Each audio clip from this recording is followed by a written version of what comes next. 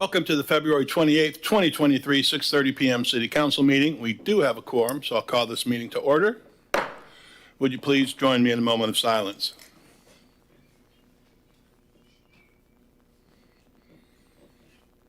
And the pledge to the flag. I pledge allegiance to the flag of the United States of America and to the republic for which it stands, one nation, under God, indivisible, with liberty and justice for all.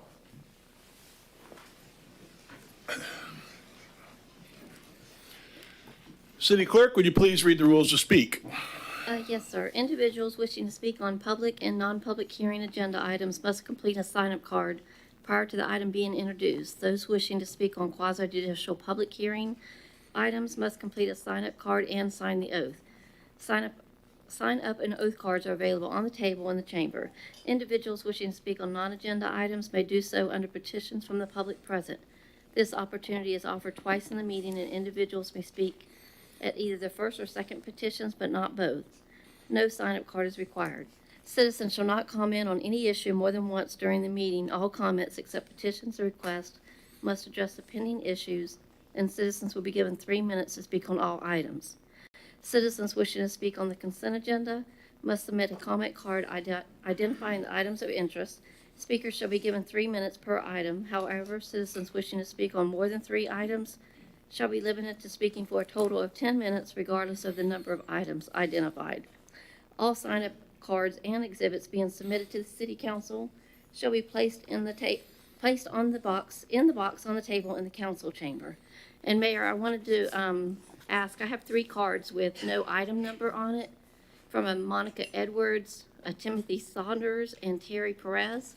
So if that is you, I need you to tell me which item you want to speak on. City Clerk, thank you. May I have a motion to approve? Mayor, before you do the minutes, there is a typo on the minutes that was actually published, and there'll be a hard copy of that typo error, and it's the date. It's January 10th, 2023, not January 10th, 2022. Okay. Somehow I got that right. All right, let's try that again. Council may have a motion to approve the minutes for the City Council regular meeting of January 10th, 2023, and the special City Council meeting of February 4th, 2023. So moved. I have a motion from Member Nelson. Second. Second from Member Stokel. All in favor say yes. Yes. Opposed, no. Passes unanimously. Minutes are accepted. City Manager. On to item 6A, which is the Student Advisory Council Resolution Number 5, 2023. The Student Advisory Council resolution is being updated to reflect a name change for the homeschool environment students from the North Brevard Homeschool Association to the Academic Community Enrichment Incorporated, a nonprofit 5013C entity. So all this is changing the name of the charter or homeschool. Correct. All right, that's all that does. Council, any comments on that? Vice Mayor? Yes, do we need a motion on that? Not yet. I still need to call cards. Oh, you want to hold on that? Yes, I'll hold. Okay. Call the cards, please. 1 card, Stan Johnston. Stan, we're just changing the name of one school. Beg your pardon? I said we're changing the name of one school, if you want to comment on that. One school. Well, it says, It's, all right. Well, here's what I want to say about the student advisory, these councils, because I've been to the meetings before, and I've seen the presentations before council, and I believe they're misled. This is not peaches and cream, what's going on in the city government. It's not easy peasy. Is that our cities are in trouble. Stop the clock. I get that, but this is only about changing the name of a school on here. So I want you to talk about that school. I'm asking you to add the resolution is that all members of the Student Advisory Council should go to at least one council meeting. That's not their council meeting. I don't disagree. That's all. Thank you. All right, because it's. I got you. I always do. All right. Any other cards? I have a motion. Yes, Mr. Mayor, I make the motion of resolution number 5, 2023. Approve this resolution, amending the resolution 42-1 993 18 1995 546 2005 2009, and made changes to all of those. Approve this resolution for the advisory committee. All that to change one name. I have a motion from Vice Mayor. I have I'll second. Second from Member Cole. Roll call vote. Member Cole? Yes. Member Nelson? Yes. Mayor Diesel? Yes. Vice Mayor Robinson? Yes. Member Stokel? Yes.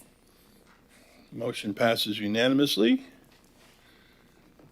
Make sure we're right. We're on petitions and requests. Correct, City Manager? Petitions and requests from the public.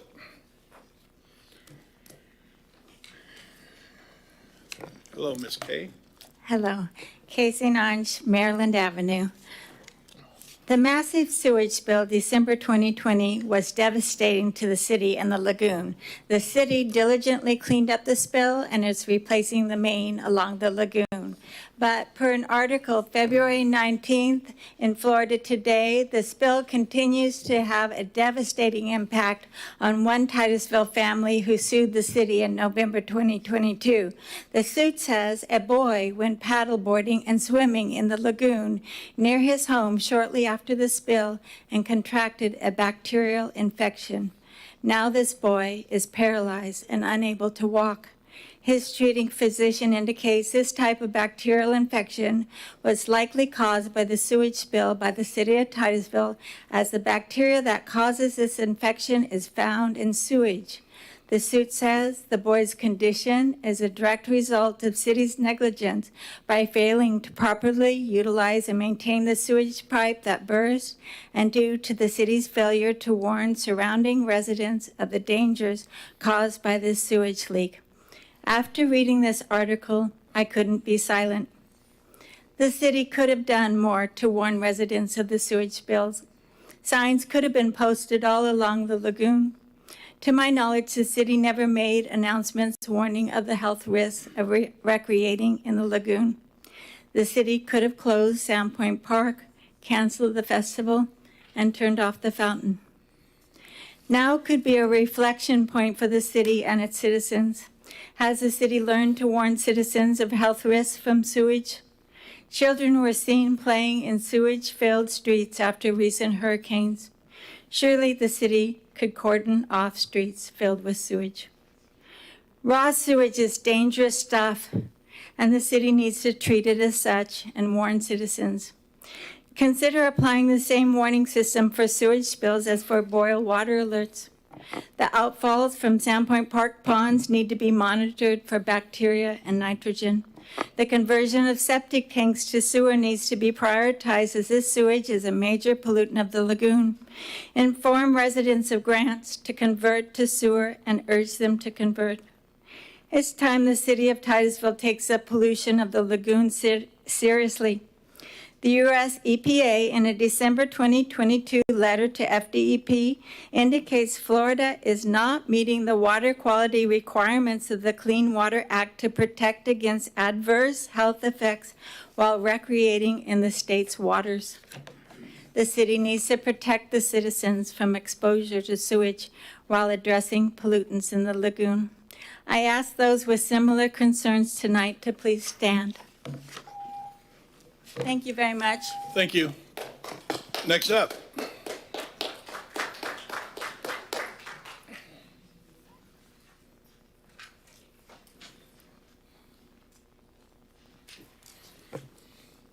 Bill Klein, 3 Indian River Avenue, Titusville, Florida. Quite a while ago, I was concerned with the condition of the swimming area at Parish Park. I used to live in Palm Beach County, and they would monitor areas where people were swimming. And if there was contamination in the water, they would have notifications in the paper and let people know that that area shouldn't be swimming. I also know that this is done in Indian River County, and I think in, there's some other counties right now. But I started trying to find out who monitors the swimming areas, who monitors the ponds, the outflows. I found nobody does. I've talked with the Florida Department of Health. Why don't you monitor the areas where people swim? They said it's not our responsibility. We only monitor 8 beaches in Brevard County. They will not monitor. I have tried to get the city of Titusville to test the water in Sandpoint Park because I see a lot of herbicides were sprayed around the area, and I was thinking that there's a lot of pollution coming from Sandpoint Park. This was long before the sewer spill. If we had been monitoring the ponds, I think you would have seen the sewage starting to go into the ponds in August of 2020. This is when I measure water quality at the Max Brewer Bridge. I found we had a massive algae bloom August of 2020, which still is in effect. The water quality readings used to be maybe 5 feet. During the time of the sewage spill, it was down to 8 inches. This, I think, was from the algae growing from the sewage coming out. And then I've heard that the city says they're not responsible for putting signs up warning people of sewage along the beaches or along the waterfront. Somehow, why should we look at the very minimum of what we have to do? Why don't we look at what do the people need? Do we need to have a bigger government come down and tell us, you should go out and monitor that beach? Because people are getting sick. People are becoming paralyzed. Titusville should take the initiative and do their own monitoring and protect the people here. It's a shame to see a boy paralyzed who may not have gone swimming by Parish Park during the sewage spill when the readings were way above. The readings were too high to be counted. Some of the readings were maybe 36,000 units, excuse me. The limit is supposed to be 100, but I think we really need to get started to test the water there, even if we're not required to. Thank you. All right, next up.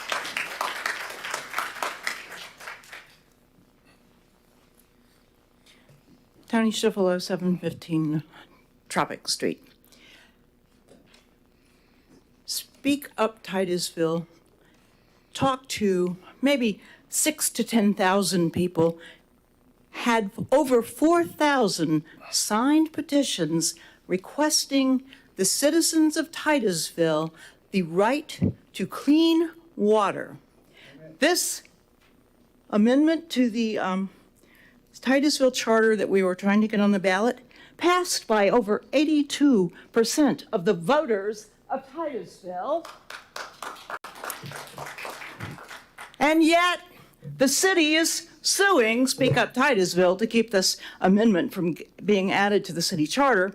And now this poor little boy has been swimming in paralyzing waters. Only one family that I know of is suffering the consequence. And unlike former council member who's not sitting up here now, but who said, there's nothing wrong with Titusville water. I drink it all the time. I don't.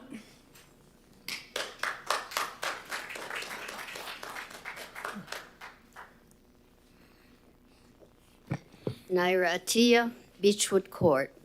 I came to Titusville in 2006 to check out the city and think about it as a possible destination. I stayed for about a month at the Holiday Inn, which was on the river, which is now a religious facility. And very soon after getting into the Indian River Lagoon and swimming in the swimming pool of this facility, of this hotel, I came down with an unknown malady which kept me locked in my room for 2 weeks with a very high fever, extremely ill, until my son could put me on an airplane 2 weeks later to Salt Lake City, Utah, where I lived and where I nearly lost my life. It was diagnosed as a very severe, deadly bacterial blood infection, and it was, I am sure of it, because of the water. This was in 2006, and things have gotten worse. Help. please do something about this. Thank you. Thank you.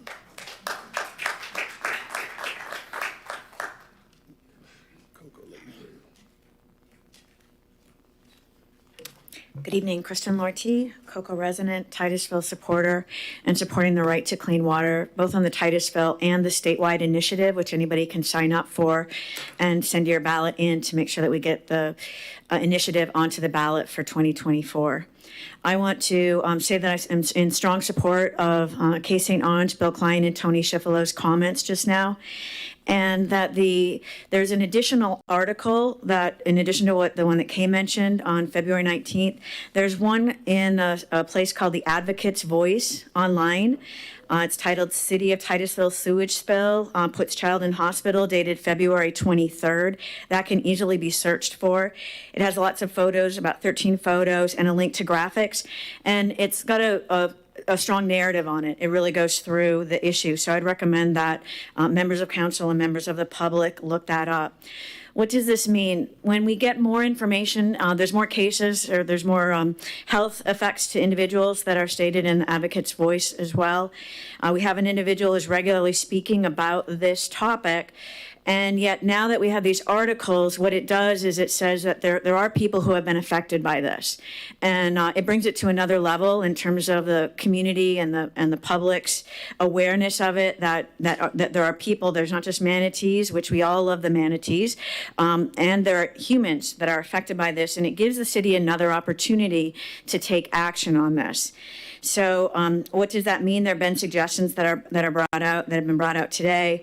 I'd like to see the city being very proactive to address the recent concerns and to be doing not just a PR campaign of trying to say, hey, you know, we're okay, and providing a narrative, but really launching a citizen inclusive endeavor, right? Let's call it an endeavor to bring the citizens that are concerned to address what they have, to put together a program.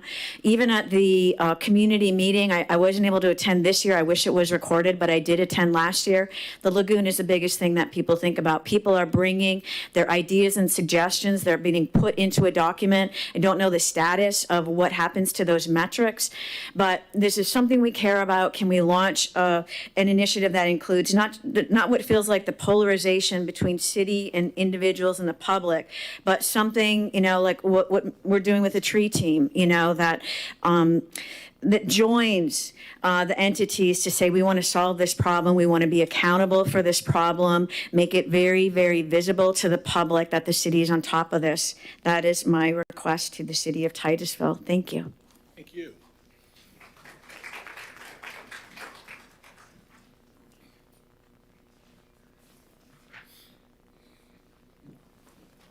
Evening. Evening. I'm Maureen Roop, and I live in Port St. John. I just have a few words for you. If you poison the river will poison you. Amen. Law of nature, and it outdates any man's man-made law or comprehensive plan.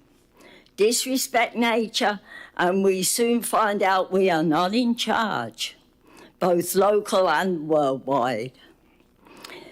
There is an urgent need on the part of politicians and decision makers to think less of money to be made and more of survival of Homo sapiens, and nature will recover without us. We cannot without nature. Good words.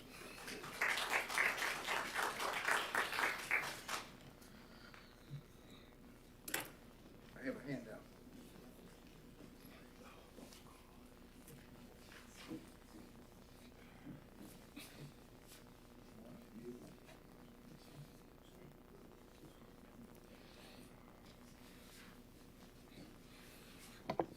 All right, go ahead. Stan Johnson, 860 Poinsett Avenue. I have some good news for everybody, is that I'm going to have a luncheon on March the 7th with our mayor. So this is an unusual thing, but not unusual. Third time. Not the first one. Okay, Third three times, okay. So we're going to talk about some of these things. I didn't expect a public announcement, but But there it is. Okay, I'm not telling where we're There it eating. is. I'm not telling where we're eating at the bowling alley, okay? Where I go. But Mr. Diesel, he knows a lot. He knows a lot about offsides and some football rules, offsides and, Offsides. yes, and holding and things like that. But he needs to understand is that right now he's in a different theater. And Knew he's that a long doing time a ago. good job with manatees and so forth. He's doing a lot. So I have some special thank yous for that. Now, this shirt is actually restraint, because I made this maybe a year ago or so. I wore it for the first time, was this past Sunday. And this is the second time I wore this. And it says Fire City Manager. And the intent was years ago, I mean, we're talking about over 5 years ago, I asked for the removal of our city manager because of his dishonesty and his closed doors. And now we're to a point where he's going to get a big pension, now, even if he leaves. But if you fire him, you can save that pension and not give it to him. That's what I'm asking you to do. But what I handed out to you is a bunch of itemization of some outrageous nonsense, outrageous dishonesty, and outrageous violation of laws by the city of Titusville, promoted by our city manager. We're fools to believe these open and notorious violations of laws. For example, sewage spill says it didn't happen. He says the sewage spill stopped December the 19th, 2020. It didn't. In fact, we reported the next month. Our Director of Water Resources reported the next month that it didn't. That he still had, he was saving the intersection at Garden Street. So anyhow, we have a lot of problems. I'd like to ask for another 2 minutes because I would like to cover all. What the thing is all these posters I have here, they say the same thing. These posters say the same thing. It say our city manager is not telling the truth. Our city manager is lying. That's what all these posters say. I don't have to pull them out. You've seen them on a bunch of them before. But he took my signs, for example, and threw them away. Thank you, sir. Thank you. Next up, I think there's some more. Next up.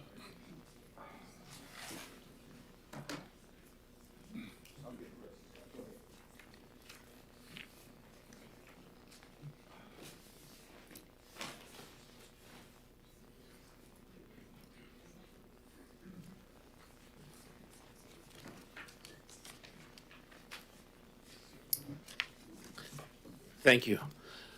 My name is Stuart Buchanan. I'm a Titusville resident. My working address is 1545, P.O. Box 1545, Titusville, Florida. I'm here tonight because I just wanted to bring to your attention the work of your code enforcement officers. These are city employees that normally aren't recognized. And I sent an email through the city clerk and to the chief. And I just want to take a quick second and read it out for the record. Dear Chief, I want to take this opportunity to bring to your attention the dedication of Glenn and his code enforcement officers to the city residents. The code officers have made a visible difference to both my neighborhood on River Edge Drive and my mother's neighborhood behind Jackson Middle School. Thank you to the members of your code enforcement team for their efforts and their dedication and professionalism while interacting with our residents. Wanda, please forward this email to Mayor and members of City Council. Very often code officers aren't recognized for the difference they make in our city, and I just wanted to thank them publicly. Thank you, Mayor and City Council, for allowing me to speak. Thank you, Stuart. Appreciate it, Mr. Buchanan. Next up. You deserve your time. You've tried to get up here 3 or 4 times. Well, I'm way back in the back, you know, so. Joe Hill, I live on Browning Avenue, and I got a place on Hopkins. I got some old business to bring up. I think it's been 5 years ago, first time I came up here and brought this up, and you guys some of you guys have heard this before. pedestrian walk and wait safety lights at the intersection of Harrison and Hopkins. Well, still they're not fixed. It's been 4 or 5 years. Before COVID. And then after COVID, had some vehicle problems. I had to walk that street up by the high school, past the high school. And I dropped my car off there and I walk up there to get it back. And I had to walk that walkway. And it's narrow, it was broken up. They've done some repairs on it, but we need to look at something more safe than that little walkway about this wide. You've got all the kids going to high school. You got parents that won't let their kids ride their bicycles because they think it's too dangerous. The road's narrow there, it comes down. I challenged the council to walk from the Titus Landing up to the City Hall, and nobody took me up on it. But anyway, you'd see what I'm talking about. There's one section up there before you get up to past Sycamore, there's no sidewalk at all. So it's been years, and I would hope that you could work that into some of your plans for the city and look at the sidewalks, make them bigger, make some safe way for the bicycles to get through there. And so I want to bring that up. New business.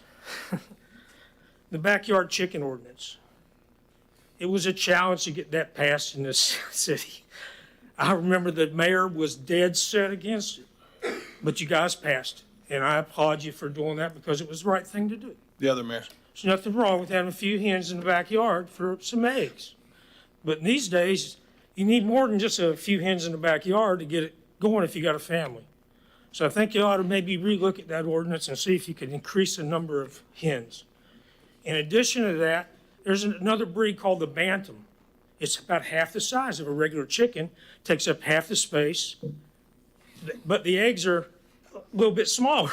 So it takes more eggs to make an omelet, I'm saying. So maybe you could change that to allow, say you got right now 3 hens, maybe you make it 5 or 6 bantams. Same thing, if you want to increase the hens from 3 to maybe 6, say maybe 10 bantams, just so they can make it that up. Anyway, that was one. Need a minute? Yeah, please. Give him a minute. 1 minute. Go ahead. Thank you. School resource officer. I understand the state requires 1 officer per 500 students. I haven't read that. I've been researching it, but I've seen it in several articles. I don't know if we're there. I think we are. I don't know. But I've heard some stuff about Narcan. It's a drug that a lot of police officers carry in case somebody has an overdose. Well, you never know, even in the elementary schools, because they make this stuff look like candy. We need to protect them, and we just want to make sure we've got Narcan there, the officer has it or whatever. The other thing, everybody's going electric with cars. There's going to be more power stations put in. Has any thought been to the grid? How's this going to affect our grid here in the city? Are we going to start having problems when people start hooking up to it to charge their new cars and things like that? Before you go, I do want to ask staff about something, but I've had that same wonder about the grid. I'm not the electrical guy to figure that all out, but we'll see. Kevin, can you, I think we talked about this once before, and I'm glad you brought it back up. There was something you gave me as far as sidewalk situation over there, or at least fixing the sidewalks over by Titusville High School, or I can't remember. Yeah, Streets has gone through and done repairs. What we want to try to do is expand the sidewalk as we repair it in blocks. But right at the high school, we normally just do a repair. It's hard to make sidewalk repairs during school. We have the same challenges as elementary schools. We don't like to take the sidewalks out completely while they're there. We certainly can look at the area around the high school for increasing on the back. The front side we can't. That's DOT. And certainly the gap that's there, we're aware of north of Sycamore that the sidewalks do have a gap. Yeah, there's no curbing on the road. There's no sidewalks. There's actually swells on both sides.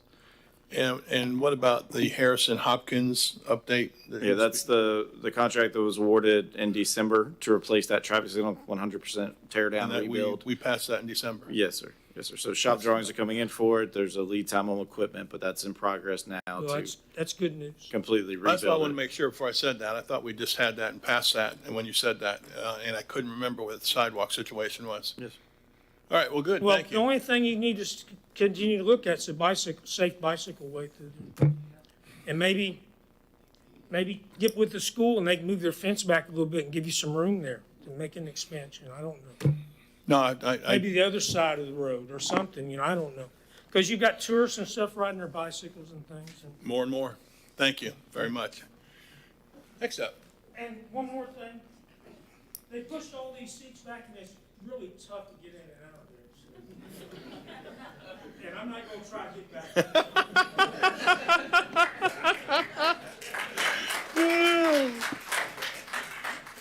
There you go. Good evening, everyone. Good evening. This is my first time doing this, so I apologize if I'm not the most You'll be eloquent. fine. My name is Natalie Leigh James, and I live on Stewart Street. I would like to address the concern about the sewage leak. It's kind of new news to me, and I'm very concerned about it, and I just wanted to express that.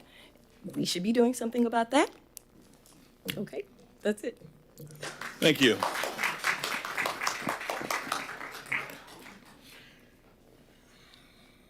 I think I see somebody moving from the left side. There we go. Don't get many from the left side, so it's, Hi, I'm Terry Perez, lifetime, longtime Bavardian. I live here in Titusville now. I've lived all over the state of Florida, California, Australia, Hawaii for professional surfing. So my father came here in 1957 to help start the space program. Our family moved here. Titusville was started to employ all the NASA employees. But because of the growth and everything, it was booming. The 60s and the 70s, it was a really great hopping time. Got to meet all the astronauts and everything else. So I like to make a long story in a short, try to make it all the way through. Through the years, I'm shaking a little bit. I've got to know a lot of people through my father and through the National Kidney Foundation. Being a PR, that's why I'm surprised I'm nervous. It's been a while since I talked in front of people. relax, you're good. But to hit three stones, or one bird with three birds with one stone. The water industry in our here is really bad. Jim Ross, a captain, Blair Wiggins, who was doing his fishing show back in the days here, now he's down in South Florida in the Keys. It hurt them in the business because of the water pollution was so high. Flesh-eating bacteria. 11-year-old boy died back in the 90s. A man that was doing his clamming and just making his daily work got the flesh-eating bacteria, died. And it was kind of like overlooked because there wasn't that much of it that was going through. Nobody understood it until we realized it was the runoffs, the acid rain, Lake Okeechobee bleeding back up towards this way, which where we had a lot of the green algae coming up to Satellite Beach and Cocoa Beach. We couldn't even get in there, the water. In Satellite Beach, where my condo was, I had to keep the doors closed, mask on, because my eyes burned, my throat burned. There was no surfing for us. So I judge now I give back to the kids for the Gnarly Charlie Surf Climb series. It's kids 16 and under. Give them a great stepping stone to what they want to do in life. With that being said, these kids, they're not going to have a water to fish in, to surf in. And with this overdevelopment, we were so scared of our Brevard County. It's a very sensitive ecosystem. It's so sensitive, our tortoises are becoming less. Our blue indigos, racer snakes. People kill them. I see them on Facebook killing them. And they're protected. But going out fishing and seeing a lot of manatees and dolphins, and I actually had a video of a dolphin die with its pup, staying with it, and the pup finally went over. I'm sorry. Oh, you need another second or so to finish up? Or Yeah. I Go just ahead. want to sum all this up.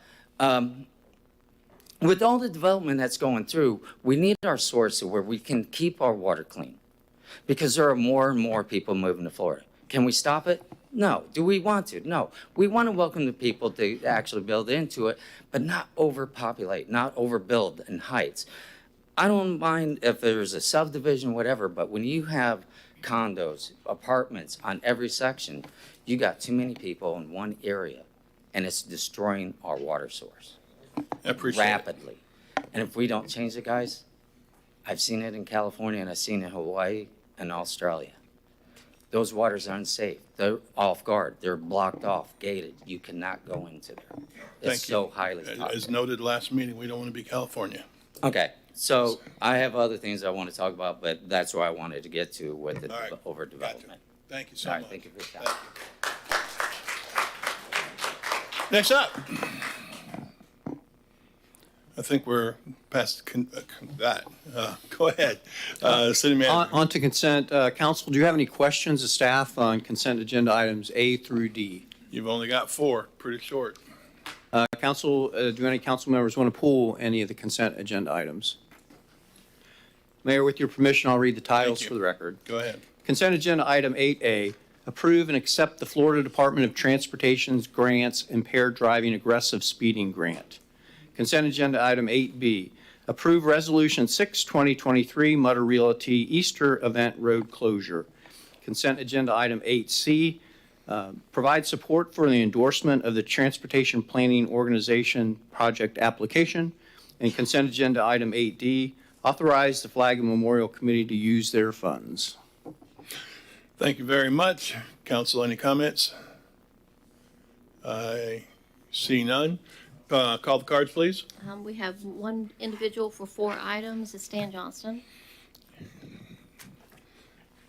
Stan, there are only 4. I can keep up with you. Signs probably don't relate to the topic, but go ahead. All right, I'll start. Got aggressive Going speeding, forward here. road closure. Stan Johnson, 860 Poinsett Avenue. I'm a registered professional engineer. You guys know that. And that is a title that licensed me to protect the health, safety, and welfare of the public, which I'm hindered by the city. We've got 4 items that I'm requested to speak on, 8A, B, C, and D. So please talk about those. Yeah, let me start with 8B. 8B, closure of Main Street. There's a diagram in there showing maintenance of traffic.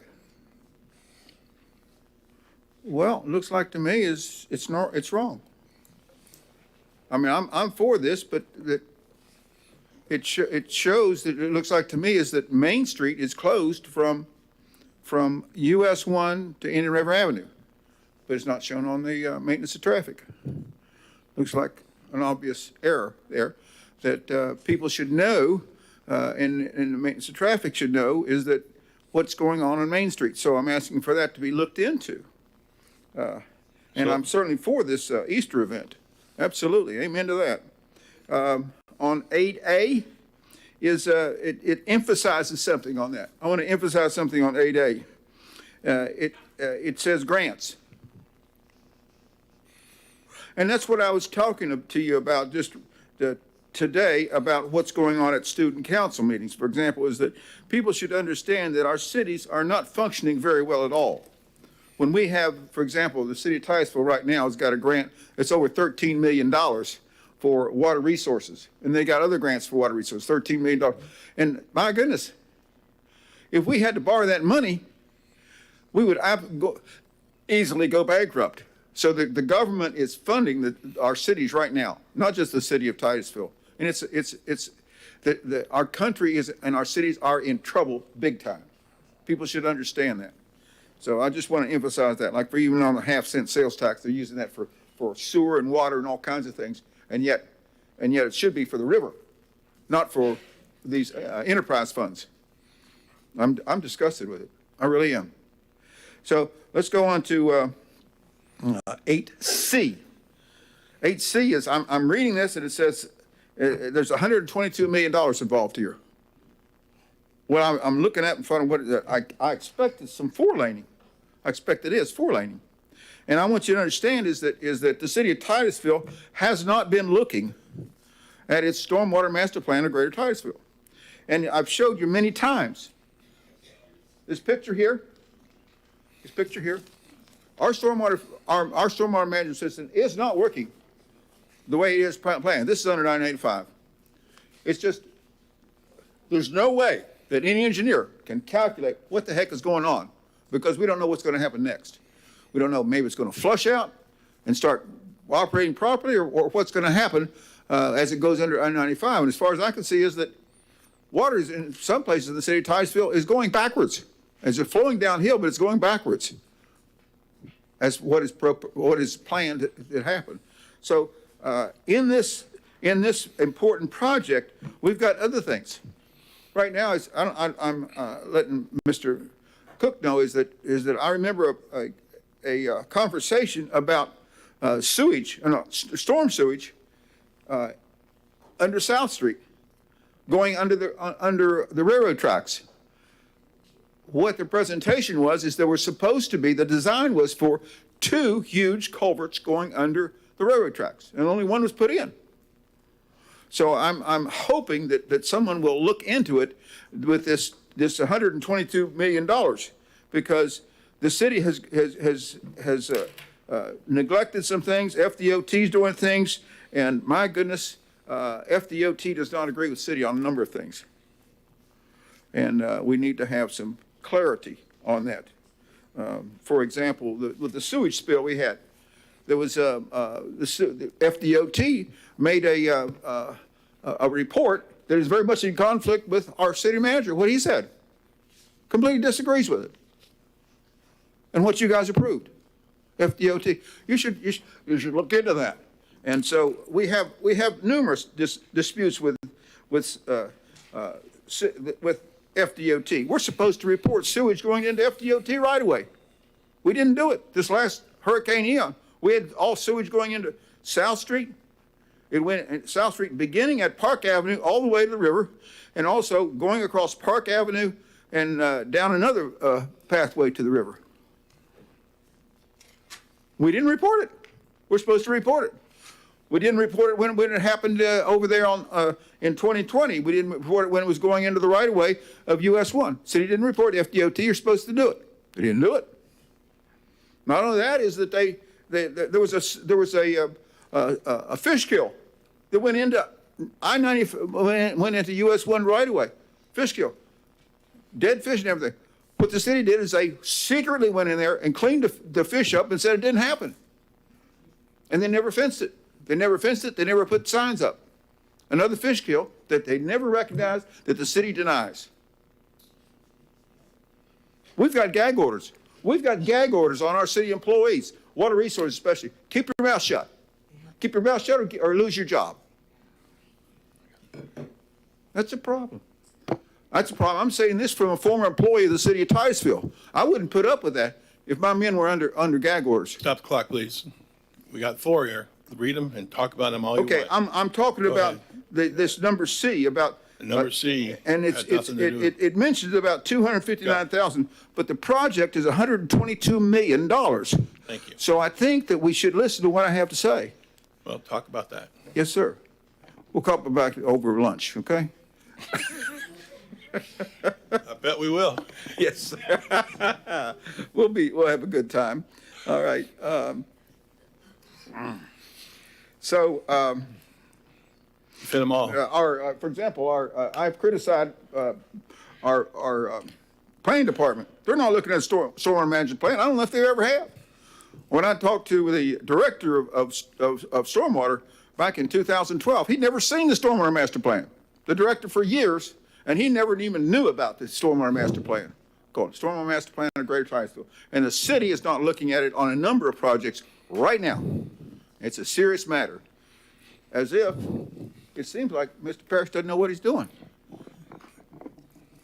So I think you've covered them all, sir. We have, and this has to do with this very area. We have false flood zones in the city of Titusville, which is proven on Baker subdivision. We got another one. Which is that? What are you talking about? Was C? Yeah, it's still HC. In other words, goes right up to State Road 405. Fact is, if you understand what we're going to 4-lane, if we're 4-laning, we're putting 2 more lanes to the east. Doesn't look like they'll go there, but they're there. We got a 200-foot right-of-way. It's a big deal. So we got to extend these culverts and so forth like that. We got one culvert in there that's completely buried. It's under the ground. You can't find it. I can't find it, but it's on the plans. And I've heard it's there, but it's so in bad shape that it's never been maintained. As far as I know, I'm going back 40 years or so. So it's underground. We've got problems. You said D. You haven't talked about D at all. Pardon? D. D is in Disney. No, C. Yeah, I know, but you said you were going to talk about all 3 or 4. Oh, okay. Well, I can talk about that. I'm approving that, D. Approve D. So what do you want me to say about that? You said you were going to talk about it. Oh, well, I did. I did. I said I'm for that. I'm certainly for that because I'm allowed to speak on that. Well, then you've covered them all, right? Well, I haven't finished with 8C because you should know that it's a big problem because the city of Titusville has been disagreeing with FDOT, and maybe this will come to a head now because we got, for example, our stormwater layout that we have in our atlases is crazy. In other words, just a few years ago, I said, "Hey, look, it's not on our maps. A 4-foot diameter culvert going into South Street is not shown on our maps for storm sewers. 4 foot in diameter." And not only that is that when we had the sewage spill over there at Sandpoint Park, there was a culvert, and nobody knew where the sewage was going. I talked to the city. I said, do you know where the sewage is going that we're dumping into this culvert? And they looked at each other. We better call. They called up the hotline at Water Resource. They got no answer, but I know where it's going. It's going downhill. It's going to the river. And they kept letting it dump into the river long after what they said it did. They lied. Thank you, sir. Appreciate it. Thank you for letting me speak. Do I have a motion? Yes, Mr. Mayor, I make the motion to approve the consent agenda. Second. I have a motion by Vice Mayor, a second by Member Nelson. Roll call vote. Member Nelson? Yes. Mayor Diesel? Yes. Vice Mayor Robinson? Yes. Member Stokel? Yes. Member Cole? Yes. Our short consent agenda is passed unanimously. City Manager. On to item 9A. The city attorney will read the ordinance 8/2023. Ordinance number 8, 2023, an ordinance of the City of Titusville, Florida, amending the Code of Ordinances by amending Chapter 13 nuisances by enacting a new Article 6 entitled Trespass Procedure for Public Property and enacting Sections 13-120 through 13-123, providing for the regulation and management of public access to city-owned, controlled, and leased property based upon its intended use, establishing rules for use of city facilities, establishing a process for the issuance and appeal of trespass warnings, providing for incorporation into the code, provide for repeal of conflicting ordinances, providing for severability and an effective date. The city seeks to maintain a safe and orderly environment on city-owned and controlled leased properties, which is conducive to the design, use of such areas for efficient rendering of public services. This ordinance establishes rules for the use of certain city facilities and a process for the issuance and appeal of trespass warnings for violations of adopted rules and laws occurring with the city-owned property or leased property. Okay. Staff have anything? No? Okay. Vice Mayor, anything you want to say? Yes, and I looked over this and we talked about it on our at our last meeting. For a first reading, we did. Yes, we got the first reading. We got all the dust off of it, looked at it, and had a few comments from the public. And whenever you are ready, I would like to make the motion. Okay, well, we'll hold on that just a second. Nothing else from council I don't see. Clerk, call the card. Stu Buchanan?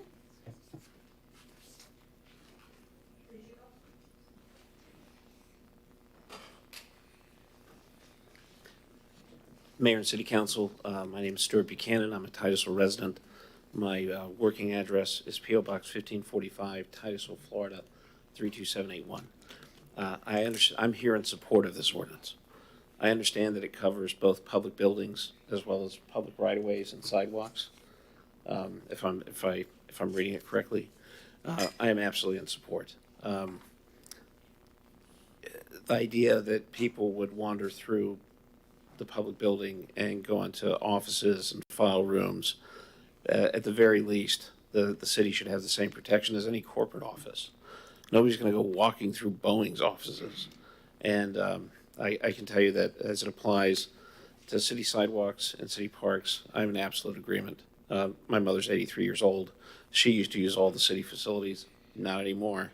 It's like running a gauntlet. So I'm absolutely in favor of this. Thank you for allowing me to speak. I'll be happy to answer any questions that you have. I see none. Right, Vice Mayor, you're just lit up to make the motion? Okay, thank you, sir. Next card. Tony Sheffalo.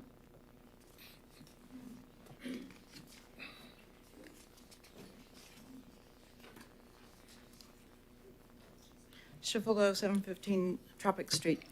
I always want to call it Norwood, but this is the wrong street. Norwood Street. I am actually neither for nor against, but I'm really concerned about the language being rather vague in this whole ordinance. I read the whole thing, and at the very beginning, it starts talking about properties that are city-owned, rented, controlled, managed, and then it changes hereinafter, properties hereinafter known as facilities. And, you know, I did a lot of research on the definition of properties and facilities, the difference.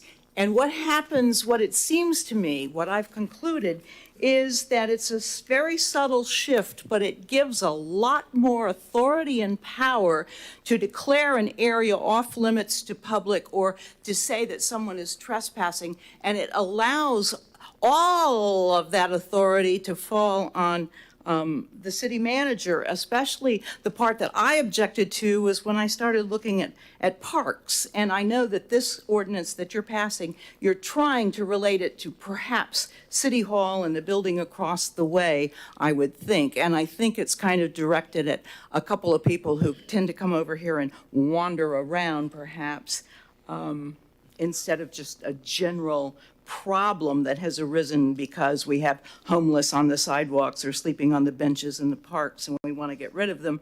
I worry because one of the rules is that there's no musical instruments allowed to be played in Sandpoint Park. And unless you have a permit from the city manager, and I know the city manager probably doesn't like me very much, and if I came and asked if I could go and get a permit to play my ukulele in the park, I'd probably be denied. So I must say I come down against a really vague ordinance. I don't mind saying that we don't want people wandering through our working offices in City Hall and having these specific facilities and properties named. Thank you. Thank you, Mr. Flo. Next, I'm sorry, go ahead. Tony. Stan Johnston. Hold on 1 second. Member Nelson. Where do you see in here that you cannot play your ukulele in Sandpoint Park? It is under the parks and the regulations for the parks, and there's specific rules that relate to Sandpoint Park. And they're related mostly to the use of pavilions, having to have permits for that. Yeah. And I do understand that. Yeah. But there's a bunch of other things, and that's where the sleeping comes in too, that I was so concerned about at the last city council meeting, was that, you know, please, and then I almost fell asleep at a TEC meeting. Let me confess, I had to get up and go home. Laura Lee, what I know I'm being ridiculous, but it's the beginning, Mayor Diesel. It's slippery slopes they talk about, you know? And look how far down we've slid from a time when we said, oh, this could never happen in America. This is the United States of America, and look at what's happening. Am I wrong? Well, let me just say. Yes, ma'am. This sort of tracks our state statute. And yeah, the parks are closed at night, dawn to dusk, or dusk to dawn. And, you know, technically we could go in and trespass everybody. We don't do that. I mean. I know we don't, but we could. We could, if it became a problem. I just would But rather have more specific this is- language. Yeah, this will work. Sure. Okay, thank you. Thank you. Thank you. Next card. Stan Johnston?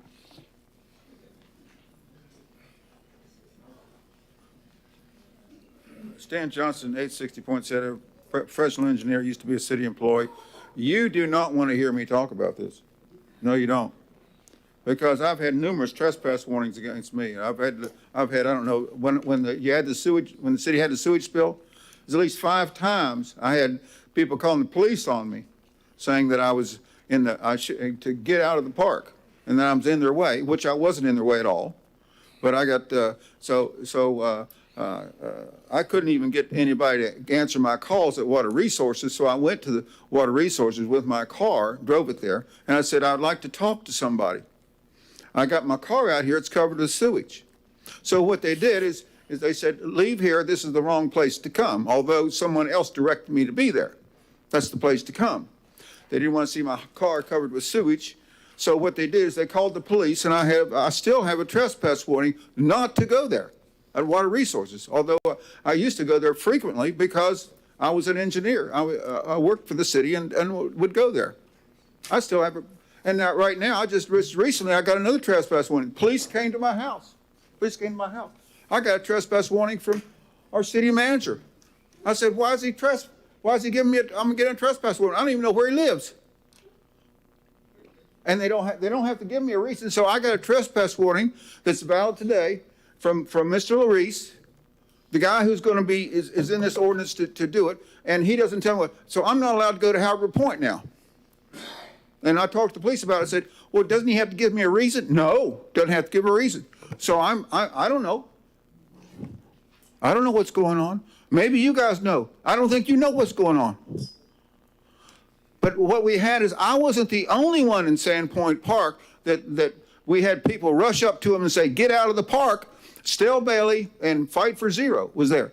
She had people come up to her, Romy Grant and so forth like that. Romy Grant and other people came up to me, and she had people come to run up to her saying, you're taking photos, get out of here, get out of the park. That's what kind of we have right now in City of Titusville. And I don't want you to approve this because I've seen already you've got a bad situation. I don't see that you have a bad situation. If somebody has a problem with somebody, just call the police. You don't need to make this ordinance up so that he can dominate things and just act like Mr. Big Shot. This guy's a liar and a cheat. And I don't like what you're doing, giving him the say so. Because you seems like you guys are hypocrites when you listen to this guy. He's not telling the truth, and I'm wearing the shirt about it. Fire him. Thank you.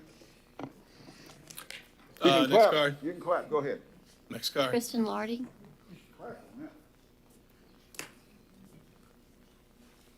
Good evening, council members. Kristen Lorty, Cocoa resident, and concerned about this policy.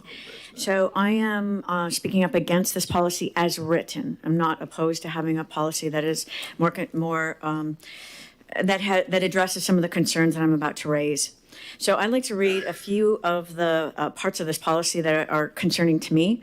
One of them is that the amount of trespass that is allowed in the policy is 1 year and 2 years. So, I mean, this is an extensive time to be trespassing people from public property. And what it says in the policy is that the city manager, his designee, county personnel, and law enforcement may have cause to remove any persons that they determine acts in any manner which violates any city rule or policy, including but not limited to the facility rules, any park rules governing city parks adopted by the city or Brevard County, or any directive on any sign or notice at the city facility or municipal park. Quite a hefty punishment for the infraction, potentially, right? Because we don't know what will happen, but this grants the authority. This policy grants excessive authority. It also says that acts in any manner which violates or is reasonably suspected to violate any federal, state, or local law, ordinance, rule, or regulation. Does anyone in this room know all of the federal, state, or local laws and ordinances, all of the facility rules? This grants an unreasonable amount of authority to the individuals noted.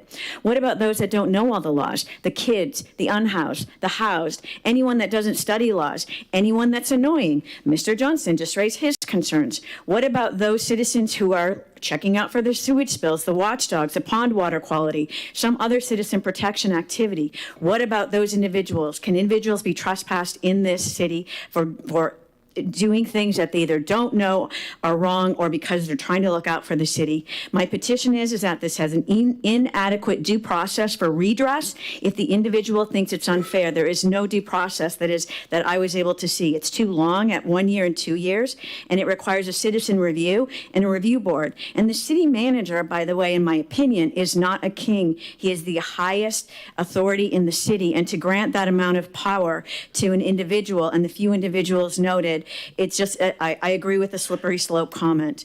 And everyone can argue, well, we would never do that. We only do that in certain conditions, but the policy allows it. You're endorsing a policy that allows it. So I request that you not approve the policy as noted and that you consider due process and having citizen review on it before anything gets approved. I mean, people just can't know all of the policies. And I believe in looking at things as written, not at the intention that's in our hearts. Please vote no on this. Thank you for hearing my comment. Still. Member Stokel. Yep, no, I just wanted to clarify that this policy was written primarily to allow the appeal process. And it says in here specifically that if someone wants to appeal, will go to the magistrate just like they do with code enforcement. So you won't need to worry about somebody doing something they shouldn't be doing. It's written in the policy right here. Can you read that? Where would they go? For So let's say Mr. Lewis decides that I'm doing something that's inappropriate, that violates a law, then what happens?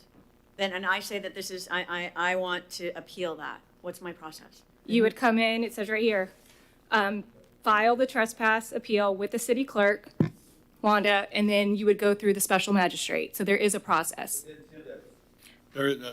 Just want to clarify. Thank you for pointing that out. I didn't see that in the policy. That does not resolve my discomfort at the other items that I raised, but I appreciate that there is a policy and you making that public. Anything? No, Hold up 1 second. I was just going to point out, the state trespass statute doesn't have a time limit. We wanted to put a time limit in so that it wasn't forever. And I can appreciate that, but it's for the first infraction. It includes the first infraction, not like 30 days, not like, I don't know what the warning, system is, but I mean, it literally says 1 year and 2 years. And I appreciate the time limit, to your point, well taken, but I mean, for people who don't know these laws that could potentially be trespassed, for that length of time is an extended length of time. That's my opinion. Thank you. All right, thank you. Any cards? Vice Mayor? Yes, with all that, Mr. Mayor, I'd like to make the motion to approve ordinance number 82023, establishing rules for the use of certain city facilities and a process for the insurance and appeal of trespassers, warning for violation occurring on public property. Second. I have a motion from Vice Mayor, a second from Member Nelson. And I at least want to add, because if you just listen to some of the stuff out there, it's like this is all written because we're going after people. I mean, again, it kind of reminds me of working at a school setting. There's rules that people can't just wander around campus. And they may not know the rules, but they know they're not supposed to be there. So you say, hey, you got to go. That's how it goes. If you say you got to go, you got to go. Nobody wants to deal with all this. Just go. And so that being said, I think it's being well overstated that this is coming into some kind of an incentive to give the city manager power to walk around, and I don't see that. Just curious, how many people in the last year have we removed from our building, this building? I don't know. Well, do you have an idea? Have we removed anybody? Okay, we'll leave it at that. I won't call that what I was looking for, but we'll leave it at that. Roll call vote. Excuse me. Mayor Diesel? Yes. Vice Mayor Robinson? Yes. Member Stokel? Yes. Member Cole? Yes. Member Nelson? Passes unanimously. City Manager. On to item 9B, which is ordinance number 16, 2023, single-family dwellings in open space and OR, zoning districts in the wetland conservation area, WCA overlay. City Attorney will read this first reading for you. Yes, and this is the first reading and first of 2 required public hearings. Ordinance 16, 2023, an ordinance of the City of Titusville, Florida, amending the Code of Ordinances by amending the conditional use requirement for single-family dwellings in the open space and recreation OR zoning district and wetland and conservation area WCA overlay district, specifically amending Chapter 28 zoning, Sections 28-54 zoning use table, 28-80 single-family dwellings detached, and 28-322 open space and recreation OR, and by amending Chapter 29 special districts and overlays, Section 29-74 conditional uses, providing for severability, repeal of conflicting ordinances, effective date, and incorporation into the code. The second and final public hearing is scheduled for the regular city council meeting on 14 March 2023 at 6:30. On the 22 February 2023, the Planning and Zoning Commission made a motion to accept this ordinance as presented 7-0. All right, council, any comments on that? It is a first reading. There'll be no vote on this. Thus, no motions. City Clerk? Cards? Connie Milton.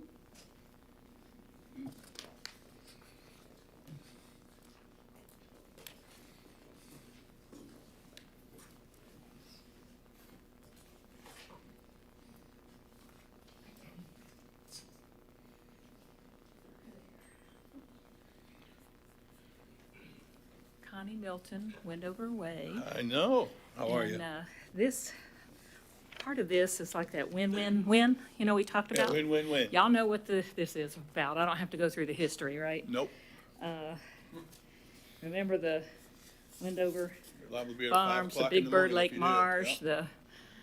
the wetlands that's on this property.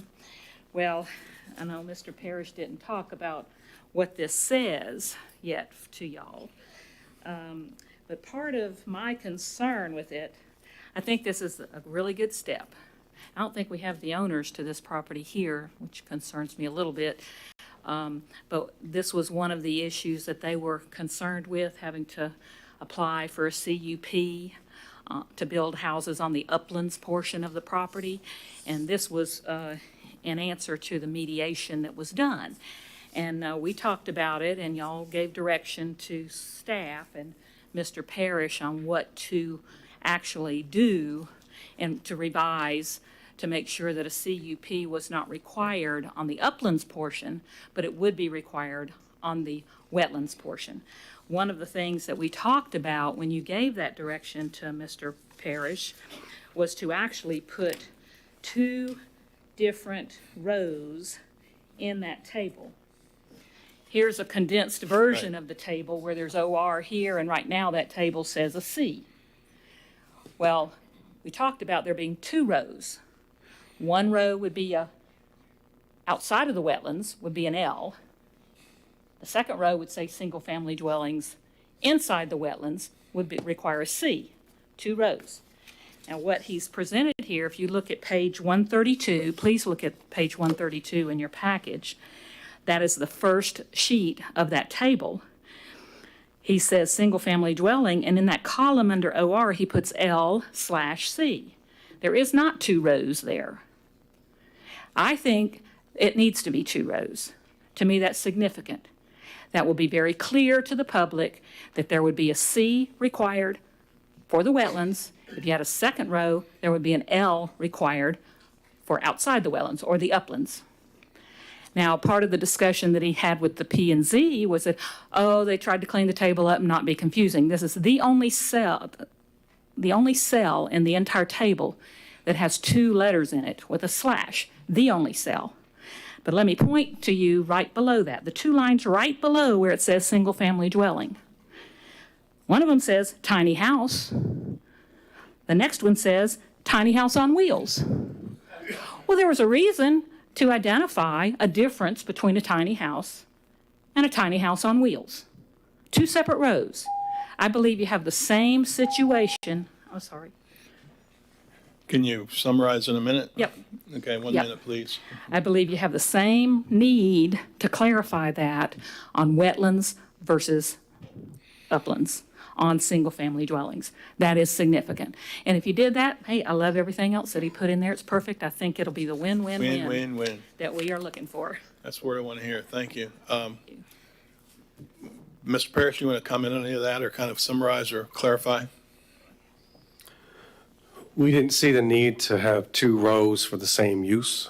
We went through a lot of effort several years ago to consolidate a lot of the uses and different types of uses as one definition. So single-family dwelling detached is defined as this, and to have a second row for the same use, we found that redundant. So within this table, though, when you look at the L/C, you're supposed to go all the way to the very end of the table, the matrix to the right, and that refers you to another section of the code for conditions, and that's on page 140 of your packet. And you'll see on that page the differences, whether a single-family home is required to go through a public hearing process if it's going to be in the wetland, or not require a public hearing if it's going to be outside of a wetland in the OR zoning district. We didn't see a need to have a second row. Okay. I think I recall you stating that. Next card, please. Sandra Klinger.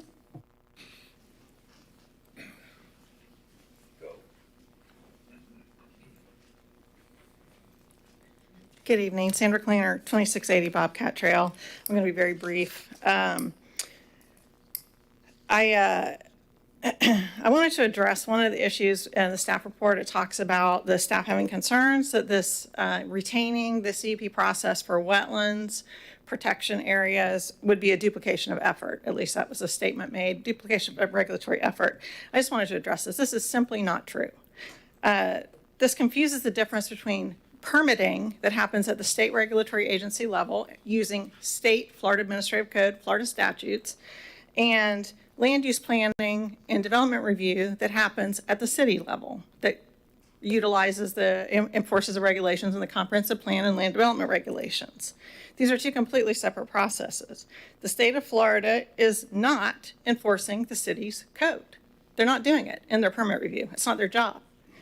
The administration and enforcement of regulations adopted and enacted by the city falls solely and uniquely on the city of Titusville. So there's no duplication of regulatory effort. The enforcement of the city's adopted regulations is where the city upholds its promise to the community, turning talk about protecting environmentally sensitive lands into action when you enforce these laws. The ordinance proposed tonight talks about reducing the CUP and public hearing process for the upland section of a piece of property in OR zoning for the development of a single-family home, and retains the CUP process in review for public input if any wetland would be impacted. This approach recognizes the importance and commitment of the city to provide extra oversight and protection of the functional value of wetlands, and that these functional values have a much broader impact to the community. These functional values include stormwater retention, sequestering of carbon, reducing temperature and climate mediation, storing and releasing water to surrounding areas during drought, habitat for wildlife.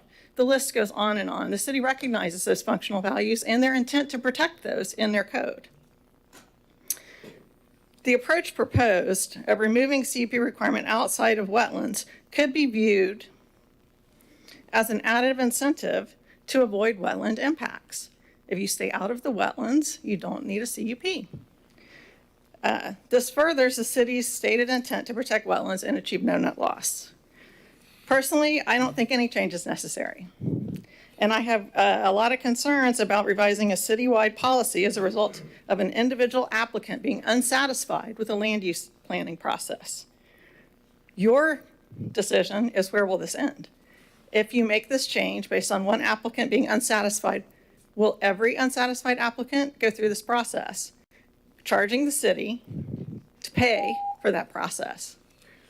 So it gives me a lot of concern in the long run, but this could be the win-win for our particular project. What it means for the whole city, you guys haven't gotten enough information to know. Thank you. Thank you. Next card. The last card is Stan Johnston.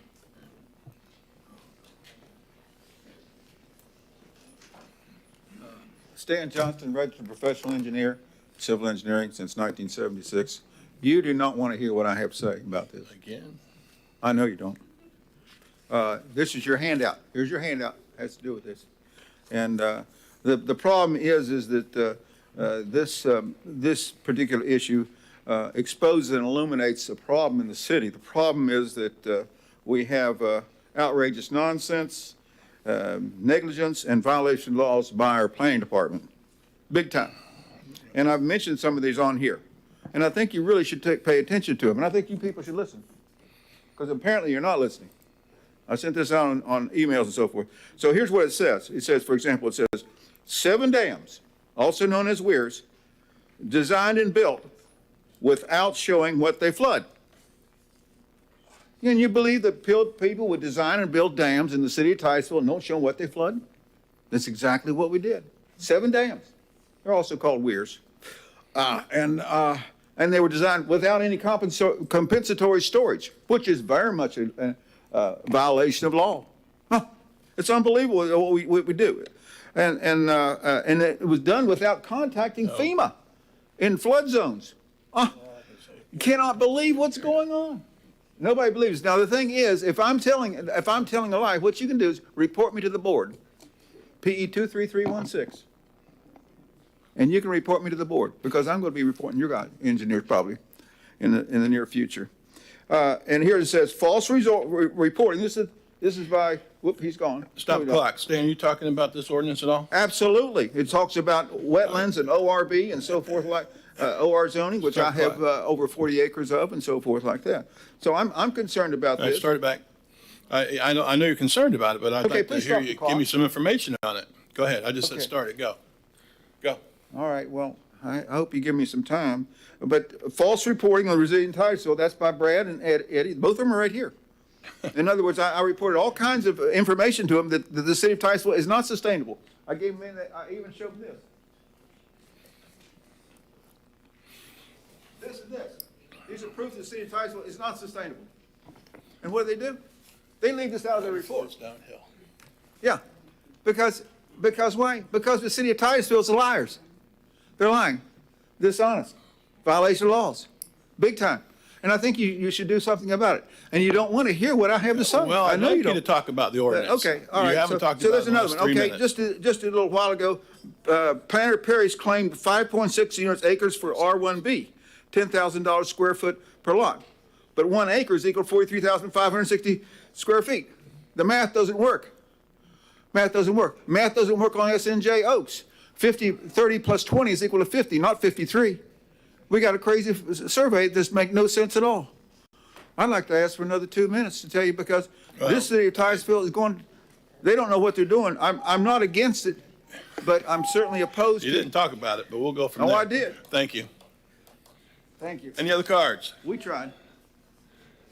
All right, the following, we move to, go ahead, City Manager, I'll let you say. We're on to item 9C, which is a conditional use permit number 7, 2022, for a school located at 1881 Knox McCray Drive. The applicant is requesting a conditional use permit to relocate a playground of an existing private school located at 1881 Knox McCray Drive. The applicant is requesting to relocate the playground in order to accommodate a multifamily development on the western portion of the site.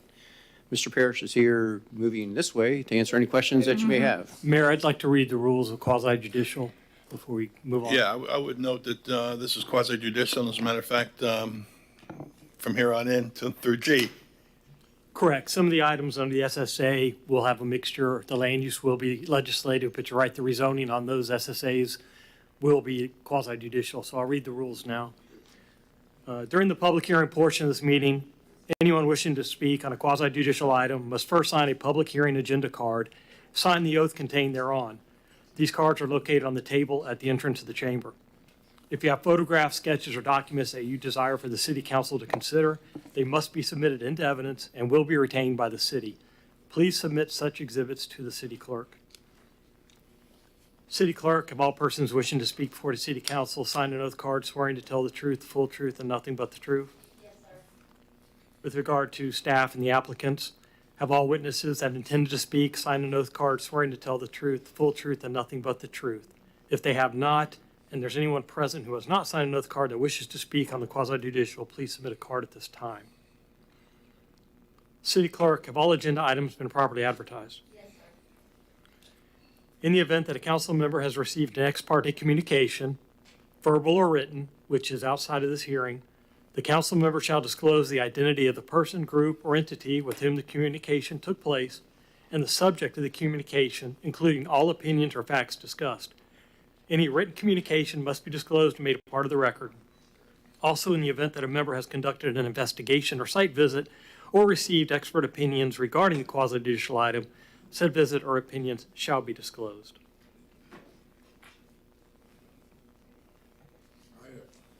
Go ahead, Vice Mayor. Well, I mean, have you talked to I somebody? just want to make a note, I haven't. Oh, okay, okay, I received got or you. talked to anyone about this. I believe that, I'm trying to remember, talked about a bunch of stuff, but P&Z member Joe Richardson called and spoke about several things and just mentioned his concerns about that. I also drove by the Grove to see how their playground was set up. I'll just say, I just saw their playground. Anybody else? Member Stokel? I just drove by it. Nothing else. And Member Nelson? I'm familiar with the area. My dentist is over there. I have to go there. Don't want to go there, but I'm there. So I'm very familiar with that area. And Joe Richardson did call me and say they had denied it. You know, now that you mentioned that, not Joe, but I should mention that several years ago, I was the principal of a charter school there, and we actually are the ones who brought in the playground equipment a couple of years ago, so I'm familiar with the area, I'll put it that way. Okay. So based on that visit or that discussion, are you able to weigh the evidence and render an impartial decision? Yes. Yeah. All right. Staff? Thank you, Mayor, and good evening, Council. The city manager summarized the item. I just wanted to outline that the Planning and Zoning Commission's vote to deny was related to the playground's proximity to Barna Avenue. And the applicant has since let us know that they have a presentation prepared for tonight and that they have some solutions that they think will address some of those concerns. I did want to highlight page 161 of your packet tonight. That's the concept plan. It's kind of the easiest way to describe the request visually. So on the left-hand side, or the west portion of the property, is outlined in yellow, and that's the area where the existing playground is located. The green is the existing commercial strip center, and then the neon green on the right-hand side, the eastern portion of the property, is the proposed playground where the facility is proposed to be relocated, that playground facility. And the intent, again, is to relocate the playground from the west portion of the property to the east portion in order to allow for the west portion, the yellow side, to be split off to be for a request to change that area to multifamily, and that'll be a request that'll come up next in your agenda item. So that's a separate request. But if you have any questions, I'd be glad to answer those. Any questions from council to staff?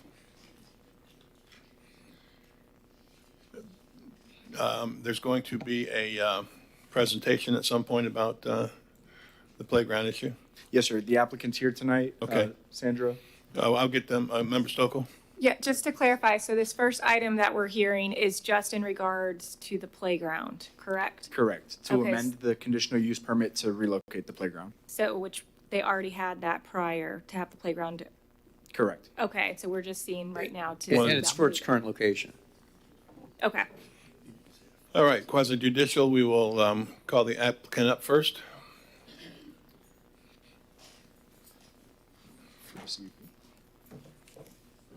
Hello, sir, how are you?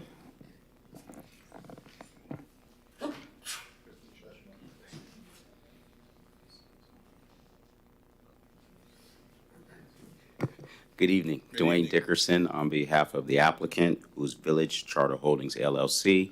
I'm an attorney with the law firm Dene Misko and Backman, and my offices are at 14 Southeast 4th Street in Boca Raton, Florida, 33432. I have a very brief presentation.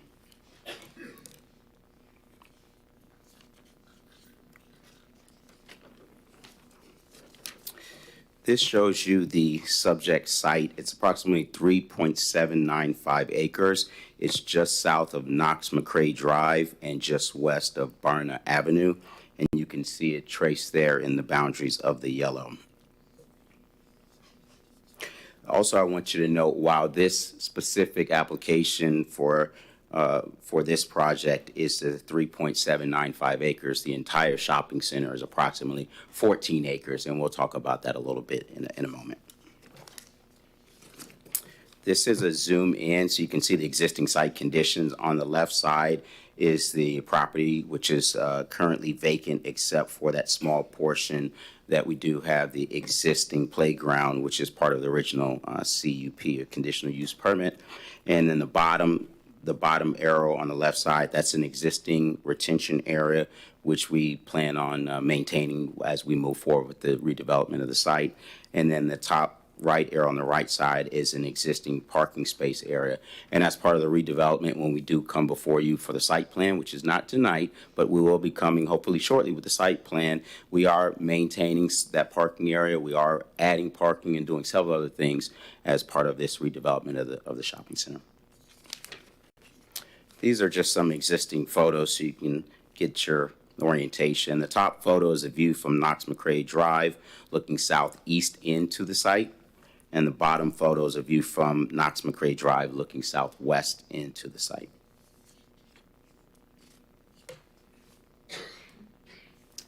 And then these are additional photos. The top photo is the view from the driveway entrance on Knox-McCrae Drive looking southwest into the site. And then the bottom photo is a view from the western drive aisle of the parking lot looking southwest, and you can see the existing playground area in the bottom photo.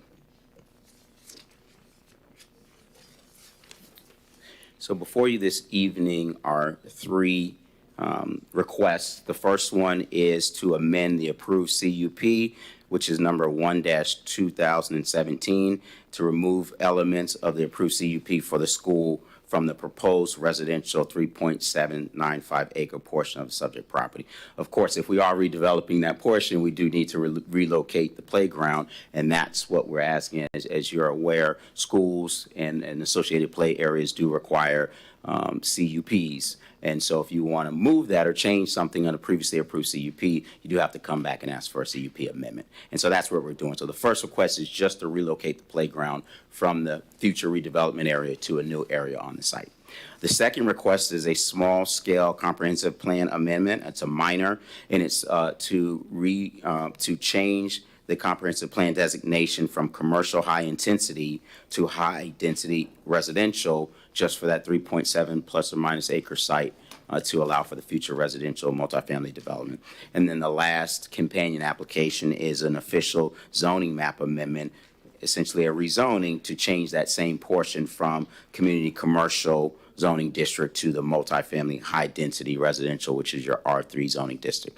All of this to support the bigger picture of the residential development. As staff stated, this item did go before your Planning and Zoning Board recently, and while based on the feedback and the comments that my staff received, I don't think it was an issue with the project per se. They just were concerned with some of the safety elements of where we were relocating the playground and how we were relocating it. So I want to let you know tonight we heard them loud and clear, and during the time between then and now, we have implemented significant changes which we believe will resolve their concerns. Specifically, so staff stated, in the yellow area, that's the area that will be the future multifamily residential piece. And then the green area in the middle is the existing shopping center, which the primary tenant in the middle is a daycare/school. And then to the right, you'll see the other lighter green was the area that we were initially proposing for a playground. And then on top of that, the blue was a retention area. I think the concern was not only was the playground not secure in this current configuration, but it was directly adjacent to a body of water, and they thought that that might be an issue with the children. All well noted concerns, and this is the new proposal. So the area on the right side, as you can see, we removed that retention area, so there will be no retention area directly adjacent to the playground as initially requested, and there will be a 6-foot high wall fully surrounding the playground. So it will be fully enclosed and secure to make sure that the kids are protected at all times. And then we are also, as you see that area in front of the shopping center, we will propose bollards or other safety mechanisms to make sure that as the kids are being escorted from the school to the play area, they are safe and protected from vehicles. Of course, they will be escorted by teachers and staff and chaperones, but we will also put physical barriers in place, such as bollards or other barriers that will protect the students as they go from the school to the play area. And then once they get to the play area, they will be fully enclosed and it will be fully screened with a 6-foot-high wall. So we believe that addresses the concerns that were raised by your Planning and Zoning Board.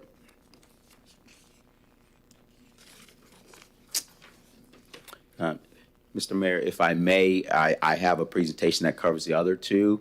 I know your city attorney is probably going to ask that you deliberate separately and vote separately, but I think the presentation in its totality can give you the big picture, but I defer to you. And if you want me to pause here or move Well, forward with the before other you two. do that, and I'm glad you paused, I need to get a better understanding of what the change is in the playground. I'm having a hard time seeing and reading everything you're doing there. Yes, sir. The playground was going to be closer to Knox McCrae from where it is right now, basically just moving it straight to the north.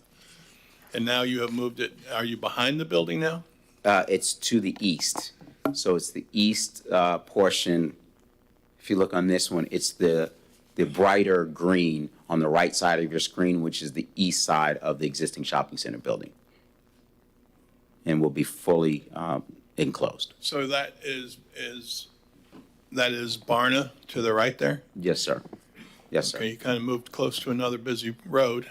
Well, it's fully screened with a wall. So the children will not be adjacent to the road. They will be within an enclosed area, which is the playground. And then instead of that retention area on the right side, which was going to be a water area potentially, that now will be additional landscaping and buffer between Barna and the park and the playground. So there's a buffer between the playground and Barna. Yes, sir.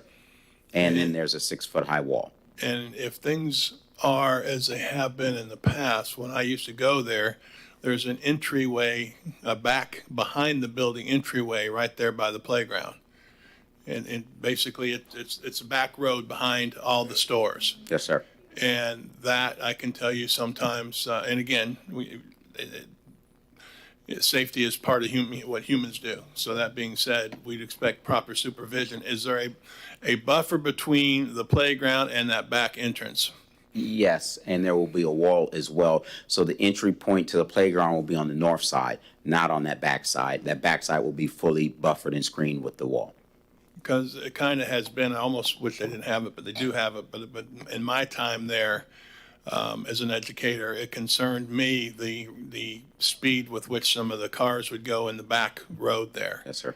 And those guys aren't necessarily going back there because they have a place to be. It's just you can go down there and spin some wheels. But I guess the other thing now, the school itself is to the opposite side. It's to the west side. It's about in the middle of the parcel. So it's the main box area that comes down to the south, right there where I the would leave words this are. up to the staff and teachers, but I do know that they're going to have to walk in front of the stores and the eye doctor and all that other stuff to get to the playground. And that's, teachers just have to do their job in that case. Okay. Yes, sir. That's correct. City, first of all, any other comments from the council? City attorney, are we good if he can proceed, or do you need him to? He can certainly say anything he'd like to at this point. My only concern is that if we're going to talk about the small-scale amendment, land use and zoning, and evidence, I'd like to keep the record clean of dealing with the CUP at this point. And then we can deal with, of course, the land use and zoning in one presentation. Yes, sir. But with your rebuttal and with the cards, if that's okay, I'd like to keep the evidence clean on the CUP. And I can understand that now. And how does that work as far as these are two separate votes? the CUP is its own agenda item, and it's going to have its own single vote. When you do the small scale, you will have a vote on the land use, and you'll have a vote on the zoning. So how do we call cards on that? We're going to do one presentation and call cards. That's item D. Right now on C, we're going to call cards strictly on the CUP. We'll call cards again on item D. Okay, so I would want to call applicant again after. D, on item, right, after He finishes his presentation and presents his evidence and his witnesses. We will then call cards. He will then have an opportunity for rebuttal. Then we will vote on the CUP. Then he will come back on item D, which is the small-scale comprehensive plan. Okay, so we're going to run this the same way. The only difference is he's going to do his whole presentation, and then we're going to vote, call cards, and then we're going to separately vote. Right, he's done his presentation on the CUP. If you'd like to discuss other elements, but my suggestion is we deal with the CUP in this public hearing because that's what was advertised for this item. When he's finished, we'll call cards. He certainly can rebut because it's quasi-judicial with regard to the CUP. You will then close the public hearing on the CUP. You will then vote on the CUP. When that vote is over, we will then move to item D, and they'll give their presentation by staff and the applicant on the small-scale amendment. Okay, so what we're wanting to do is limit it to this discussion right now. That's my suggestion, just to keep the record. And I'm going to follow attorney's I advice on that. support the city attorney as well. Yeah, so we're going Yes, to sir. follow him on that. Is there anything anybody wants to ask on this issue? Mr. Mayor, I just need to add real quick that staff reviewed the request against the land development regulations and found them to be consistent. I guess my next question, I meant to ask this earlier, is what does the educational group there think about this move? They're excited about this move. Like I said, this is the residential piece, but we're looking at a global redevelopment and beautification plan for the shopping center. And so far, they're really excited about that opportunity. They think it's going to be helpful for their business. The shopping center is going to look better. And I think people are excited. From And I can certainly imagine that's good for all of them down there. But how do they feel about moving the playground? They've expressed no objection to the playground. We've communicated with them directly with these applications and consistently as late as today. And they've expressed support for this move. And they're going to have a aware. nice new playground, and it's going to be nice and safe for the children. So And so they're very aware of this change over here. Yes, sir. Yes, sir. We spoke to them as late as today. Our site representative spoke to them today. All right. Then let me move forward to the Sure. cards, and Yes, you'll sir. be ready to come back up. Yes, sir. Good. One Member question. Nelson? So when you're developing the shopping area, I assume you're going to be putting landscaping in. Yeah, as part of a future application with a site plan, we will look at all of that in terms of redoing some of the areas, the parking areas, seal coating, restriping, painting, roof repair. We're currently fixing some of the sewer systems with the shopping center. Our lift station was having some issues, and we're repairing that currently. So, yeah, this is going to be a new day for the shopping center. Okay, good. Thank you. All right, thank you very much. Thank you. Staff, anything else before I go to cards? All right, any other council members? I see none. Call the cards, please. The next person is Sandra. The last name's Zumpano.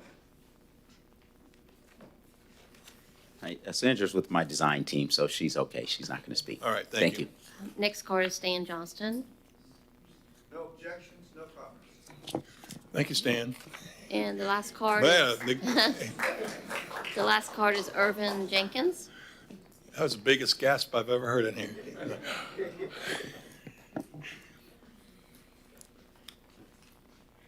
Yeah, my name is Irvin Jenkins. I'm at 1605 North Coppin Road, Titusville.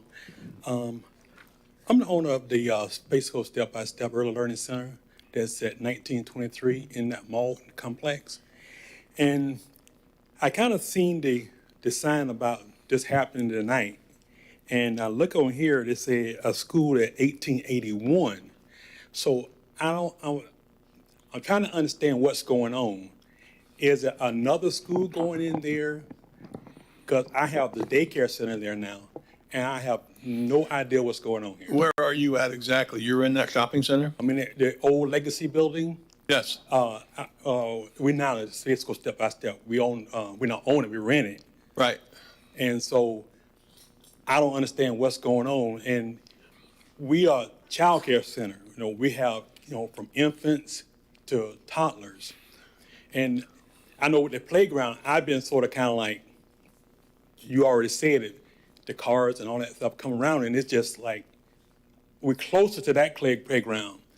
But I know they talk about a playground at the other end of the building. That's exactly and what I got toddlers.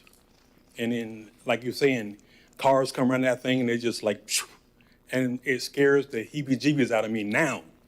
So I don't know if there's another school going in. I don't know what's going on. Is there another school in that building? Are you it? Because the Legacy building, we rent that building. Right. And so this here had 1881, we 1923. So I don't know if they're talking about another school or my child care center. All right, stop his clock for a second, please. Can you give me an idea, is there more than one daycare in there? Yes, I knew of that one. That's the one I thought we were talking about.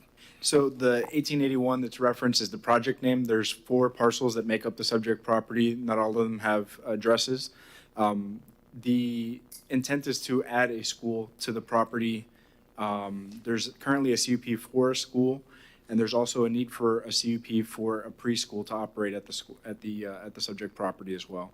Okay, so we're talking about future Correct. schools. We're not talking about the school that's there now. The existing CUP is still valid as long as the use hasn't expired for 6 months. And so this would revise the existing CUP for the school. And if there's a daycare proposed, then a daycare will need a new CUP. And the applicant's been made aware of that. Okay, so right now, he's the only one, or your group is the only one in that Legacy building, as he calls it. There's not another daycare in there. That's my understanding. Okay. That's where I'm confused. Yeah, do me a favor. Hold that thought, and you can back up, because I'm going to call the applicant back up. Thank you. I appreciate that. Applicant, where'd you go? I think we have a misunderstanding. Yeah. Because I asked you, have you talked to the daycare? I was speaking of him, because Sure. he's the only daycare I know that's there. Sure. So then when you're talking about it move closer to the middle, I thought, well, maybe there's a daycare I don't know about. Yeah. So now he comes up and tells me that they're the only daycare there. You guys tell me he's the only daycare there, and apparently you haven't talked to him. That's right. Do you know Mr. Owen Gardner? He's the property manager. He said he spoke to you today. Owen Gardner? Mr. Mayor, I'd love, but so we have a property manager, and he told me also, because I asked how many students and if we'd speak to him, and he said he'd spoken to you, and you relayed that there are currently 225 kids enrolled, and he gave me some information, and he said he spoke to you today. Was that not true? Okay, so our property manager gave me information that he spoke to, there's only one daycare. Okay, and we do have a CUP for future school which we hope to be able to expand into, but right now there's the one daycare, and I was told that gentleman from the daycare was spoken to as late as this morning and gave information about the daycare and was given information about the project. Well, the daycare that I'm concerned about is the one that's there now. That's accurate. Not the one that's proposed. Correct. That was a little flip of confusion on me, because I'm thinking maybe they moved. I might not know. But I knew that they were there, and I knew that they were in the Legacy building. Right. Very familiar with that. And there seems to be a lack of communication as far as, we talked to them and they're good. It sounds like you talked to and I'll call him back up in just a second. Right. But it sounds like maybe you guys have talked. Is there somebody who's already getting ready to lease and move in there as far as the daycare? No. So there's no entity except him in there as the daycare. The daycare is the school daycare that's there now, and that's the only one that's part of the process at this point. Okay, let me get back with him. Sure. Come on back up, sir. Wow. All right, sir, go ahead. Now, I don't want to be one to mess up anybody's plans or anything like that. I just like to know what's going on. Yeah. But like Mr. Carton called me today, and I asked him about this. I told him, I see it. They got signs out here about something happening in the building.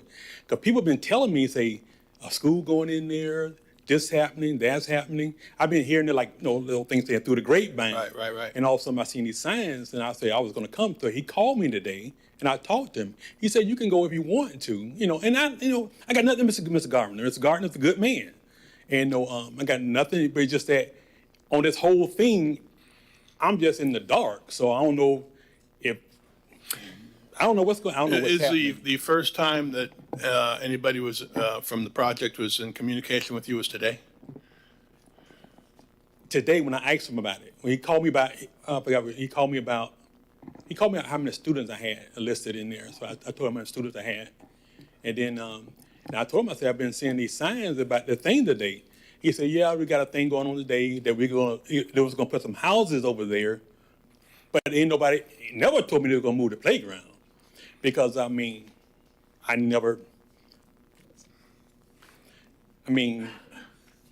got babies go to the other end of the Okay. All right, go ahead. Thank you. I'll call the applicant back up. And that's what I said when I was concerned about you were moving it to the north, and now you moved it to the east. Right. And when you said, because I was concerned I said that they were going to now, that seemed further away, they were going to have to walk along the parking lot or certainly up on the sidewalk next to the parking lot. And that's kind of a long way. And I've been there, so I have firsthand experience. That's a long way to send little kids. And I don't know, he says they have toddlers. And I can tell you it was real easy. The reason the playground was where it was, and out of that, because it was very close. It was just, we didn't pass any buildings. We didn't pass any other businesses. We walked straight out to the dirt to the playground. It seems like no matter what we do, if we move it east or if we move it east, if we move it east or move it north, we're moving it further away. And I certainly have some concerns. I have some concerns that if what I'm hearing is as it is, he hasn't been communicated with very well, and we're more focused on the potential child care leasing than what's already there. It seems to me there should have been a big, notable roundtable meeting with those that are there now. So I'll leave it at that. It does seem like you're trying to improve the safety of the playground area away from the street with the walls and all that. But I can tell you, for people who haven't been there, that road behind the plaza can be a little bit interesting. Not near the traffic that you're going to get on Knox-McRae. Barna does run right along there. But the cars that pull off and jet in there, they're late to their eye doctor or whatever. They're not thinking about kids in that back corner over there. So I do have some concerns, and I know you're trying to remedy them. Yes, sir. Anybody else want to add anything or ask any questions? Member Stokel? Yeah, question for staff. The actual use for this property is commercial? Is that correct? Yes, ma'am. Okay, and that's where I think I'm a little concerned in regards to, and again, I keep going back and I say this every meeting, like our vision for Titusville as a whole. And I'm concerned as we are getting more projects brought before us that we're just like tunnel vision looking at one piece and we're like, oh, okay, we're going to have move a playground or we're going to put some multifamily. And I don't want to get too far away from our vision and plan for Titusville as a whole, because we can make one decision here and then another decision next council meeting, and before we know it, we've lost the vision of Titusville. And so I think back to commercial, which is in the middle of a lot of residential area for a reason. We allowed the CUP for the school because it was similar to commercial in regards to parking, who's attending, what that looks like. And now we're looking toward changing up how the school is located, moving a playground, and then going further into adding multifamily. So I just think it's important to keep that in mind as we're seeing these projects. Member Nelson? Well, have you considered leaving the playground in that same area? It's on the west side of the plaza. I mean, taking it out of where you want to build your townhouse, but putting it on that north side so that it's easier for the kids to get to. So, with respect to that location, you're just laying out the buildings and the landscaping and the access and the parking, it just made it, it wasn't feasible to keep it in its current location. I believe we did look at that option, but that option would have made it very difficult to accommodate the multifamily use that we're proposing. So, but that option was looked at, and it just really was very difficult to design it the right way, doing it that way, leaving it in its current location. And we do understand, either way you look at it, if you look back to the picture that I had up, there is a bit of a distance whether you go to the west or whether you go to the east. And based on where it's located, like the mayor said, I think it is a little further where we're proposing it to the east, which is why we're putting in those additional safeguards to make sure that the kids who will be be chaperoned appropriately can get there safely. And then when they get there, it's a larger area than is currently proposed, or currently existing rather, and it's a safer area. The existing is a chain link fence. Now we're proposing a wall with bollards and fully secure, no access from the south. So to your point, Mayor, that southern portion of the shopping center, the backside, is not, there won't be access to the playground from that southern side for the very reasons that you discussed. And even when you're looking at Barna, there is a significant buffer between where the wall would be and that area on Barna as well. So, obviously everything is a balance, and, it has to kind of work together. And so we found that this was the most viable location to keep the kids safe, have the most room for buffers and bollards. And if we make sure that we can get them there safely, we think we've completed the circle here. So so all of your comments are valid, but that's, this we believe is the most viable location. Has there been any discussion, excuse me, I'm sorry, I can't help but say this part. Again, kind of reminding you, I was a principal in that building for a while. And I'd be a little bit offended if there was moving my playground and nobody sat down with me and say, what do you think? Has anybody said to the people who are there now, where do you think is the best place? And let's look at where we can go. Let's walk this thing. Has anybody walked it with him? Well, I know clearly there was some miscommunication, because I asked the very questions that you asked, and then I was given information. So I apologize to the gentleman, because I agree with you. We want him to be part of this process. We want the city to be part of this process.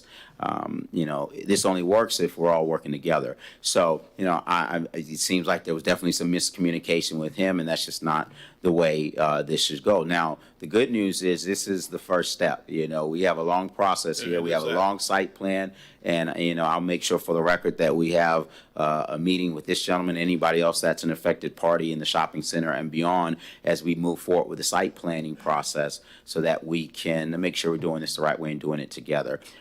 These are some of the foundational approvals that we need to get the ball rolling here. So I don't think that there's anything negative if we get the ball rolling and move forward, and we will have a significant amount of time to speak to this gentleman and anybody else that has some questions, to see if there's some positive feedback that they may have that we can implement. I don't know. I have a little bit of an issue with getting the ball rolling without communication with the school that's already there, because this whole first part is about moving a playground where kids go. And, the kids' safety is a big deal. And again, I would like to think that there's been a discussion, and you could sit, and you're in a tough spot because you're not running that show. Right. You're representing that show. Yes, and I hope it all works out. But it would be really nice if you could stand up there and say, yeah, they all sat down and we've talked about this, and, the school likes it to be here, and this is, and right now it seems like there's been no communication in that, which makes it very difficult for me to, do the things we want to do. Member Nelson? I gotta say, I'm just not crazy about it.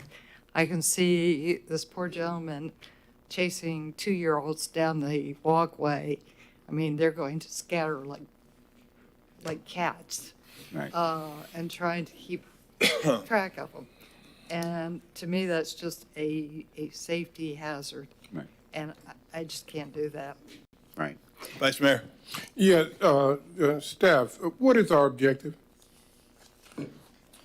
The question for you tonight is whether you would like to approve an amendment to the conditional use permit that was previously approved that established the playground where it currently is on the west portion of the property to where the currently proposed location is on the east side of the property. Right, and in making that decision, we have to determine, and staff has said that this meets all of the requirements that has been set forth by the code. Is that correct? Yes, sir. This meets, the proposed location meets all requirements of the land development regulations. Okay, and that's what we're trying to make a decision on. Yeah? Yes, sir. And this is also a conditional use permit process, so if council feels that there's additional conditions that you need to require in order to make this the most suitable location option, you're certainly welcome to add additional conditions. Okay. All right, thank you. Member Cole? Yes, my question is, what is the distance from the daycare to the playground? Do you have that offhand? I do not. Let me see if I can. That should have been a design consideration, specifically if you have a daycare there. However, if the usage of the facility changes, and I understand as a owner of the facility, you don't know if a daycare is going to be there or what's going to be in that building, but since a daycare is there, and I agree with all the other council members that there should have been some close coordination with the people that are in there. But if that distance is too far, especially when he says he has toddlers in there, I think some consideration needs to be made on their part if they are your tenant. Yes, sir. I agree. Well, staff, anything you want to add to that? No, sir. Mr. Mayor. Yes, sir. Understanding what the decisions that we have to make dependent upon this, and can we make that decision based on what the request it can be approved for, based on, with added condition, based on that there needs to be the condition met of some coordination between the existing residents and the moving of the playground? Well, I would certainly agree with that, being that this is quasi, I'd like to hear city attorney tell us what we can and can't do, because I'll be honest with you, I think I made it clear, I'm closer to tabling or backing away than I am saying, let's move forward. There's just been no communication, and that bothers me greatly. Can it be worked out? Sure, it could be worked out, but has it been worked out? No, it should have been worked out before we got here. So I'm looking for you to guide us on what direction can we go. You certainly could do a motion to table. Again, it'll have to be re-advertised, so we're looking at probably a month. You can certainly ask the applicant. He may have an opinion. If you approve it, you'll evaluate the criteria in your report, which is section 34-76. You saw staff go through the criteria, and you would say it meets the criteria. If you're going to deny, you would have to state the basis for the denial, where it fails to meet the criteria of the comprehensive plan or the code. If I may, Mayor, when it's appropriate. Yes, sir. So I agree with your city attorney. Of course, I don't like the denial part, so we'll take that off the table and we'll talk about the other two that he stated. I think you all make very valid points, and I would accept that friendly condition that I think it's clear that we meet all the requirements of the code as staff stated. But I also think it's clear that this is bigger than just the code. We have to make sure we do this right, and we have to make sure that the kids are safe, right? I think the happy median there is to accept the friendly condition that we meet with the existing tenants that are affected by this location of the playground, and we make sure that we're all on the same page and we're comfortable with the final location, and that be a condition of approval that it's safe. City attorney, does that make legal sense to you? To me, it's a little vague as if the condition is to make it safe. I'm not sure what that would mean.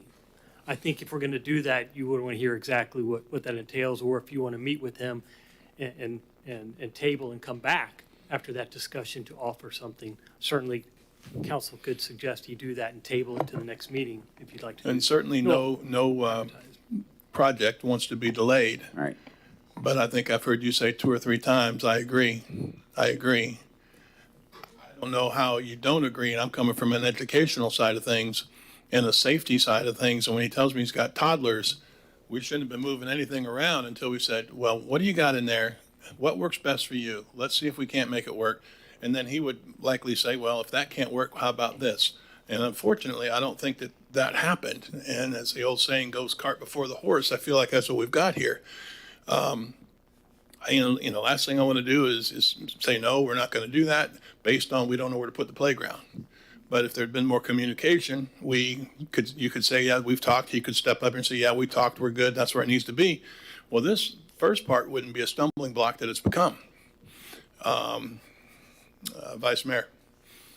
Yes, again, we have to be very careful in what we're here for and what we can do, because, and I'm as concerned as well as the safety of the students for the kids, the toddlers and everything, but the criteria of the code is still met.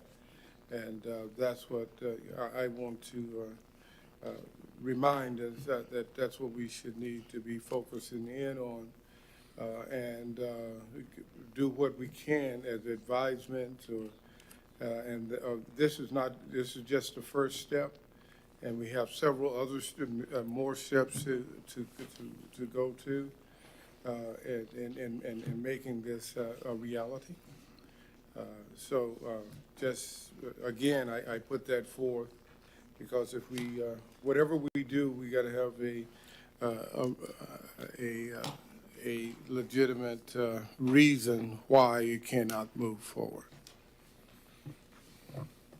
Applicant, anything you want to say to that? Yeah, listen, we've heard you, as you can tell, even between Planning and Zoning Board and today, we're not just moving this project forward without being part of the entire process, and that means taking comments and implementing them. So we've already started to do that, as you can tell, between Planning and Zoning and City Commission. And, I assure you that now that I'm involved, we will continue to do that. Your comments are well received, so, we're not objecting to your comments, but I am asking to move the project forward. This project will go through multiple stages. The site plan, which is the biggie, will have to come back before the city for a review and approval. And I think we can figure this out without having to table this evening, to be honest with you. And we will work with the gentleman to do that if this moves forward this evening. First of all, let me say before I go to the next council member, I do appreciate your effort Yes, and sir. being up front, and you're doing your very best in a bit of a tough situation. Yes, sir. Member Nelson. Well, my vote was, or my thought was, let's table it, let you have a chance to talk to the daycare owner, sort of work it out, and come back before us and go from there. I mean, that would be my preference. I understand you have met the technical requirements of the code, but there's always that liability issue, and I'd like to see that taken care of. Member Cole. I guess I'm conflicted because and I'm talking to you, Attorney Broom, they've met all the requirements for an approval. The only thing they haven't met is the landlord-tenant coordination, which is a property rights kind of thing. And we can't, I'm asking the question, we can't control where they put the playground if they meet the requirements, because the use of the building could change in a year and someone else be in there. Although I don't like it, I'm not sure we have the authority to deny it, and I'm asking the question. Correct. Under 3476, your review criteria for conditional use permit. Before any conditional use is granted, City Council shall apply the standards set forth in the code, and those are the analysis that was provided in the staff report, and determine that satisfactory provision and arrangement of those factors have been met by the petitioner where applicable. So you're judging this conditional use permit based on the factors in the code. And if you find that they've satisfactorily met those conditions, that would be an approval of the CUP. Or you can add conditions you feel necessary to protect the public and to abate any nuisances that would be created by this use. That's the nature of the conditional use permit. So to answer your question, if they met the criteria and you're comfortable with that, yes, you would approve it. If you feel that they have failed to make satisfactory provision and arrangement, then you would need to say which factors that they have failed to meet. Because if you're going to deny development order, you need to stay on the record what's the basis for that denial, and you have to make that finding. Okay, thank you. Could a condition be the communication and understanding of the movement of the playground with the school that's there now? In my opinion, that would be giving your authority to a tenant, because now you're saying he has to get the blessing of the tenant. So in my opinion, you need to evaluate the CUP and determine if it meets the criteria, and if not, are there conditions you can impose that would give you a comfort level that any nuisances created by this conditional use are abated. Well, through they're those- moving the tenant's playground, are they not? I don't know the facts of who owns the playground. That'd be a Well, that question for becomes a big advocacy. factor because what you're saying is you're letting the tenants decide, but in fact, if they're moving the tenant's playground, shouldn't they have a say in that? And I'm not the legal expert, perhaps not. Your decision will be based on your code criteria and the analysis. I do not know the tenant. I don't know the property rights or interest they have in the playground as a tenant, not the owner. I don't know the length of their lease. I don't know any of those factors. I can just tell you that you need to evaluate this based on the proposed conditional use that they want to place on this property and applying that criteria. If you are to deny it, you would need to find a basis for denial based on failure to comply with this code criteria. If they meet the criteria, then that's what you're judging it by.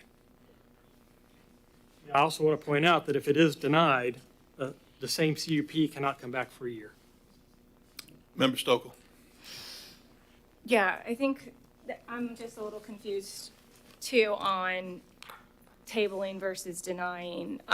So when I'm looking at it, I see we have, I think it's just one policy from the comp plan cited, but it's speaking more toward high-intensity commercial development. Are there other comp plan policies? Because I guess what I'm getting at is if we have to cite the comp plan or say it's consistent with staff, there's other parts of the comp plan that it may be inconsistent, where it talks about multifamily, but then you're getting in away from the playground, but we're talking about the whole project as a whole then. That's where I'm getting a little confused and mixed up. And then when it comes to the CUP, I think that's another area where it's, you have to go through the CUP process where it's not limited or it's not permitted for this very reason for us to discuss conditions, which I think is allowed. So we can say certain things. That's what the conditional use permit process is for. It is for you to look at the proposed use and determine whether or not you need to impose conditions so that you could abate potential nuisances that would be created by that use. Correct. Yes. And then And you apply those factors in your code, which are laid out for you by staff. Member Stokel, if I could add. Yeah. Section 28-255 describes schools as a use. And in that section is where there are some limitations or criteria that have to be met in order to allow a school, even with a conditional use permit. And the only criteria is in subsection D2, related to the only, I should say. That's the only one I saw too. That's the only criteria related to the location of a playground. And it states that it shall have all playgrounds and outdoor recreation areas set back a minimum 50 feet from any abutting residential zoning district. So when we say it's consistent, that's the only criteria that is related to the location of a playground that we're saying this location has met. The proposed location meets this criteria. And then assuming all the other criteria for being a CUP to begin with. Okay. Member Cole? By hearing what you said that was in the code, it would appear to me that the problem that exists with the playground and the school is more of a tenant-owner problem than a problem that we have to take care of because of the fact that they have met the requirements and the criteria that we set forth. Would that be a true statement or a false statement? Again, you have not concluded your public hearing. So you have, once you hear all the evidence, then you will close the public hearing and determine whether or not they've made those findings. We haven't had cards. You've had the applicant's presentation. You have not concluded the public hearing to the point where you're going to make a finding. But my question was a little different than that. My question was, can we dictate to a property owner where he's going to place something? And can a tenant come in and tell us that he doesn't like it and we approve it for that reason? That's my legal question to you. Certainly. During the public hearing, you're going to take evidence from speakers, the tenant or other people who may have an interest. And you're going to weigh that when you evaluate that conditional use permit. And as I said, if you weighing those factors and that evidence presented to you, you believe that they meet the criteria of the code, and that you believe, as the code states, that satisfactory provision and arrangement addressing those conditional use factors has been met, then that would be a basis for approval. If you feel, after hearing from speakers and the competent substantial evidence presented to you, that conditional use on this property fails to meet the criteria of the code, and that you cannot have adequate safeguards in place for that conditional use, you would have to state that, and that'd be a finding to justify a denial. Again, so there may be issues between the tenant and landlord, but you're evaluating this use on this property. Right, okay, I understand. Thank you. Mayor, if I could add real briefly, with relation to the owner-tenant communication, the city requires that the applicant conduct a community engagement meeting with the surrounding property owners, and that was conducted, and they provided a report with their feedback of what they heard from the nearby residents, but that doesn't include tenants. And so if you wanted to, one condition you could add is that they hold a similar meeting to what they had for the nearby residents for the tenants of the strip plaza, just trying to propose a possible solution. That sounds like a possible solution, because that is obviously, it sounds like all the things have been met that need to be met. But again, the communication that we all agreed has not taken place. And again, meeting with the community is great, but they don't have near the concern the tenants will have. So I think that that's a wonderful possibility. Member Nelson? So, Eddie, question, section 28-255C1E shall have entrances to the site minimized and placed in such a way as to maximize safety, maximize efficient traffic circulation, and minimize the impact on any surrounding residential neighborhoods. So, by placing, to me, and I'm not sure if this is an appropriate way to read the code. To me, by having the playground in such a position, you're actually not maximizing safety. That's a possible interpretation. My understanding is that the current drive aisles, access points for vehicles is not proposed to change, other Right. than the northwest portion that would be removing an access point. And so with regards to the location of the playground and the access points for vehicles, the vehicle access points are not changing. Right. So the way we have it now, or propose to have it now, is you have your vehicle traffic up against the playground.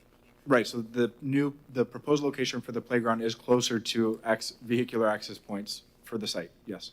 Okay, thank you. If I may, Mayor? Yes, one point absolutely. there.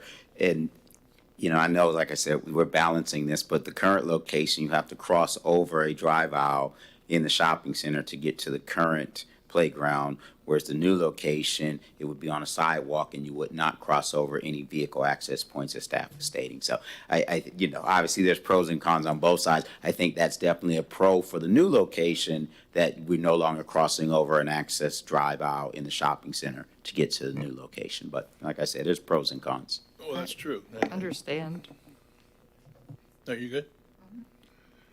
Okay, anything else from council? Applicant, we're going to get ready to call cards, so if you No, want, sir, I'd like to reserve a few moments for comments later. Yep, absolutely. You Yes, will sir. definitely be back up. Thank you. Call the cards, please. No more cards. Oh, wow. Now I'm really lost. Boom. All right. Just when I we'll thought call I was you back getting out up. of here, right? We'll call you back up. I think that's it. From what I've observed tonight, no cards is probably a good thing. It means I'm on the right track. Stick around. See you at midnight. Yeah. City Attorney, anything you want to add? Yeah, I think you've given us pretty good direction. Also want to confirm if there's no other cards, after rebuttal, then we'll close the public. You can do is rebuttal. Okay. Again, that's, you'd asked me before your option if you want to table, or you certainly can vote, but you'll need to make findings of consistency with the code and comprehensive plan, or if you're going to deny, you'd have to have a basis for that.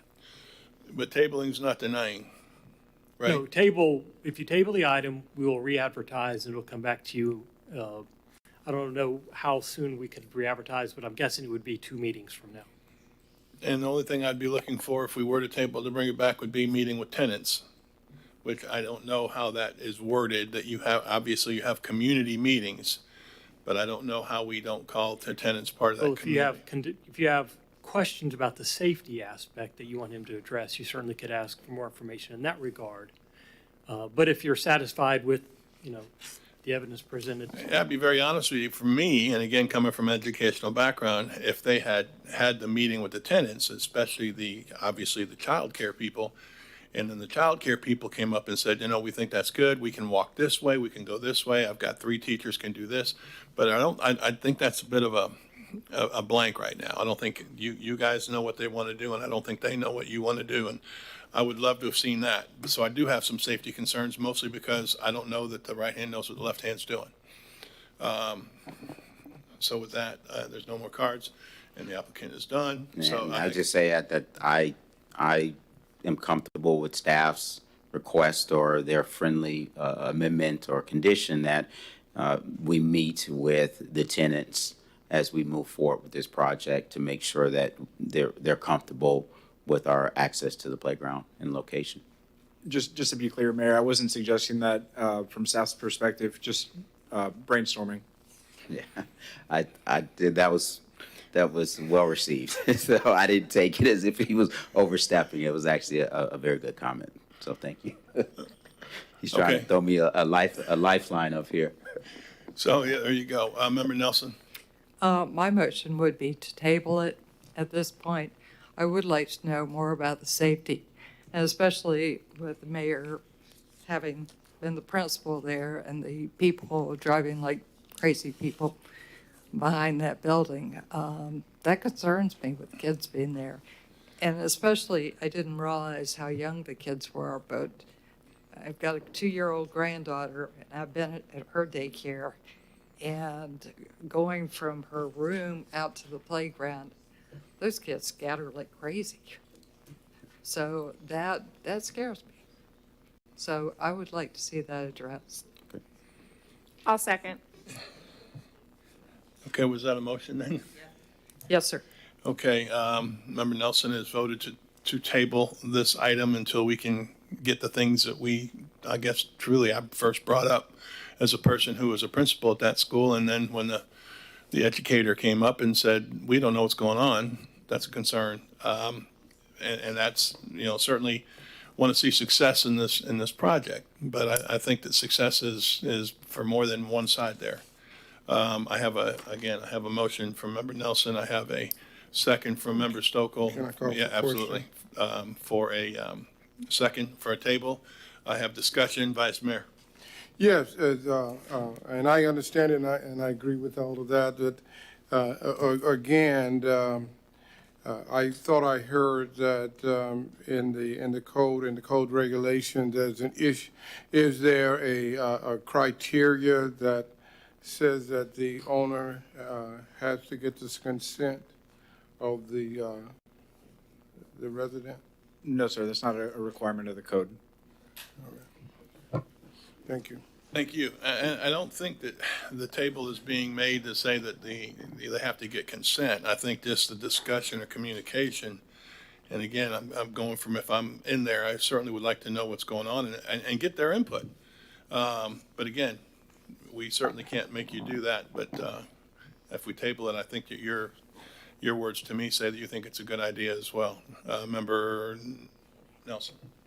And Vice Mayor, I just want to see that we are maximizing the safety of those kids as it sets out in the code. And I agree with that. I just want to make sure that we are not putting our buns on the fire in an inappropriate manner. As City Attorney said, though, a tabling's not denying.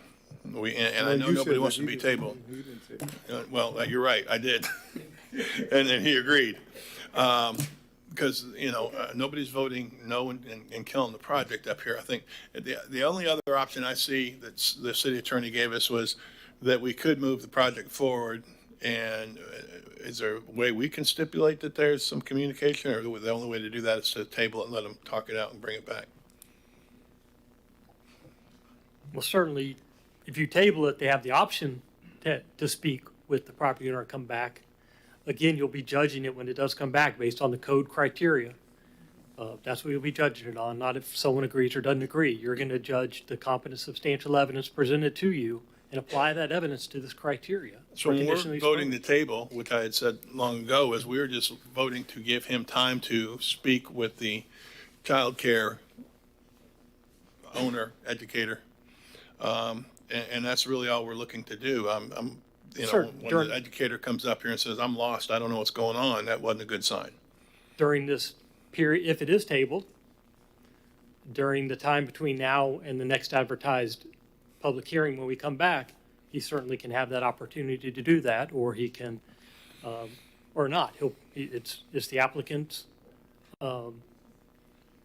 application for the CUP, and he'll present the evidence he feels is appropriate to show that he is in compliance with the comprehensive plan and the code.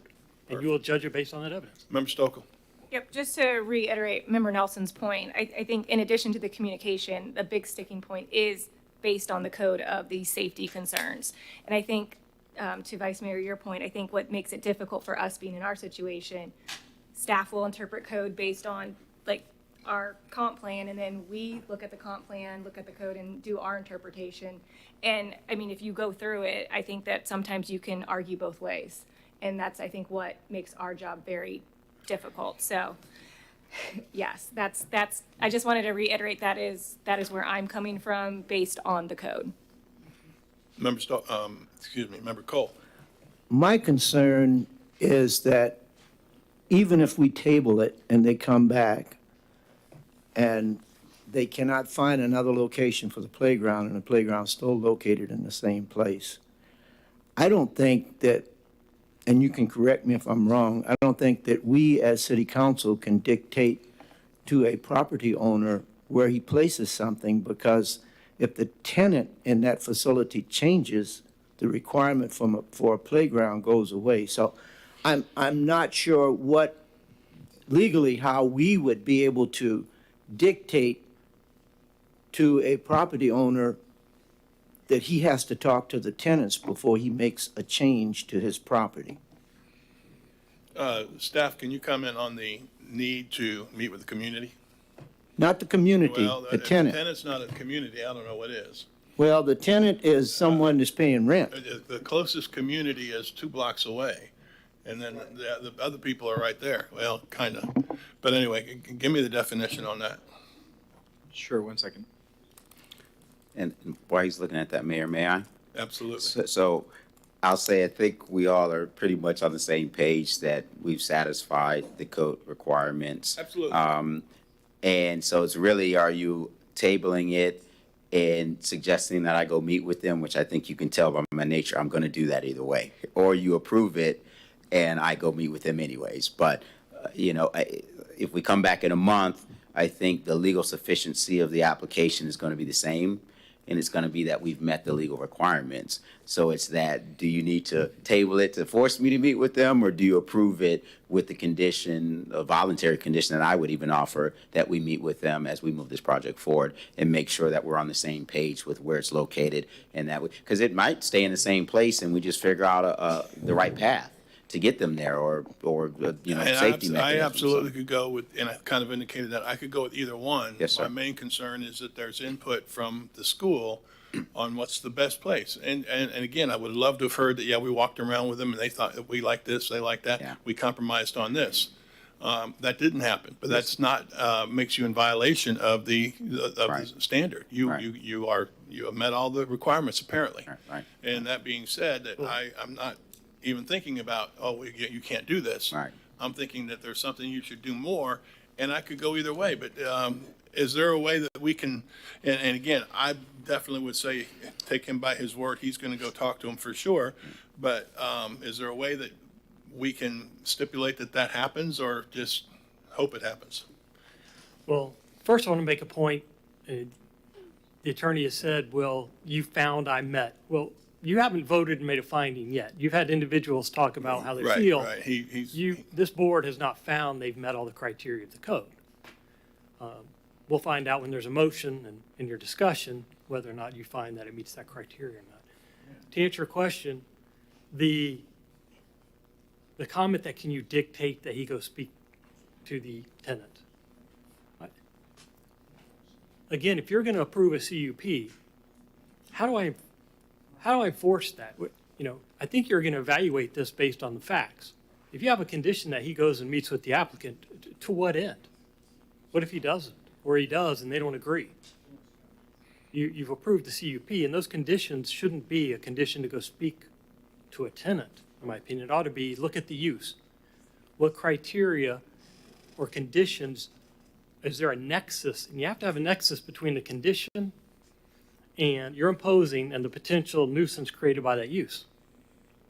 So when you're applying these conditions, is what do you see as a potential nuisance or hazard with each use, and what's the condition that is necessary to abate that, and it has to be proportional. So that's the analysis. So for if we council. table it, we're asking him to come back with what? Can I answer that? Yeah, go ahead. Okay. I asked to have it tabled so that this particular section of the code, which talks about maximizing safety, that he comes back with the information on, is this the best we can do? Are we maximizing the safety? We know we have a problem behind that school. We know we have, I guess we have to swear you in, but there is a problem behind that school. You've got the entrance going in there. You have a playground right next to it. Show us how you're going to maximize the safety. I'm not sure this is really maximizing safety. So that's what I'm expecting you to come back with. Does that work, City I- Attorney? And I think it'd be great if you talk to the tenant. We can't make you talk to the tenant. It'd be good to talk to him because he may have some ideas. He can tell you, yeah, this is what I can do, this is what I can't do. But obviously, yeah, you could turn around and say no, but I'm gonna come back and do a presentation on why this is safe. Again, your decision has to be based on competent, substantial evidence presented by speakers under oath. So if you have evidence that there's a safety issue, you have to point to that evidence. If you have evidence that there's speed issues or other issues, it has to be based on the evidence presented to you. So basically, we'd have to swear in the mayor. No, he cannot testify. Yeah, and I'm sitting here thinking, I mean, we're supposed to not have any, I mean, I was there 4, 5, 6 months, and I know, I used to take that back road into work. That's the entry I took. Again, with And I was just going to say, at that particular time in the morning, a lot of parents went that way too, to drop off their kids. Now, we used to accept the kids in the back door. And you certainly can ask those questions of the applicant or any speaker of what is going on at that site. Is there evidence? But, you know, it has to be based on the evidence presented to you at this hearing.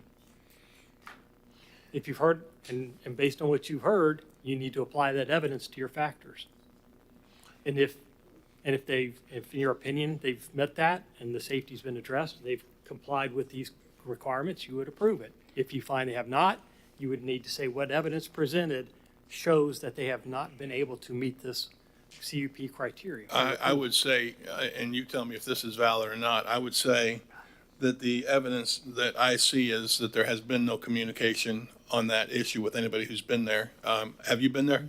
Yes, sir. How often? I mean, have you been there for a day? Yes, sir. Did you see the kids come into school No. and get picked up? And No, sir. I'm a not- little bit this. I'm not a trying little to be the bit, attorney here. No, a little but- bit this afternoon. I did see some of the parents picking up the kids. And they this come, afternoon, sometimes they come but in the not back. on a regular basis. So the point I'm just making is that, and if this isn't correct, again, I think that they're doing everything right. I think they're doing what they need to do, but I also think there was at least a communication left out.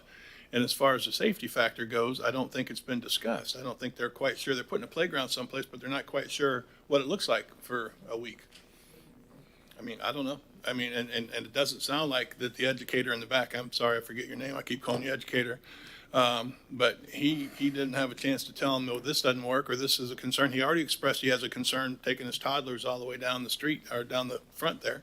So he's got safety concerns. So that would be some evidence to me. It's up to you if that's competent substantial evidence, he can testify what he saw. I didn't But at the hear same that. time, we're not trying But there's not a to, requirement they meet. I get that, we're not trying to kill this based on that, but you were just saying, do we have evidence that it's a safety issue? I think that the previous educator speaker said he's scared to death taking a toddler down in front of that walkway, all the way down to the end of the other building. And that is a pretty long way. I've walked it. So let's get a couple others and we'll make a decision here, Vice Mayor. Yes, when the code, or when it refers to safety, what is that safety referring to? The code states one of the factors is ingress and egress to the property and proposed structures thereon with particular reference to automotive and pedestrian safety and convenience, traffic flow and control, and access in case of fire and catastrophe shall be adequate to serve the proposed use without burdening adjacent and nearby uses and built to city standards. That's written for this. And so with regard to traffic, it's talking about burdening adjacent and nearby uses and increasing extra traffic on a collector or arterial. But it said there's 12 different factors that you consider when you're looking at a conditional use. And those were all in staff's report and addressed in staff's report for you. And again, what staff's report and what they testified to is evidence. And the staff report indicates that all of those conditions are met. I would defer to Staff? Correct. And as far as what the safety report requires, you're telling us that according to your evaluation and everything that you've seen, all of those have been met? Correct. So again, the discussion about the access points, Egress and, to the site, vehicular access to the site, since none of the locations are being proposed to be moved, the additional, the guarantee that safety related to those access points was not considered as hazardous because the access points are where they are remaining, or where they are today. Thank you. And as far as the structure is concerned, all of the safety requirements are met? Say that again, what you just, not you, right here, what you said about the safety. Sure. So the site plan shows the, and that's again on 161. The vehicular access points are not proposed to be changed where they currently are located, other than the access point on the northwest corner of the property, where the red arrows are flowing north. And so since the access points are not being proposed to be moved, there was no concern of additional safety issues with relation to the playground because the access points are where they are today. So we do understand the playground was moved closer to the eastern entryway. Yes, sir. And that doesn't, I mean, you're saying that that's okay, why? I mean, at the very least, that should at least raise an eyebrow and say, well, we got a bunch of 30 kids playing back here, some toddlers, some not, and now they're over here by this back entrance. Maybe y'all don't know that, I don't know. Mr. Mayor, can I just ask a question of the council? There's a lot of discussion here about zoning and whether there's some discussion with tenants or anybody else there. When zoning is concerned, it doesn't matter who occupies the property, who the owner is, who the business is. It's all irrelevant when it comes to zoning. The use is permitted. It just has to meet certain conditions in order to be allowed. You do have a little bit of leeway of making a judgment call or asking questions specific to, well, I'm not sure that this is a safe location for this playground. You can ask the applicant to come back to you with additional information to help satisfy your concerns. But I think the applicant will need to know specifically what those concerns are. Boy, if they don't know what they specifically are now, I don't know what to tell you. The concern is the traffic around the kids. It's that the educators walking toddlers down in front of right next to a parking lot, and not only the parking lot, but it's the east and west in and out of the parking lot. So we have concerns that way. I think you guys have done a great job of meeting all the expectations, except for the safety concern that I have. And I'll be the first to tell you, I've been in education for 42 years, and I run a school down there with little kids. I have done parks and rec, summer rec with, K through 6. So I get how a kid can jut away from a teacher. And that's what I think. That's my biggest concern. Not that when they're inside the playground playing and they got they're walled in, that's probably very safe. But when that kid opens the gate or somebody opens the gate and then the ball rolls out there, or look, hey, there's somebody's cat over there and they go running and the teacher can't catch them, those are the things that concern me. And I don't think that they're unreasonable to be a concern. I'm not asking you to fix all that. I'm asking you to communicate and see what we can do best. And I'm not looking to, put a thumb down and say, you're done.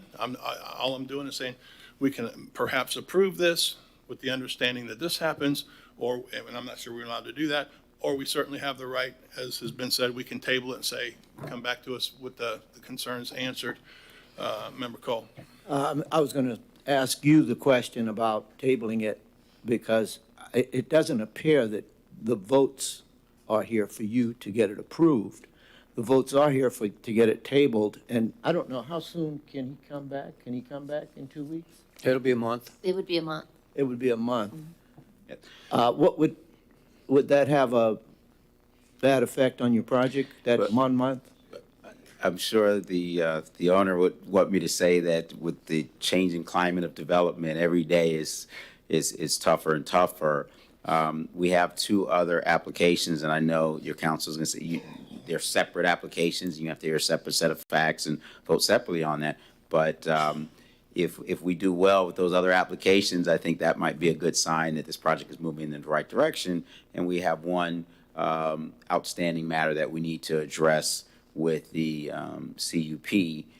That might be a nice balance. So table the CUP, give us opportunity to meet with the affected parties and work together. Yeah, like you said, I think it's a balance. It might not be every single thing that they want or that we want, but I'm sure we can find a balance that works and is safe, and then move forward with the other 2 applications in the right direction. That might be a nice balance this evening.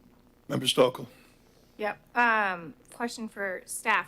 We do have a requirement for a community meeting, correct? Can we just clarify what are those rules that they have to do? Sure. So that section is section 3413, and if I misspoke or if I can add some clarity, a conditional use permit process does not require this community engagement meeting. Okay, that's what I was wondering. Since the applicant is also at the same time requesting a small-scale comprehensive plan amendment and rezoning, that triggered the need for a community engagement meeting. The requirement is that all property owners within 500 feet are notified, and the meeting is held, invitations are sent out, and the property owners are invited in. But of course, like we mentioned, the tenants are not property owners, would not be notified. Now, the city does, separate from the community engagement report, the city does post the property with signage stating that there's public hearing processes occurring. But for the community engagement meeting, at the close of the meeting, the staff receives a report summarizing all of the concerns that were brought up and how the applicant intends to address those. The code states that actually, let me read the code so that there's no nuance, but the community engagement meeting is not intended to produce complete consensus on all applications, but to encourage applicants to be good neighbors and to allow for informed decision-making. So the intent of the code is to get at what we're talking about with the tenant-owner relationship. However, that is not captured by this process where the property owners are notified. Yeah, and I think that's what I'm getting at. I wish that, I know they're not property owners, but I think the reason that I like this requirement is it gives us some background. If we're not familiar with the property, we don't know the ins and outs day in, what's happening. And we would like them to work together and address some potential issues. So I don't know what that would look like, but it would be nice if they could include it, because it says within 500 feet, you would assume those people closest would be able to have at least a voice with them. And then my second just comment, I guess, would be in regards to the safety that keeps getting brought up. And I get your point, Eddie, about the entrances weren't changing at all. So there may not be safety concerns. I think the other perspective could be, okay, maybe the entrances aren't changing, but what is happening at those entrances are changing. So then that could potentially create a safety concern. So I think you can see it both ways on that interpretation, which is another viewpoint where I think, again, our job as council, this is why we're here. So yeah, those were my last comments. All right, anything else you want to add? No, sir. I think we've covered it. I think so. Do we want to reintroduce or restate the motion, or Member Robinson, is there something you want to add? No, I just had the question, that the motion is still on the table? Motion's still on the table. Which was to? Motion to table it. And have the applicant come back with some information on maximizing safety. All right, Member Nelson has that, and I believe Member Stoker was the second? Yep. All right, this is a motion to table this and to get the communication, perhaps get some of the things straightened out on safety. All right, roll call vote. Vice Mayor Robinson. No. Member Stokel. Yes. Member Cole. No. Member Nelson. Yes. And Mayor Diesel. Yes.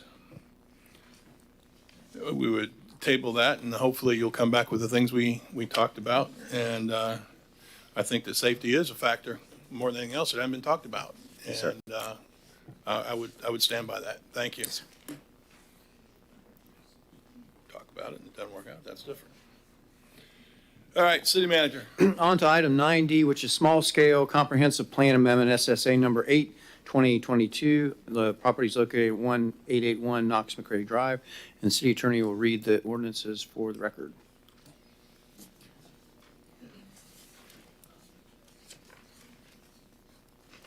This entails ordinance number 9, 2023, and ordinance number 10, 2023.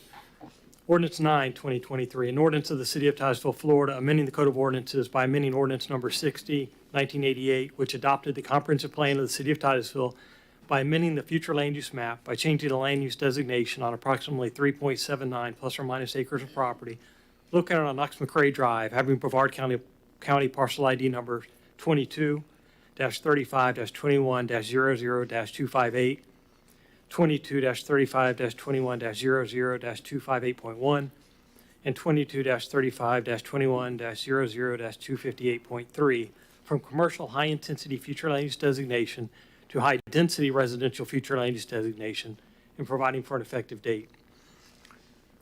Ordinance number 10, 2023, and this is the zoning ordinance. An ordinance of the City of Titusville, Florida, amending ordinance number 5, 1993 of the City of Titusville by amending the zoning map made a part of said ordinance by reference by changing the community commercial CC zoning district to the multifamily high-density residential R3 zoning district on approximately 3.79 plus minus acres of property located on Knox McCrae Drive, Titusville, Florida. Brevard County parcel ID numbers 22-35-21-00-258, 22-35-21-00-258.1, and 22-35-21-00-258.3, and providing for an effective date. Again, this is a small-scale comprehensive plan amendment, which is a land use change, which is ordinance 9, 2023. You will vote on that, and then subsequently you will vote on the rezoning ordinance, which is ordinance number 9-2023. I'm sorry, 10, 2023. Yeah. The applicant Damian Brink, on behalf of the property owner Village Charter Holdings LLC, is requesting a small-scale comprehensive plan amendment with rezoning of a property approximately 3.795 acres for the purposes of constructing 56-unit multifamily residential development west of the existing shopping plaza.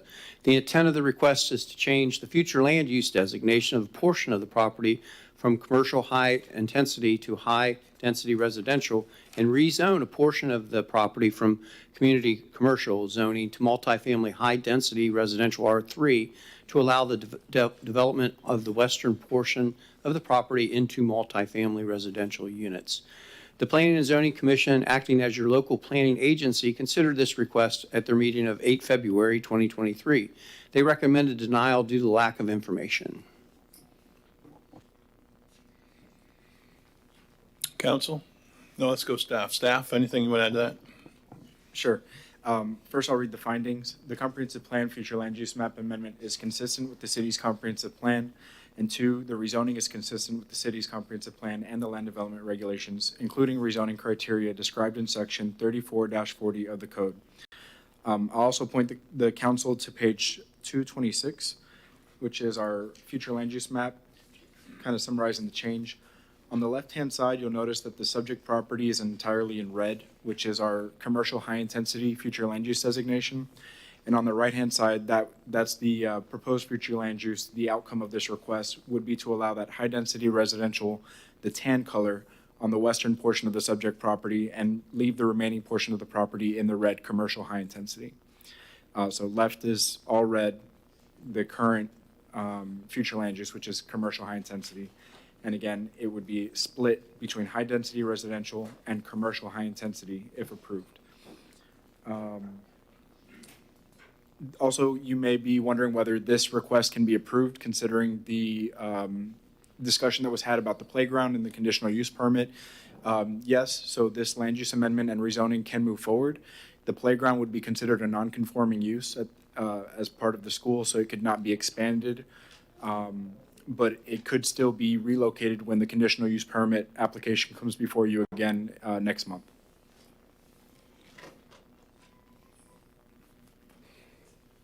Okay, council? Vice Mayor? Yes, let me understand that there may be issues with approving this one because we tabled the other.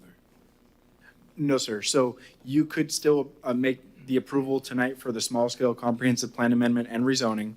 And what would happen is that in the eyes of the code, that playground becomes a non-conforming use, which can continue to operate currently as it does. Separate. But the playground becomes considered non-conforming, so it could not expand.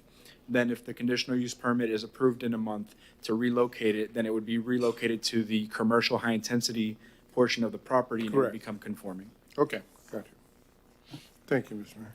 Okay, thank you. Any other council? Applicant? Yes, sir. Can you please pull up the presentation?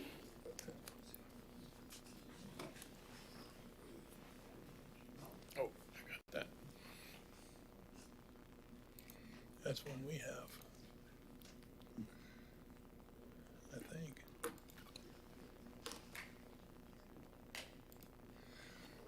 Yes, sir, I got it.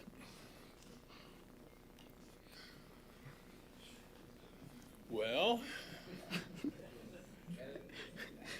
I can just talk about it.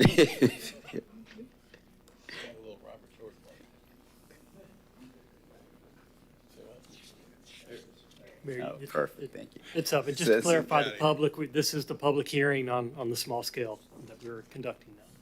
Correct. So as staff stated, we're still looking at the property that's about 3.7 acres in size, which is traced in your black boundary there. This is the existing future land use map, so you can see it's currently the commercial high intensity, which is the red, and we're requesting that it be changed to the high density residential, which is the tan. As your staff is evaluating these types of requests, they look at compatibility, conformity. As you can see, what we're requesting to do is directly compatible with all the tan that's in the area. It's directly adjacent and contiguous to existing properties that have the land use of high density residential. And as you've read in your staff report, there are several criteria.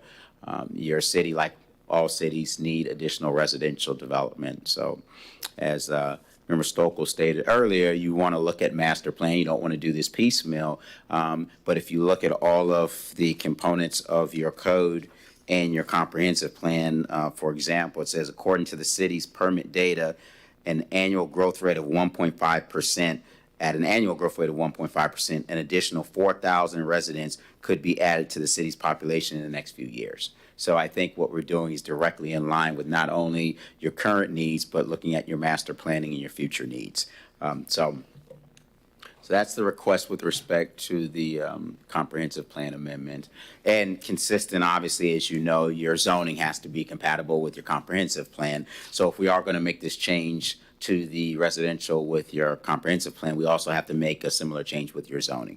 So this shows your current zoning as CC, which is your community commercial, and we're requesting to change it to your R3, which is your multifamily high density, which once again is directly contiguous with and compatible with surrounding areas and what's going on in this region. And of course, it will be compatible if you were to approve the comprehensive plan amendment as well. And one other thing I wanted to add, we're really anxious to speak about the project, but I want to stay within the confines of this application and these two requests. But just put a bug in your ear about what's coming. We are looking at a master redevelopment plan of this site and rebeautification of what's going on. So like I said, we're looking at aesthetic improvements to the facade of the building, painting, roof repairs. We're looking at improvements to the parking area and resealing and restriping and some of those things. We will evaluate landscaping, which I believe one of you mentioned, and some of those things. So all of this, while I think that was one question where the Planning and Zoning Board wanted more information, this is a specific application, but you don't approve things in a bubble, right? You want to understand the big picture. And I think the big picture is these approvals this evening will help to pave the way for revitalizing that shopping center, which I think is greatly needed. I do also want to state at Planning and Zoning Board, it was mentioned that there were some sewer issues. And as we talked about, it's an older lift station and 2 of our electric pumps failed. So we had to get the parts, which are on back order, but they've now been delivered. And we're working with our development team to get them installed within the next few weeks. And that should resolve any of the sewer issues that we've been having on the site the last several months. And also, just another note, when you do a new site plan, you evaluate everything. So utilities and public works, drainage, stormwater, all that will be evaluated as part of our site plan approval process as we get to that next stage. So like we said, this is the first step. But hopefully there's great things to come with this shopping center, and we look forward to working with you and your staff. So with that, I'm happy to answer any questions and reserve a few minutes for rebuttal. Thank you. Thank you. Any questions, council? I see no questions. Thank you. Call the cards, please. We have Sandra. It's part of the Zumpano, team. she's part of the team, so Okay. she won't speak. Thank you. Elizabeth Maslin, Mazlin. Thank you. Hello, I'm Elizabeth Maslin, and I'm representing Foresight Optical and Dr. Gullickson and the Health First Medical Group as part of the Royal Oak Professional Condominium Association. And for about the past 2 years, there was a problem with the lift station not functioning properly due to lack of maintenance that should have been taking place on the part of the Village Charter Company. And then we only found out about this more recently, say about a year and a half ago. And yes, it was true that some parts were finally ordered, but the sewage company that had to work with us to help drain or pump the sewage from the lift station, they repeatedly stated that they told the Village Charter that they need to maintain those 2 pumps. And there were 2 pumps. One pump had failed, and then that was not corrected, not fixed or repaired. And then the second pump failed. So that's why we were really in a bad predicament.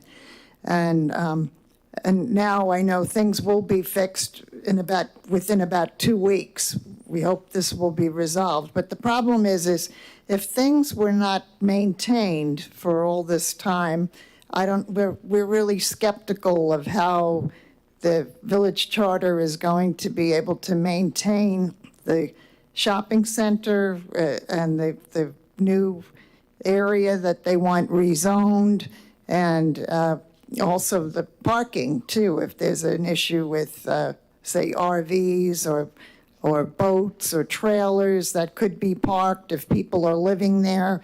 We don't want it to look, to be like a junkyard type of a scene, okay? So that's what our concerns are. And really, the general appearance of the shopping center has not really been very appealing. We're on the out parcel, so we're far, away, but still, it's kind of our next door neighbor. So that's what our concerns are. Okay, good. Thank you very much. Next card. Sandra Klinger.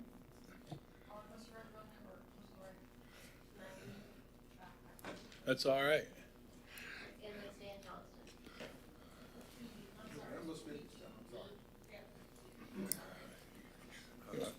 I'm going to begin with an apology of speaking. You don't have to I got 3 seconds left? Okay. Stan Johnston, registered engineer.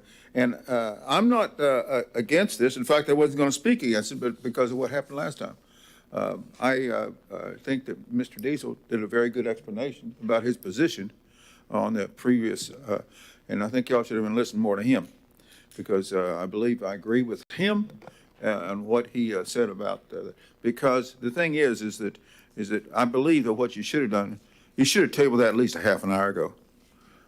You really should have. I mean, this was never should have gone this long on that thing. And the thing is that, and let me give an explanation why, is that the applicant even said, I made a mistake. I should have talked to this guy. He said that. And so right away, you already have, do not have the information from the other guy. He hasn't been able to research it, look into it. And that's the reason. Although planning said, hey, it meets all our requirements. But that's what they say. That doesn't what somebody else can come up and who's a tenant say, no, it doesn't meet the requirements. So I'm saying is that Mr. Diesel had a really good point. And I think you should have, and I think that the client, the guy who made the applicant should be thankful for you guys, because it looks like he would have been defeated if he insisted on. And the third thing, well, there's a third thing, maybe it's a fourth thing. But the thing is that you cannot do what he was proposing. I don't think you can, you think you do it. In other words, he's going to say is, I want you to approve it with the condition that I'm going to talk to this guy and get his approval.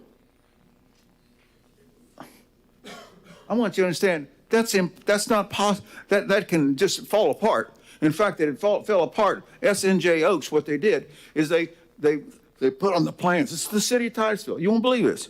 City of Titusville put on the plan saying the engineer is supposed to work with these property owners to relocate the road.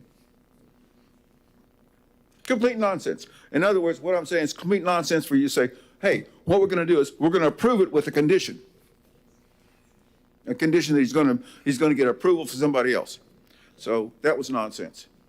So I'm sorry to take your time, but I plan to not say anything about this, but I'm letting you know. So I'm not against this particular item. Thank you. Thank you. Any other cards? Yes, sir. Applicant, you want to answer any of that?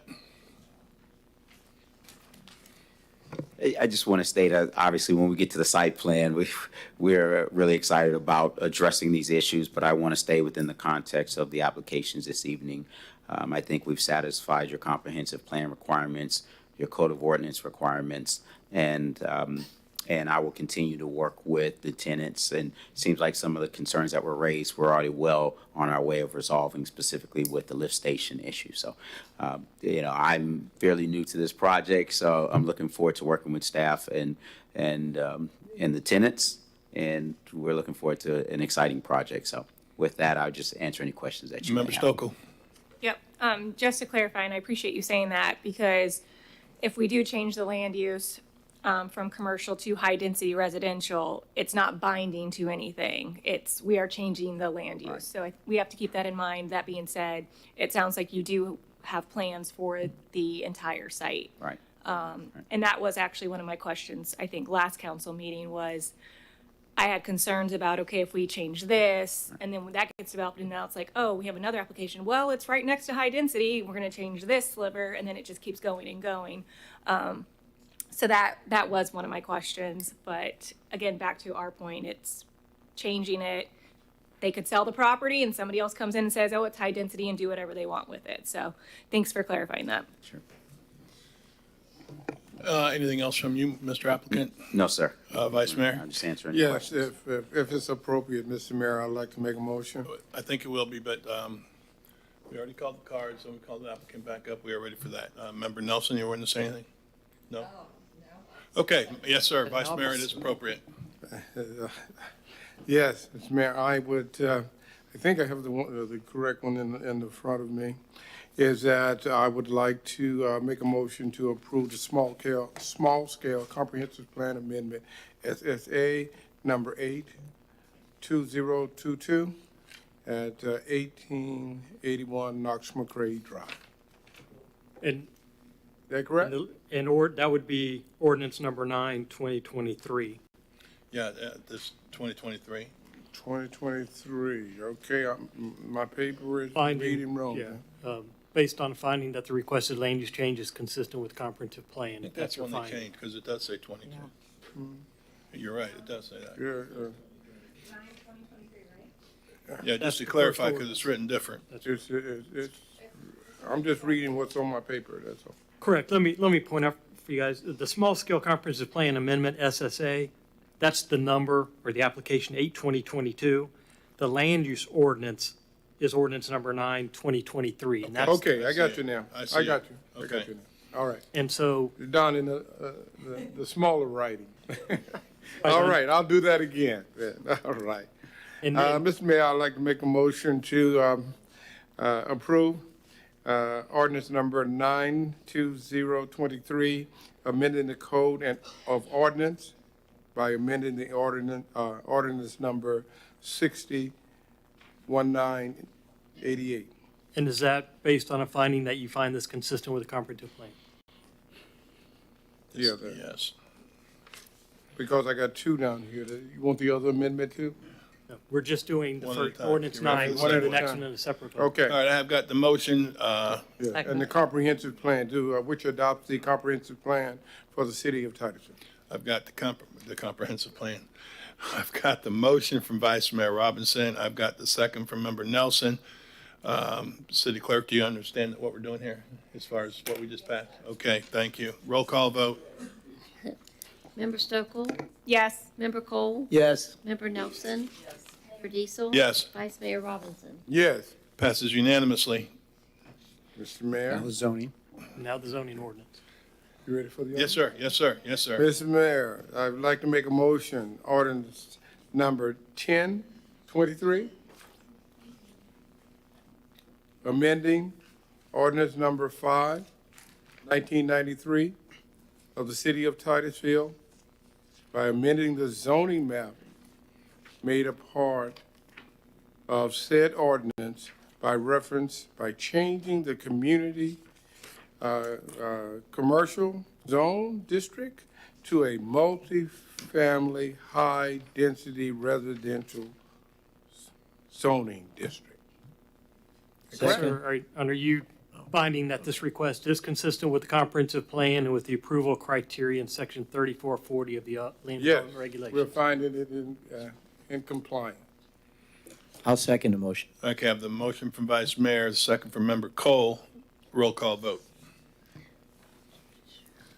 Member Cole? Yes. Member Nelson? Yes. Mayor Diesel? Yes. Vice Mayor Robinson? Yes, Member Stokel? Yes. Passes unanimously.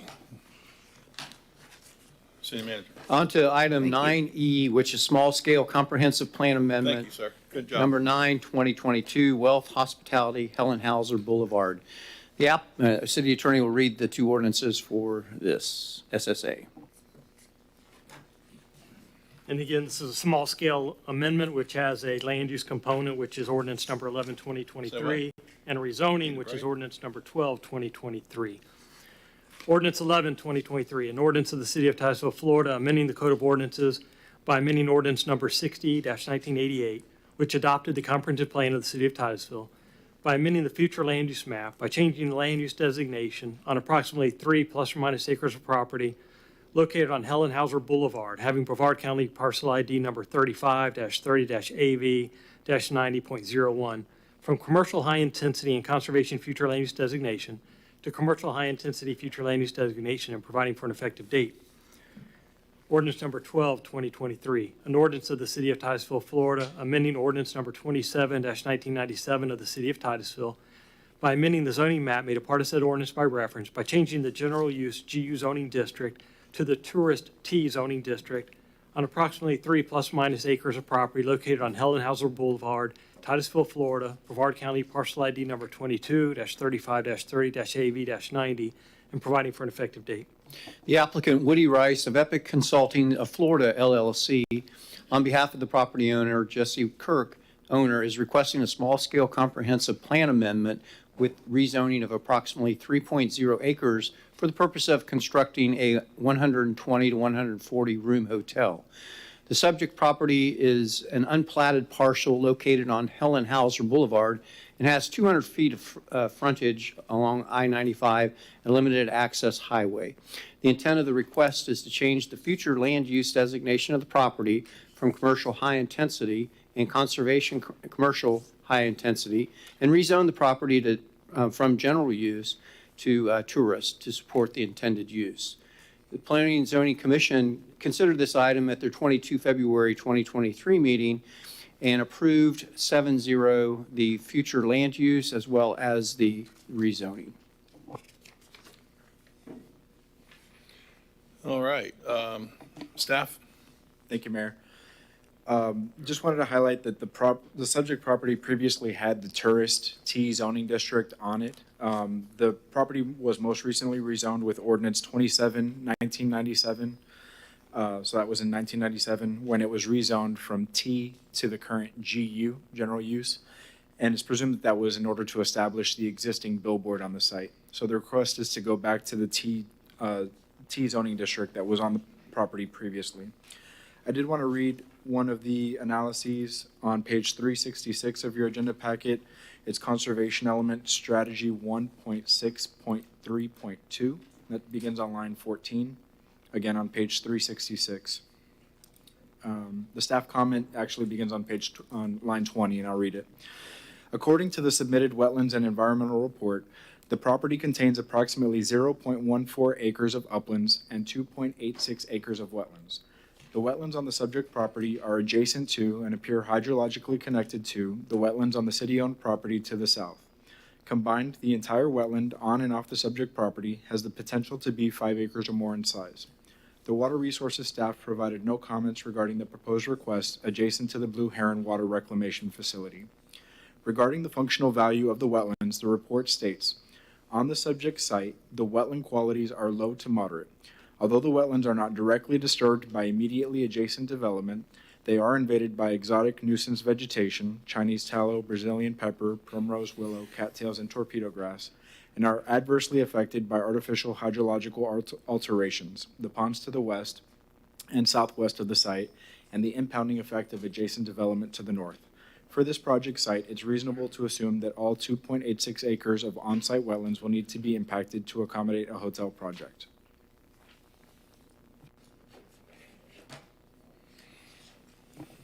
And last is the findings on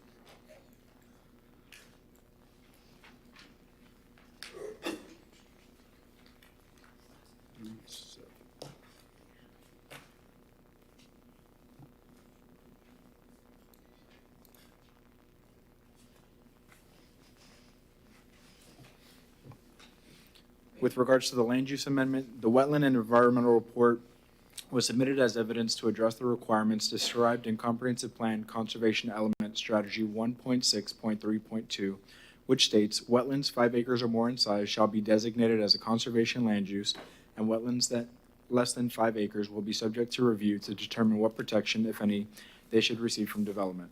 According to the Wetland and Environmental Report, the on-site wetlands are low to moderate condition. There may be secondary impacts to the adjacent wetlands, and that all proposed wetland impacts must clearly be demonstrated as unavoidable. Further, the report states that the mitigation bank credits are available to offset unavoidable wetland impacts on the site within the St. Johns River Basin. A portion of the subject property is currently designated as commercial high-intensity future land use. All other properties on Helen Hauser Boulevard have a future land use designation of commercial high-intensity. With regards to the rezoning, the tourist T zoning district is consistent with the proposed commercial high-intensity land use category. The proposed hotel, as illustrated in the concept plan, is consistent with the neighboring hotel and restaurant uses on Helen Hauser Boulevard. The subject property is contiguous to existing urban area, and city utilities are available to serve the site. Thank you. Anything else, staff? No. Council, any questions? Vice Mayor? Yeah, very good. It explains everything that we need to know. The only problem, the only issue is that we're giving, people shifting where they live, moving to Florida is changing Florida. And what I would like to know is that I know that there is no environmental effect that is anything going to affect that. But they ran tests, according to the paperwork, you got reports saying that this wetland is not a good wetland anymore, basically.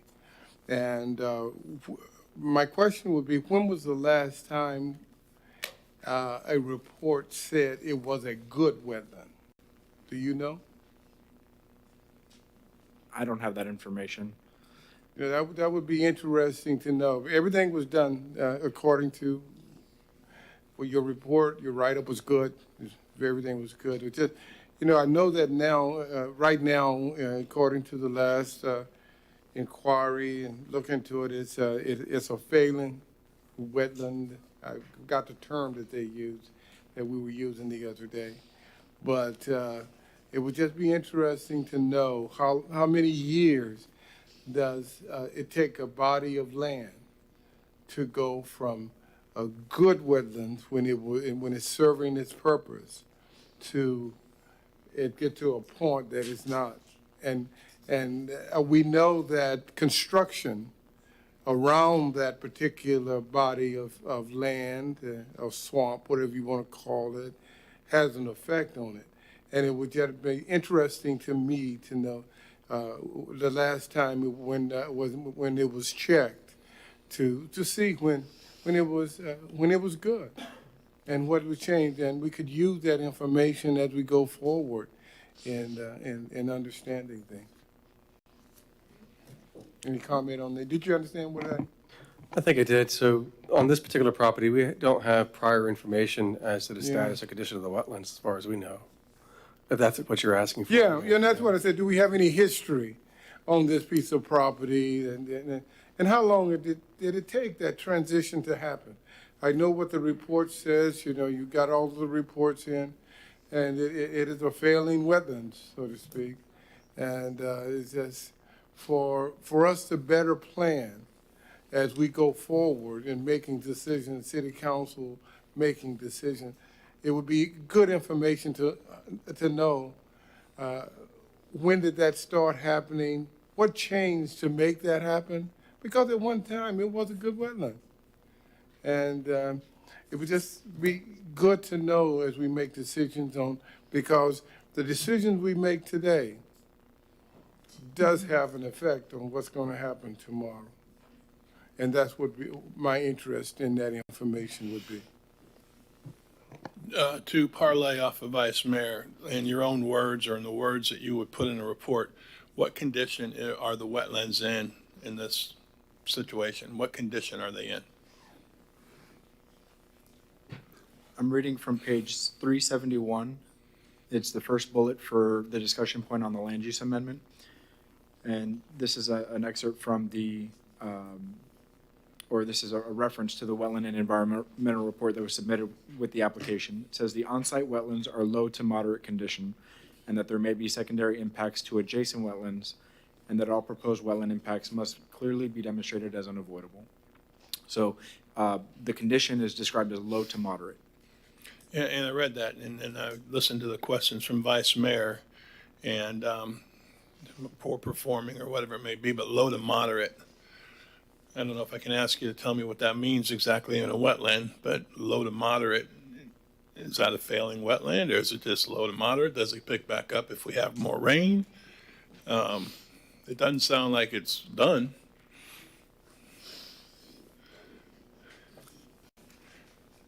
Probably want to ask the applicant more information about the condition of that wetland and the environmental report that they gave us. So what they did was they gave us an environmental report consistent with the requirement of the condition of the comprehensive plan. All right, Member Stokel. Yep. And I apologize. I had to use the restrooms if you already said some of this. I guess my question is along the lines of the vice mayor. I feel like, and we've talked about, we're growing, we've have a lot of development projects underway, and we've mentioned that we are running out of land to develop and are looking toward redevelopment. And then it seems like we were running out of land and now it's like, okay, let's start pushing into the wetlands now because we are running out of that. So when I'm looking at this and I'm on 376, just looking at the aerial view from 2022, hearing that the wetlands aren't good wetlands, and then part of me is wondering, are they not good wetlands because of the development right next to it that's made it that way? It is consistent with other hotels. I think we can all agree with that. It's not like we're putting something in there that's not compatible with other hotels. I think that fits. My concern is what is causing these wetlands to not be good wetlands if they aren't?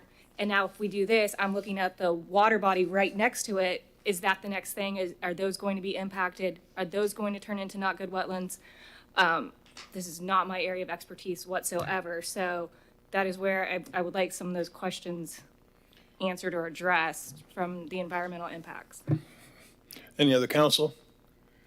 Let's call the applicant. Woody Rice?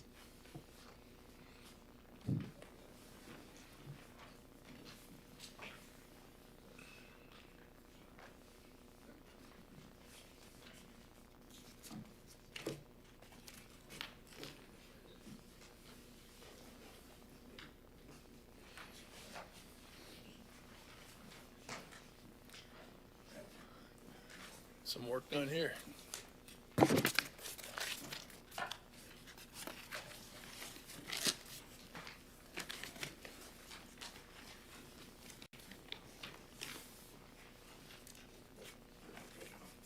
Good evening, y'all.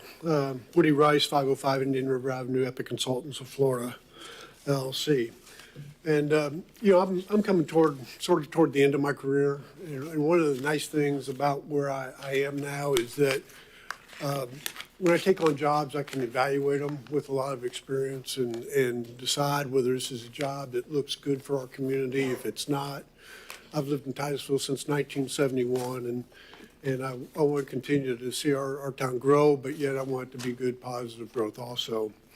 So one of the things I evaluated here is one, what's going on in the area, and it's obviously a commercial corridor with Helen Hauser, with hotels and Durangos and a few other things. But then I start looking at, all right, it is a wetland.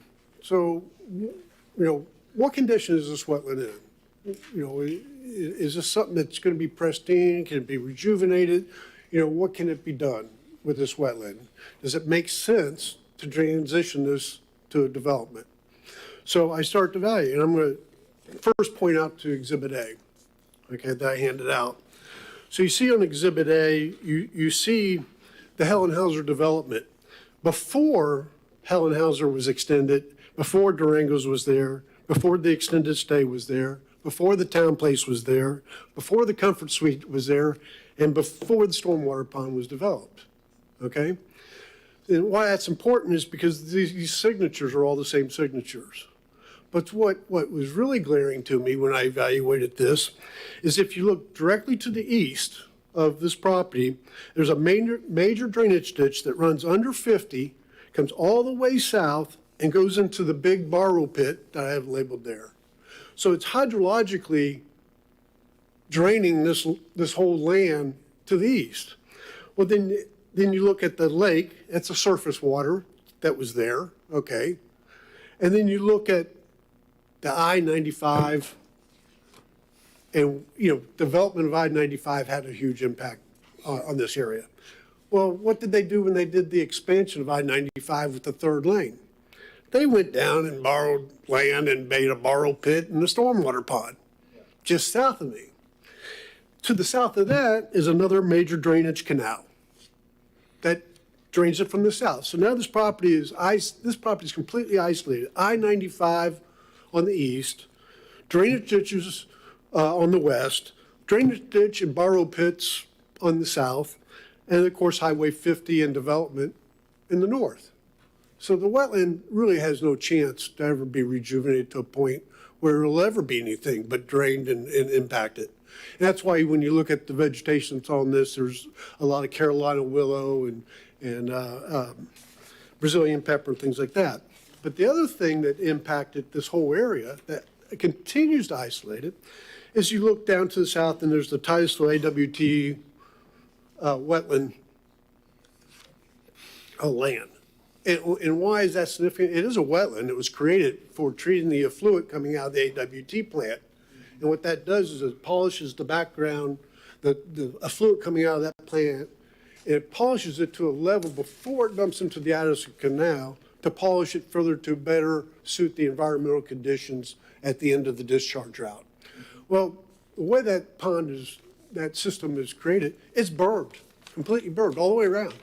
All 300 and don't quote me on this, I'm going by memory, I think it's like 340 acres or something like that, completely burned. So that means everything to the north and to the east is isolated from that. So the whole site is completely isolated. So now I'm going to turn to Exhibit B. Exhibit B takes us to the most current aerial that I could find. And you can see the signatures. You can see what has changed. You can see the 3 hotels that are there. Well, Comfort Suites is under construction right now. And you can see that, but everything is still. And this wetland just stands no chance. So then I started, all right, well, let's look at what happens with ownership. Who owns this land around this property? Well, what is the potential for development around this? So let's go to Exhibit C. Exhibit C shows that once you get past the health hospitality site, which is the site that we're talking about tonight, the city of Titusville owns all the land to the south pretty much, except for the state owns the DOT pond. You have private owners to the west, and then on 3 parcels, and then you have city of Titusville owners all the way up to Highway 50. So basically, this whole quadrant has been isolated by the city of Titusville also. So the city of Titusville controls the destiny of this whole quadrant. Okay, and no development will probably ever occur there. So this is the last parcel in a commercial corridor that's there that can be developed. It is partly conservation. It is also high intensity commercial with a T zoning. Actually, about when I did a takeoff on it, it's about 0.75 acres of it's already zoned proper. So we're talking about 2.25 acres thereabout of what I'm asking for tonight. So that's Exhibit C. And you think, all right, there's a comp plan. I think staff mentioned it, and it's comprehensive plan element 1.6.3.2, and it talks about, comprehensive land change for 5 acres or greater. Well, I don't have 5 acres. I have 3 acres of wetlands, okay? So I don't fall within that. And the reason why is because I don't think that you can evaluate my client's parcel on surrounding parcels. You have to evaluate a parcel on the merits of that parcel, okay? And if you look further, you think, well, if that comp plan amendment was read that the other way, well, how did the state of Florida make a DOT pond without violating the same comprehensive plan? How did the other one, the city of Titusville, build what they built without violating the comprehensive plan, if that was evaluated any other way? Okay, how were all these things done? Okay, I'm just saying, even Helen Hauser, if you look at Helen Hauser with the Durangos, the Comfort Suites, all those, if you looked at the signature prior to that development, how was that done? Okay, so it doesn't fit. And that's what PNC saw. PNC saw that you really can't evaluate this rezoning on a 3-acre site, just like I don't have the right as an engineer to go survey other people's property to prove there's a wetland on it. I evaluate the property that we have, and that's what we did. And I have my environmental scientist here tonight. He's going to speak to a little bit about the conditions of the wetland. But you can sort of see the impacts of development, the drainage ditches. And those drainage ditches that run through here and all that is part of the Titusville Fruit and Farmland way back when all that was done. This whole area was part of that. And a lot of these ditches were created, I think, probably because orange groves or what have you. But we could probably go back and look at old aerials through here and come up with a date of how long this wetland has been isolated. I think we could do that. So what I'm asking for tonight really is your support. I think it's a wetland issue. It's not really a commercial zoning issue where someone's upset about the zoning. You know, we had a community meeting. There was only 12 properties I had to invite to the community meeting. None of them showed up except for the owner of the property that owns this is selling it, okay? So, you know, I'm just trying to help Jessie through a difficult time in her life, losing her husband, and help her. There's 3 sites in town that I'm trying to help her through this time, and this is one of them. So we really appreciate your support. Do you have any questions? Member Nelson. I have questions, Woody. And I will say this, as I was reading through this, okay, sorry about that. I wear hearing aids, and they're not working real well, so sometimes I struggle. I can yell. One of the things I noticed in reading through this is what we're doing is we're giving $252,000 to the St. John's Water Management District to buy wetland. And the wetland isn't in Brevard County. So we're taking money out of our city and we're putting it in Volusia County and in Orange County. And to me, I talked to Woody about this, and I said, how can we change this? How do we change it? And what do we need to do? Because to me, if we take wetlands out of our city, we need to have wetlands put back in our city. So, Woody, tell me what your answer was. Okay. Well, there's a couple things. Andy Conklin's here. He's the environmental scientist, and he can sort of go through UNAM scores and mitigation and all that and how it sort of works. But part of the problem is that there's no recognized land I can set aside that would satisfy the Army Corps in St. John's in the city of Titusville. If we could come up with a bank or something that was in our outskirts where our citizens got the enjoyment of a wetland bank and got to walk through it and do things like that, I think every engineer and every developer in the city of Titusville would jump up and down for joy, because it would mean we had mitigation that we could use for our community, okay? But those take years to develop, those type of processes. So I think reaching out to these agencies, okay, and sort of picking our brain, but there's a lot to it, a lot of moving parts, and it's way beyond probably my scope of doing a mitigation bank. But if we don't start that process in our community, we will never have mitigation in the city of Titusville or in the surrounding area even. So I think we need to start that process, but it's going to take years to develop. That area in Christmas, that wetland in Christmas, is that part of a mitigation bank? Do you know? I'm sorry. There's an area in Christmas. Is that also part of a mitigation bank? The area that our mitigation that we're proposing, yeah, it more than likely, and I'll let Andy talk to that. He can speak a little bit more about the mitigation bank and what his recommendations are and why he's recommending those things. Okay. He's definitely the expert. And I know you and I talked because there's apparently a string of wetlands going through our city. I don't know. You may know. How many acres do we have? Well, what I recall, and why I recall this is because when I was on city council, we had to find a location for the AWT plant and do wetland mitigation. And there was a wetland through the center of town, and for lack of a better term, we called it the ABC wetland, okay? Because there was 3 parts. And they were all cut off from each other by roads. So we called it A, B, and C. That's how it got its name.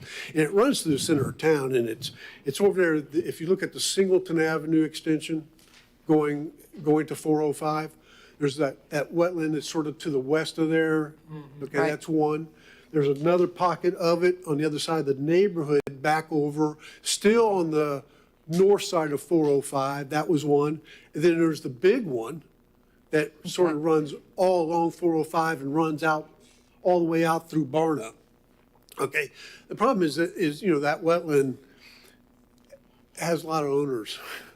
Okay, when you do a mitigation bank, you need to compile that, and you need to have it under one ownership, and then you need to evaluate it, and you have to go through approvals and permitting with Army Corps and all that. But is that a possibility? It may be. I think it's worth exploring.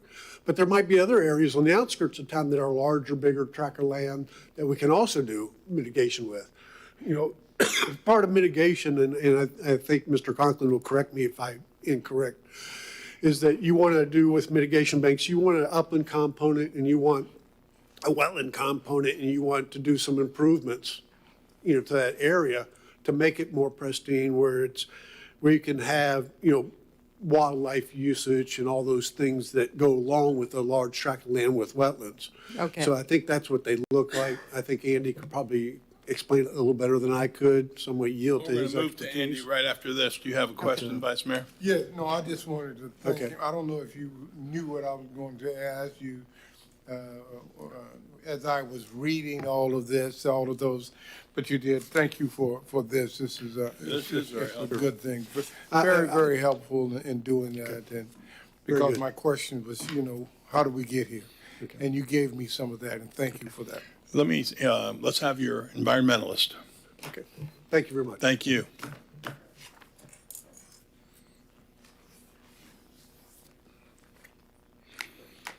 Good evening. My name is Andy Conklin. I'm president of Andrew Conklin Environmental Services. I have been involved with this project or this property since 2018. My personal history doesn't go any further back than that. So I can't personally attest to the condition of the wetlands prior to that. But one of the reports that I put together for this wetland was called for this property was called a Phase 1 Environmental Site Assessment. And one of the components of doing that is you look at 50 years worth or more, as many years worth of historical aerial photos as you can get your hands on. In Brevard County, we have historical aerial photos that go back to 1943. When I looked up the 1943 aerial, and I'm going back as far as I can give you a visual reference for, the image is that of a featureless plain that is divided into a grid work of about 10-acre parcels or chunks. Looks like fencing, no trees, low maintained herbaceous vegetation. It looks like cattle range. The whole area looks like cattle range. And over time, that began to get studded with more palm trees. The big changes came, and I'm wanting to try to shed some light on your question as much as I can. The big changes began around 1968 when I-95 went in on one side, on the east side of this property, and then a couple of years later, around 1972, a large, what looks like a borrow pit was dug on the west side of this property and extended all the way up to, what is that, Route 50. And the only uplands on this site, as a matter of fact, are a result of the spoil that was excavated out of that borrow pit and left in a pile. So around, I would say, to try to go back and answer your question from earlier, when was the last time this was a good wetland? I would say probably 1967, because that was the last time that it was in a state that hadn't been used for a while as cattle range, but hadn't yet been disturbed by flanking construction and filling, dredging, et cetera. And so what we see over the course of time, and you all know the story, and Woody covered it very well, is a sequential fragmentation of the environment around this parcel, to the point where when I came to look at it first in 2018, even then I described it as, at best, moderately functional. And that's why I think I first used the term low to moderate. Right. Let me interject here a second. You're coming across to me like perhaps, is this an expert witness? Are we looking at him as an expert witness? Because if we are, we need to clarify and certify that he is. Or I'm just trying to get his role right now. Explain who you are and who you're with. I am an environmental consultant. I've been providing consulting services in East Central Florida since for about 27 years now. And I've looked at thousands of wetlands in the area, all over Brevard County, north and southwest. Had my work reviewed by St. Johns River Water Management District, by DEP, by the U.S. Army Corps of Engineers. And my value as a consultant, it is highly determined by the extent to which I can accurately predict what areas qualify as wetlands in the eyes of the regulatory agencies, and how the quality and function of those wetlands. Because the quality and function translates into a mitigation plan. And if I don't know what I'm doing and I get all my numbers wrong, then my clients are shocked when the agencies come in and say, "Oh no, you're out to lunch. Here's what the numbers really ought to be." Okay, hold on to that. City Attorney, help guide me here. Am I wrong that he coming across as an expert witness, or do we need to classify him as that, or what would his role be? Well, certainly the applicant can ask or tender him and ask him to be qualified as an expert to render expert opinions. If not, he will just testify to facts, and you will give the evidence based on the facts. If he wants to be considered an expert, you would weigh his experience, his training, and he could ask to be considered an expert and then render expert opinions. Okay. But I haven't heard that he asked to be qualified. We'll just move forward with the information and see where you want to go from there. All right. All right, you go. Andy is my expert witness when it comes to environmental. He does all my work because of his credentials, because of his experience, and because, he does a great job, and he is respected by all the agencies. Well, and that's why because there is a little bit of a format here, and that's why I was asking, because I know you introduced him as your environmentalist, and then I'm listening to him, I said, well, is he like the expert witness? And if he is, then we need to certify him as such, or he's not, correct? If he is asking to be certified, that's not a question you typically, the applicant, if they want to offer an expert witness, they certainly can offer him as an expert. You would listen to his credentials, his training, his experience, his schooling, and ask him what field he would like to be determined to be an expert in. And then you could vote to grant him expert status, and so he could render expert opinions in the field that he is deemed to be an expert. And if we don't vote that, he can still give us the information. He can still testify to facts like everybody else, and you would take that evidence and weigh it based on the factual evidence he presents. As an expert, he would render expert opinions for your consideration. You give it the weight you feel it Council deserves. input, thought on that? Just I don't think it's needed. He didn't ask for it. I think we'll hear him. We'll call cards. I feel like it's pretty good. And the only reason I say that is this isn't going to be 100% everybody agrees. So are we listening to a guy that's a good friend and we just getting a good opinion, or are we getting an expert take? I'm looking at it as evidence, I guess, just because it's land use and then the zoning. To me, I'm hearing evidence. I hear his qualifications. It's good evidence. Okay. Yeah. Well, I'm asking you to consider him my expert witness when it comes to environmental issues on this site. No, That's fair. that's where I was going. I think that, quite honestly, I think what he intended to call him up as my environmentalist, who said, you know what, this is my expert. Yeah. And I think I needed to clarify that. So Say again? I'm taking that as he's saying that's his expert, but we don't have to like vote on him being the expert, but Woody testifying that he is his expert. Woody is asking you Now he's saying he's an to expert deem witness, him and we an have to expert certify in that that or field. not. So you would Yeah. listen to his knowledge, experience. I didn't hear a request. You just said he's my expert witness. He said he's Are his you expert asking witness, him but to not, be he didn't an ask, I want you guys to certify him as an expert witness. He was just saying, I'm asking them to qualify him as the expert witness when it comes to environmental issues for the That's site that's exactly in what I front of you thought. tonight. That's exactly what I thought you intended. So Vice Mayor, what do you think about that? Because that's what we got to do now. So Yes, that's- you know, that's, what little I know and what little I'm reading, he's doing well for me to answer my question that I had came up with, and I make the motion to. Wait, I get some other lights here. Remember Nelson? I was going to ask about his educational background because that's something he skipped. And then I was going to make the same motion. So, I have a bachelor's degree in biology from Judson University, in Elgin, Illinois, and 27 years of experience working as a environmental consultant in East Central Florida. okay. Okay, Vice Mayor, you were going to make a motion. Yes, I make the motion to accept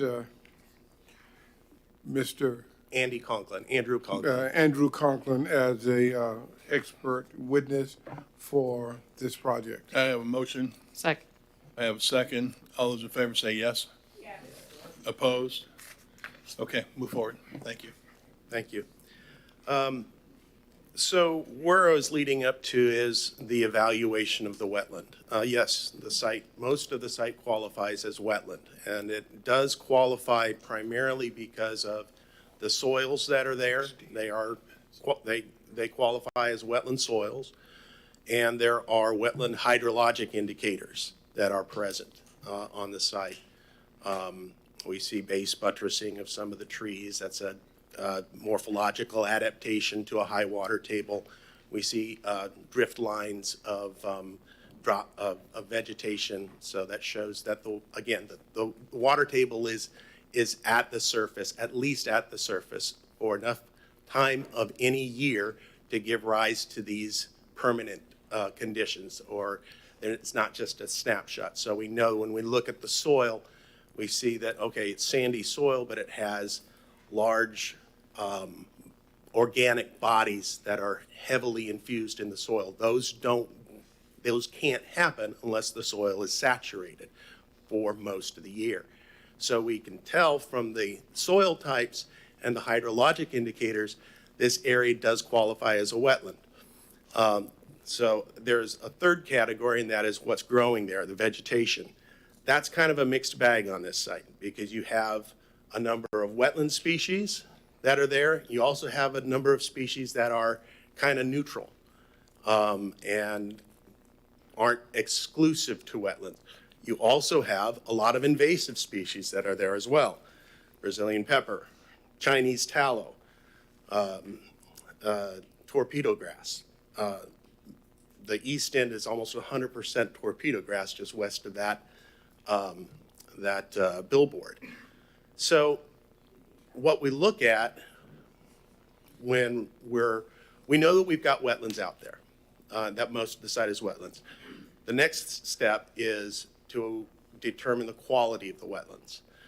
And when I look at the quality, I use the methodology that's used by the St. John's and DEP.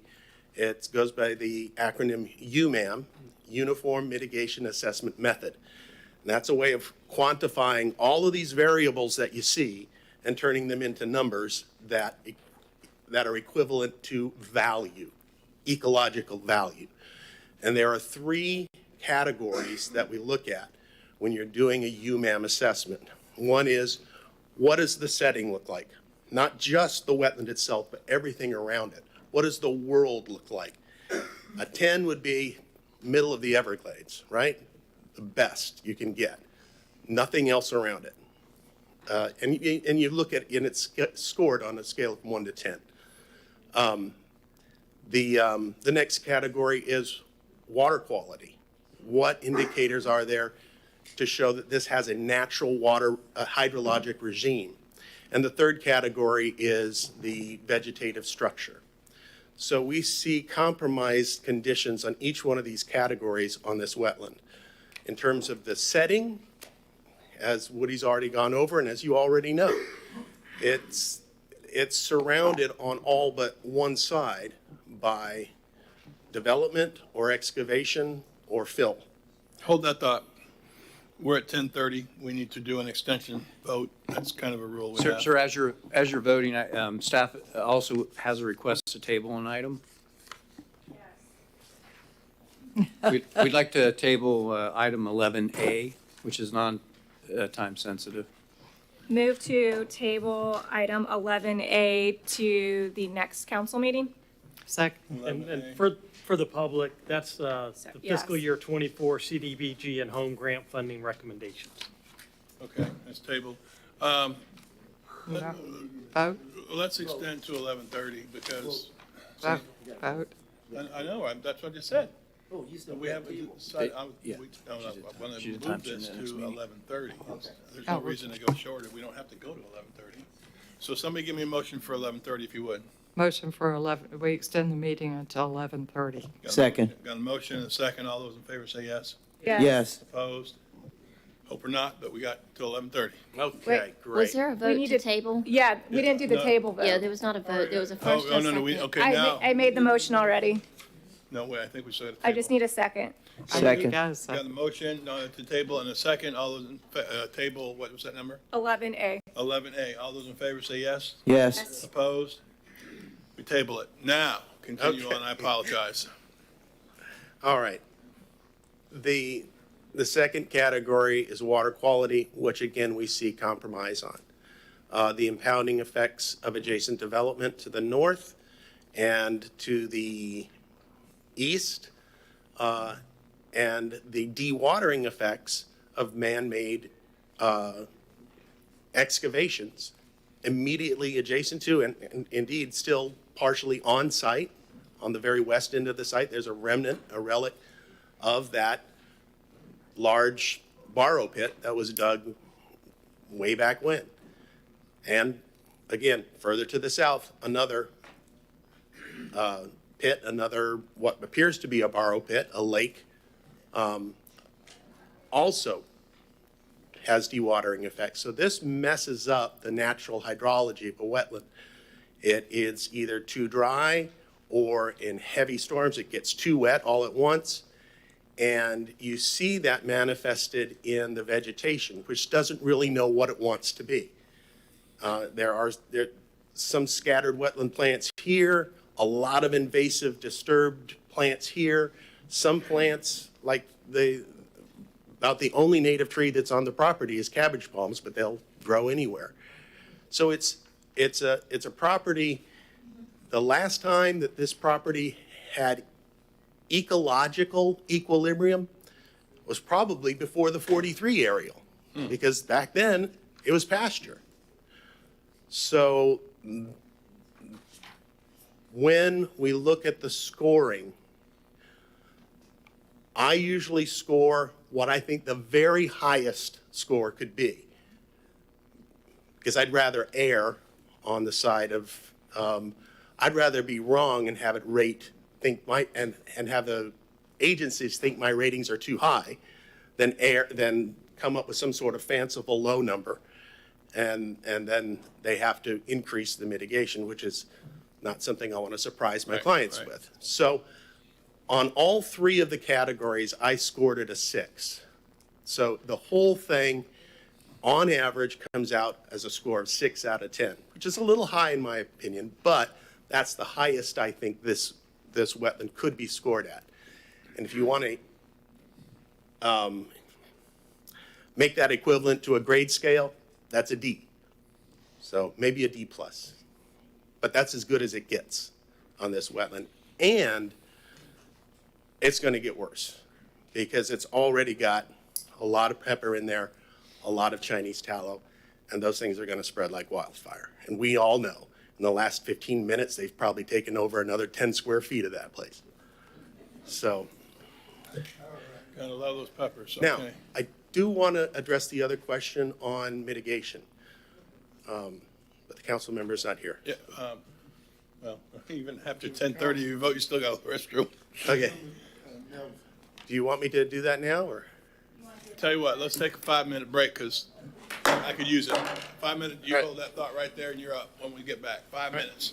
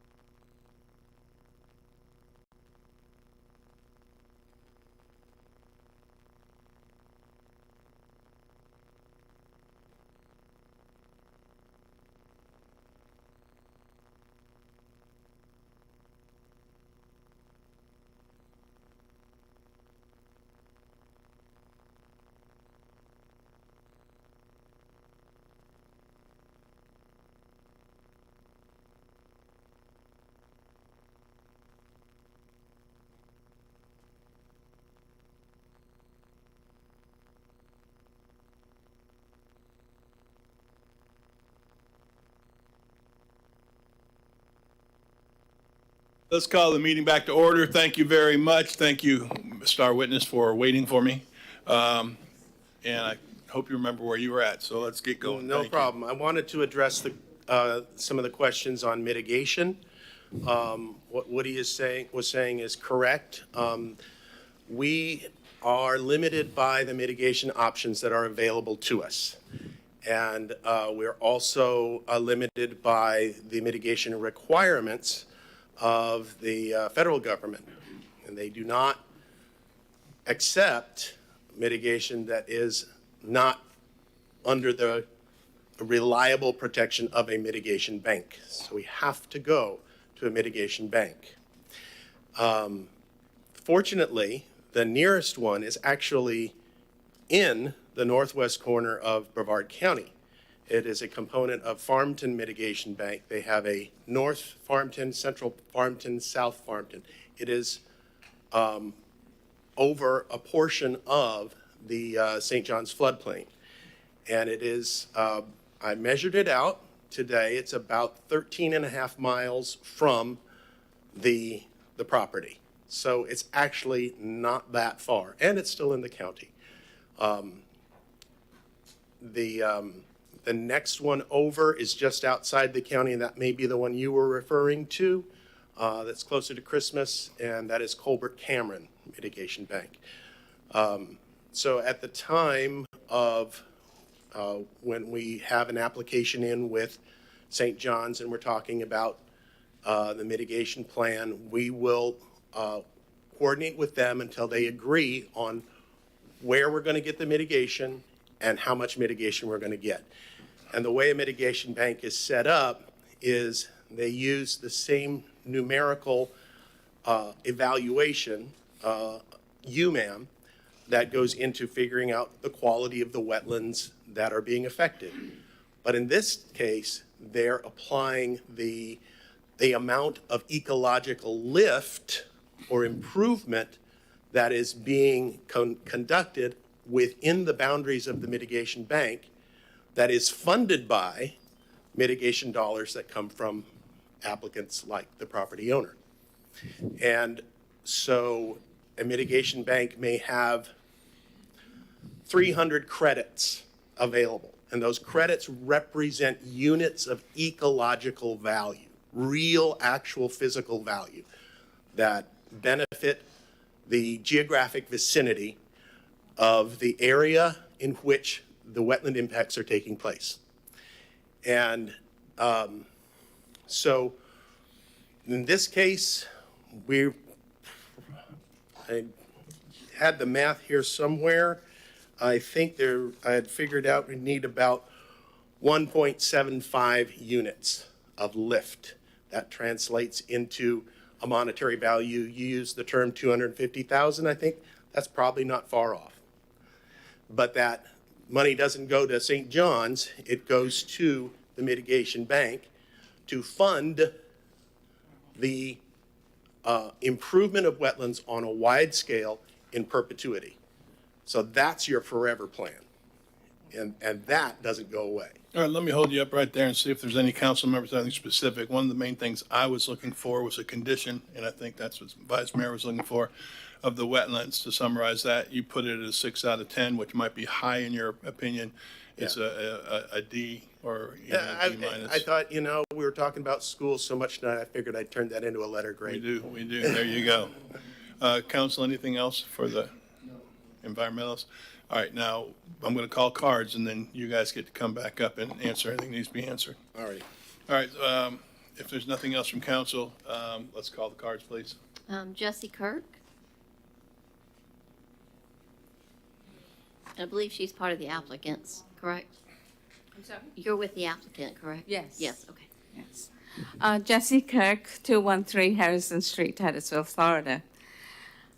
Well, the property in question, I happen to own the property in question. And at this point, I am actually very much involved in completing all the contracts that my late husband, Bob Kirk, entered into, and this being one of them. Okay. This was a contract that he signed with the current buyer in May of 2021.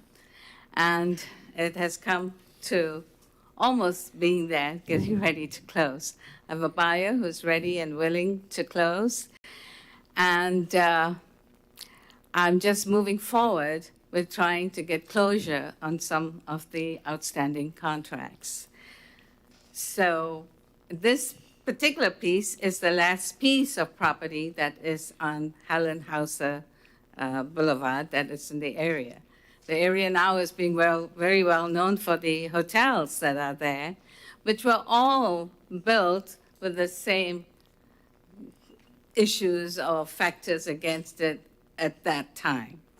So all I'm asking, this is a personal request, a personal slant, but I just wanted to ask that you would give it a consideration for this property so we can close on it. And I thank you for the long hours and for your patience and all of our patience with it too. So thank you. And you've heard from Mr. Rice as well as Mr. Conklin on all the details about mitigation and wetlands. So my take is very different from that. So thank you again. Thank you. Appreciate it. Next, no questions. Next card, please. William, the last name's Alcoca. Okay. William Alcock, 10 South Court, Indialantic, Florida. I ran into Woody earlier. He was discussing this project with me, and it's something that I'm familiar with as a developer in the area, has done development throughout Brevard County and several developments here in Titusville recently. And what he was describing to me was something that we deal with quite often. I'm familiar with Woody. I'm familiar with Andy and their work. They're very qualified at what they do. And this appears to be something that we deal with on a regular basis, is that sometimes these wetlands have very little value overall, and they've been impacted by surrounding development and whatnot. And the one thing that Andy was talking about is the vegetative changes. Those are going to continue and probably get worse as time goes on. That's my experience. And I think they've made a very good presentation. I think you should consider that for approval. Thank you. Any questions? I see none. Thank you. Next card. Chico Patel.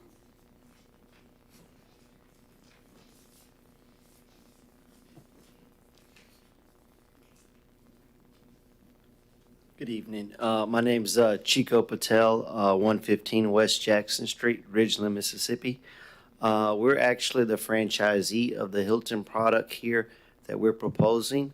When we had a search of our team and underwriting, we found that Titusville only has one Hilton product, which is a Hampton Inn on the north side of where our proposed project is. So we're proposing a 115 to 120 room Hilton product. We're paying $400 a night right now tonight at the Courtyard. So there is a demand for a Hilton product here. We feel like with the corporate world that's seen at the Hyatt Place and the Courtyard, that there is a demand for a Hilton new product here. Yeah, any questions? I see none. Thank you. Next card. Maureen Roop.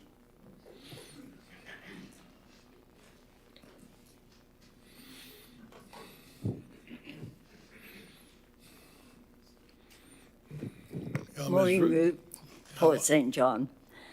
I'm always concerned when comprehensive plans are going to be changed, because the definition of a comprehensive plan is an ordered process that determines goals and aspirations of community development, a master plan, a vision for the future, a basis for future decisions on regulation for the building environment. And I have a couple of questions. According to the Titusville Comprehensive Plan, 5 acres or more of wetland should be designated as conservation land. with no more than one home built on the total of 5 acres. The parcel in question is 3.2 acres, with 2.8 acres being wetlands with high probability of being connected to other wetlands outside the 3.2 acre parcel. The comprehensive plan is based on size of the wetland, while the planning regulations are based on the size of the parcel being developed. Based on the applicant's reasoning that the approval should be based on his parcel size, not wetlands outside of his property, could you or anyone take a 5-acre parcel and divide it into 5 1-acre parcels and would be able to build 5 homes based on the interpretation of the city's comprehensive plan? Has there been examples of this done in the past in Titusville? Can the comprehensive plan be overturned? How many times has this happened? And mitigation does not make sense to me, never has. We ruin our environment in the city, county, to benefit those in another county, and we're just, and for how long? It's not in perpetuity. And when comp plans can be changed so easily. Thank you. Thank you, Mr. Root. Next card. Mary Spar.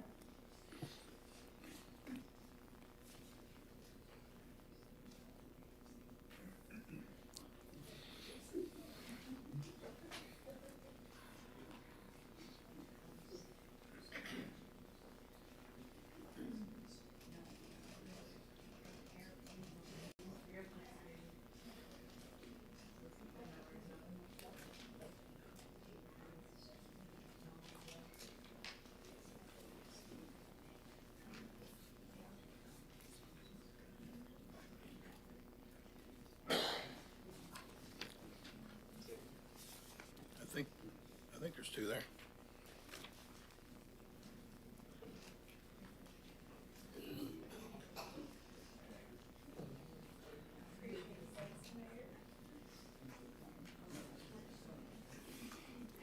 Good evening. My name is Mary Spar. Hi, Mary. And I am speaking for Sierra Club tonight. The applicant is asking to have the areas on his property that are currently designated as conservation land use changed to commercial high intensity. But in order to make this land use change, he needs to show that it is consistent with comprehensive plan. And I'm not seeing how the project will comply with Conservation Element Strategy 1.6.3.2, which is the heart, the very heart of the conservation element policies. This strategy, which dates back to 1990, protects wetlands 5 acres or more in size in a different way than it does wetlands less than 5 acres. And you have a paper, strategy 1.6.3.2 says, at a minimum, wetlands 5 acres or more in size shall be designated as conservation land use. And wetlands less than 5 acres will be subject to review based on functional value criteria. So, as the state said in a 2010 legal document, which I have with me, quote, the city's current approach is to establish a distinction between the types of wetlands based on their size. All wetlands 5 acres or greater are assigned a conservation designation, and wetlands less than 5 acres are subject to review. End of quote. For example, review such as the quality of the wetland. So Maybe the applicant thinks that just because his property is only around 3 acres, he can't possibly have a wetland 5 acres or more in size. And he might not have that 3 acre wetland on his property, but it is, his wetland appears to continue onto the adjacent property to the south, and all in all, be over 5 acres in size. In fact, staff said in their report, which Eddie read, quote, "The wetlands on the subject property are adjacent to and appear hydrologically connected to the wetlands on the city-owned property to the south. Combined, the entire wetland on and off the subject property has a potential to be 5 acres or more in size." End of quote. Minute? Please. Yes? Please, yes. Wait, yes up here? Yes. Yes. Go. Now, if you look at strategy 1.6.3.2, you'll see that wetlands less than 5 acres will be subject to a functional values review. But if the wetlands is at least 5 acres, a functional value assessment is not needed. In fact, the only thing that matters is the size of the wetland. It's either 5 acres or it's not. If the on-site and off-site portion of the wetland is 5 acres or greater, I believe you have your answer. Changing the existing conservation land use to commercial high intensity is not in compliance with the city's comp plan, and you should recommend denial. Conservation land use has certain allowed uses, such as 1 residential dwelling unit per 5 acres, and conservation land use also has conditional uses and a provision to protect property rights. The applicant is stuck with those provisions, assuming that the on-site and off-site acreage of the wetland is 5 acres or more. Thank you. That's the question. Next card, please. Sandra Klinger. This is the one you were going to talk at. Wrong number. Hey, I do it all the time. Sandra Klinger, 2680 Bobcat Trail. I honestly did not plan on speaking to this item until I saw its implications for my project in our area. When you look at the parcel subdivision size, we would end up with a wetland acreage less than 5 acres. And if the city is now going to start interpreting its policy the way this project applicant is asking you to interpret it, to ignore the actual wetland itself, which is counter to the whole basis of how the city's wetland protection policies were adopted. It is completely counter to that. The city its main goal was to look first at a minimum, as the comprehensive plan says, wetlands 5 acres or more, and let's get those under the conservation land use, let's get that baseline of protection in place. Now, we're having discussions about, well, really, let's just look at the project boundary size. That's ridiculous. That is how you destroy a wetland. That's how you kill a wetland, death by 1,000 cuts. And that's how this particular wetland has already been impaired. If you had $100 in your wallet and you dropped 40 out, would you still feel okay because you had 60? Is it still a substantial amount of money you have? This wetland has been described by their consultant as still functioning as a 6 out of 10, which means it is providing functional values. It is not a dead wetland. It is not a non-functioning wetland. It is a wetland that has been impaired by bad land use decisions in the past. That does not mean you continue this going forward. This wetland has encroachment from exotic species. That happens when you don't sufficiently protect the wetland itself. You don't provide sufficient upland buffer around the wetland to prevent those incursions of invasive exotic species. So, if you approve this, you just push that impact further onto your own property to the south, because now you're going to allow this project to be developed. Yes, the wetland goes away. What is buffering the wetland south of it? Nothing now. This development is there. So you just keep chipping away at the wetlands in the city and all of the functional values they provide. So I ask you to support your comprehensive plan, follow the letter of your comprehensive plan, You have plenty of information in your staff report. You have the National Wetlands Inventory maps that show wetlands. You have soils map that show wetlands. You have vegetation cover map that show wetlands. You know the wetlands extend beyond the property boundary, and it is easily more than 5 acres. So please do not allow this to go forward and undermine many years of commitment to wetland protection in the city of Titusville. Thank you. Thank you. Next card, please. Michael Myjack. Say again, I'm sorry.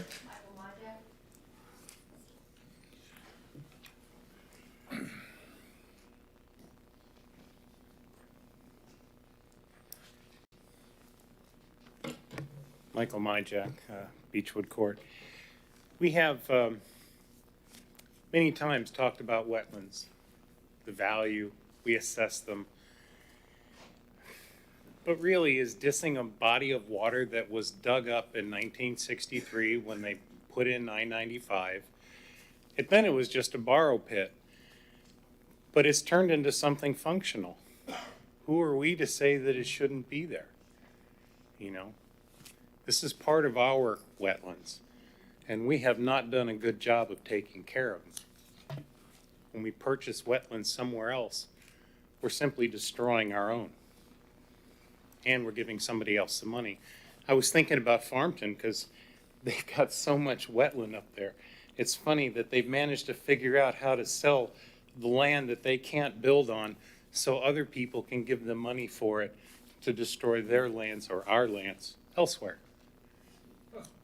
You know, we just keep nibbling away at it, just like Sandra said. A death by 1,000 cuts. Same with the lagoon. When are we going to stop, and when are we going to start thinking big, really big? NOAA has just, well, there's $4 billion that was just released in Biden's plan for coastal restoration. We have a coastal problem in the Indian River Lagoon. We have a stormwater problem. Nobody wants to admit it, but we do. That's why the lagoon's in the shape it's in. But if we took the wetlands, the forested wetlands through the city, and we put those to use for our stormwater, instead of putting it in the lagoon, we're now putting it in the aquifer. You want more people. More people mean we need more water to drink. By not putting that water in the lagoon, you allow the clams and the oysters to start to come back. The current salinity at 20 parts per thousand is not enough to sustain the oysters that or clams that we're trying to grow. It's not enough. Less than that is not enough for seagrass to come back. We're poisoning the lagoon with excess fresh water. Don't even consider the nutrients and the loading. Just the fresh water alone is too much for the lagoon. What do you want this place to look like in 50 years? We should go after that money, and we should buy up our forested wetlands, and we should put them to work for us to save the lagoon and save our water resources. Thank you. Thank you, Mike. Next card, please. Lorelei Thompson.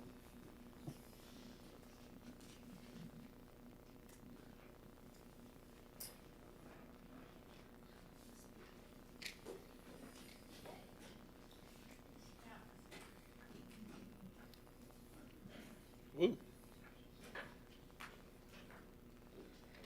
She's down there.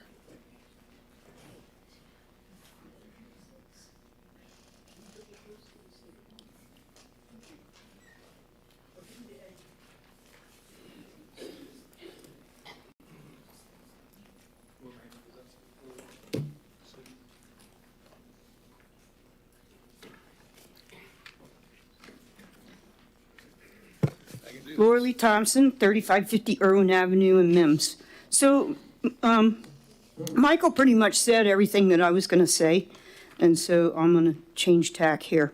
You know, other than saying that the proposed mitigation arrangement sets a horrible precedent, and we have an opportunity now to establish a different precedent and begin the process of acquiring the high-quality wetland properties that are within our city. We should not be having to be forced to give $250,000 to the Miami Corporation. We should be able to take that $250,000 and start buying the wetlands that are in the middle of our city. That $250,000 would buy a lot more than 3 acres or a 1.5 credits or whatever you get at a mitigation bank.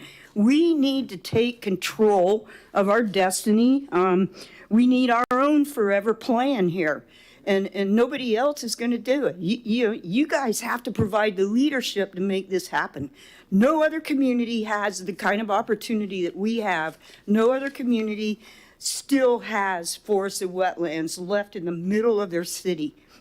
And as Michael said, 20 parts per thousand, that's the threshold for where you can get seagrass and clams and oysters to grow. So at Max Brewer Bridge, during the wintertime, when like now, you're running a salinity of 23 to 25 parts per thousand.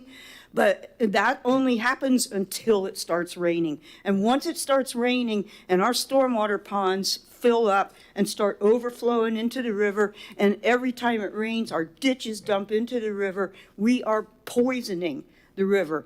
And the salinity drops down to 15 parts per thousand, and then it kind of fluctuates, you know, up and down around 20 parts per thousand.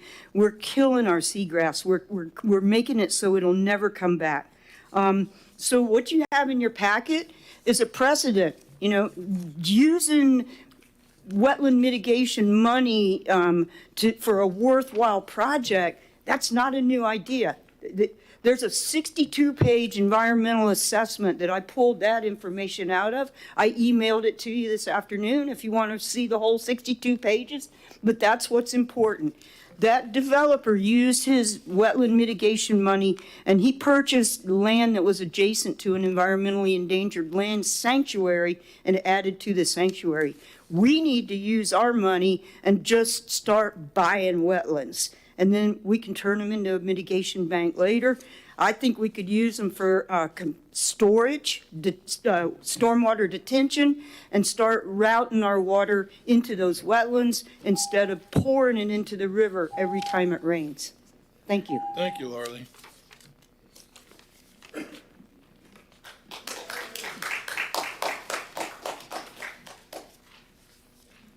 Next card. Last card is Dan Johnston. Stan, why do you always get to be last?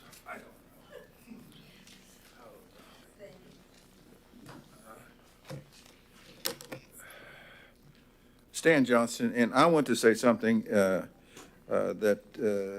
has been on my, it's on my calling card, it's on my, almost all of my correspondences. It says, and let me read this at the bottom of the correspondence. It says, Stan Johnson, PE 23316, a professional civil engineer since 1976, an expert witness in my area of expertise, and advocate of reasonable, fair, and truthful government. Then it says at the bottom, it says, all readers, please send to me your comments and my errors to me at gwendolaj1@aol.com. I'm reading this to you because I thought that I had been acclaimed by the city of Titusville as an expert witness. I didn't go in through anything that what your the expert witness here as a voting and so forth, but I do want to be considered an expert witness because I thought I've always have been. So what do? I'm asking you to vote on me. You voted on that guy. Let's talk about that at lunch. Yeah. No, I'm okay, serious. all right. I'm I'm an expert. I'm trying to, okay. Let's just hold on that, Okay, because first of all, somebody would have to present you as an expert witness for their cause. I'm presenting myself. I always had. I think that people come up. Let's talk about that. Okay. I'm serious. All right. It's okay. All right. It says, by the way, it says a little humility here. It says on my part, examples of laws repeatedly violated by the city of Titusville. This is on my. It says number 1, water flows downhill. 2, dams, weirs require compensatory storage. 3, floodways outside of city limits require maintenance. 4, numbered AE 100-year flood zones require calculations. That is, what I'm talking about is, what I gave you is examples of laws repeatedly violated by the city of Titusville. And regarding this project, none of these apply. None of these laws apply that I'm promoting here. And so what I'm saying is that I'm giving you a little bit of humility here, is that I do not have this expertise that this other fellow's talking about. I'm admitting that to you. And I don't have the expertise to tell you that to refuse this project. When Mary and Sandy were talking, they were talking about some things which is that really is out of my area. So I'm not disagreeing with them, but I'm not against this project. I think that Woody presented it well, and the other fellow presented it well, and so I'm not against it, and I especially like what Mrs. Thompson has to say. So that was very good. So I don't know if you all believe that I'm humble, but I was trying to say I'm a little bit humble. That was good. Okay. Thank you. Thank you. Next card? All right. First of all, council, got anything you want to share? And then we're going to go back to the, nobody. Okay, back to the applicant, obviously, to fill us in on the card. Rebuttal. Well, first of all, legally, how can you evaluate my property, my client's property, based on other people's property? Okay. And all I know is I have 3 acres of wetlands. Okay. I don't know how far they extend off this site. And legally, I don't have the right to go flag other people's wetlands to determine that. So you're evaluating on something that I can't do. And I think you need to let this property stand on its own merits and make a judgment. P&Z got that. They're a tough group. I had a 7-0 vote at P&Z. They got that. They understood that. That was the underlying principle of why they voted the way they did. I'm just asking you guys to do the same thing tonight. With regard to what Laura Lee said, I agree with a lot of what she says. I think we need to step up as a community. We need to start mitigating I think she's referring to the ABC wetland that I mentioned earlier, because that seems like the prime site to me too, okay? And can it be done? I think if the community has the willpower and the drive to do it, I know Laura Lee would dedicate her time to do it. I would dedicate my time to help. I have no problem in doing that, because I think it would be a win-win for our community. So I do think we need to start that process. Unfortunately, that process doesn't help us tonight, what's in front of you. So I think that's important. If you look at the exhibits I gave, you see how impact this is. And if I'm wrong on the comp plan, with the way I read it, because I don't have 5 acres, okay? The DOT was wrong, the city of Titusville was wrong, West 50 Plaza was wrong. All of them were wrong because they all impacted the same footprints, okay? So I can't believe that over a course of years, all those things would have made the same issue and gotten by this body with the same issue. So I'm just asking you to find us in compliance with the comp plan, like P&Z did with the 7-0 vote, okay? I'm asking for your support. This is, the one thing, if you look at Exhibit C, this is not going anywhere. This is the end. This is the last parcel at the end of Allen Hauser. The city of Titusville controls everything to the south of that, so it can't extend anymore. This is it. Okay, so there's no one coming behind me trying to extend Allen Hauser and impact whatever they might have on their land. I don't know what they have on their land because I legally didn't go out and flag wetlands on other people's property. So I appreciate your support. If you have any questions of me or my expert, I'd be happy to try to answer them for you tonight. Council, any questions? I see none, but stay tuned. Member Nelson? I do have a question of Eddie. No, not Woody, Eddie. I'm sorry. Staff. Eddie, staff. Member for staff. Yeah. Sorry, my hearing aids aren't working. I need to go back. Get some batteries. You need batteries. Eddie, and I guess this is I look at these wetlands and I see the wetlands going downhill, the functionality going downhill. Am I right? Am I wrong? I don't see them all of a sudden getting better. Well, the evidence that was presented is a snapshot of the current state, the current functionality of the wetlands. It's not a trend over time, so I couldn't say that they're getting worse or better. Maybe the applicant could speak to, since he has more experience with this site, could explain that. But based on the environmental report on page 416 of tonight's agenda, the status of it currently is described as low to moderate. Okay. The other question I had is, and your comment was the wetlands on the subject property are adjacent to and appear hydraulically connected to the wetlands on the city-owned property. Do we know that, or is that? No, ma'am, we don't know that. So the environmental report that was provided lets us know that the subject property has 2.86 acres of wetlands on site. Okay. The description of it appearing to be hydrologically connected is based on an aerial image, just looking at the vegetation from up above, and that's not a ground truth assessment of wetlands on or off of the site. Okay. Thank you. Could I also just add real quick that unrelated to the wetlands question for this application, the application did also include a concept plan.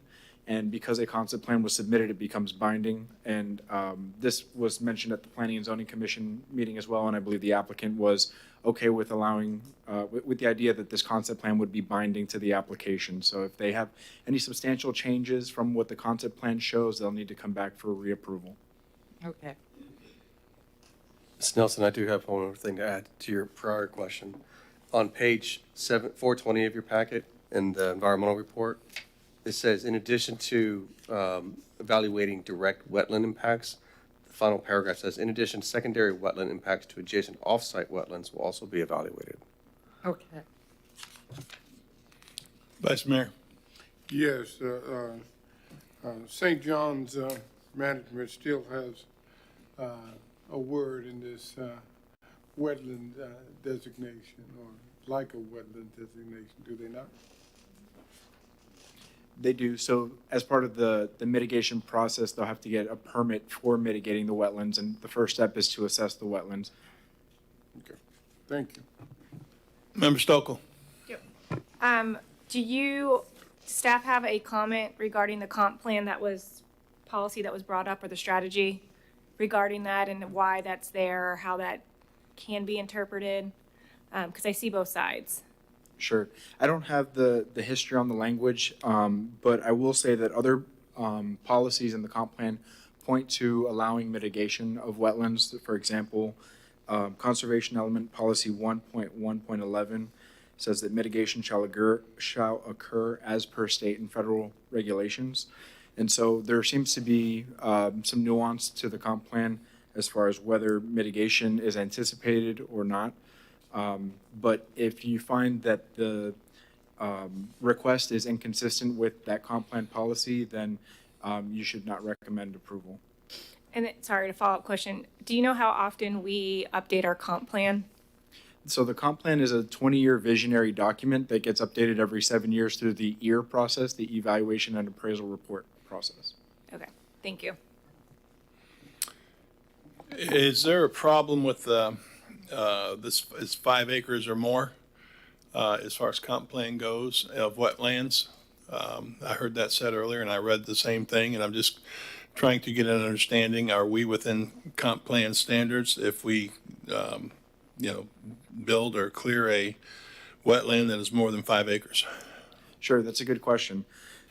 So based on the evidence that's provided tonight, we know based on the wetland survey that there's a 2.86 acre wetland on the site.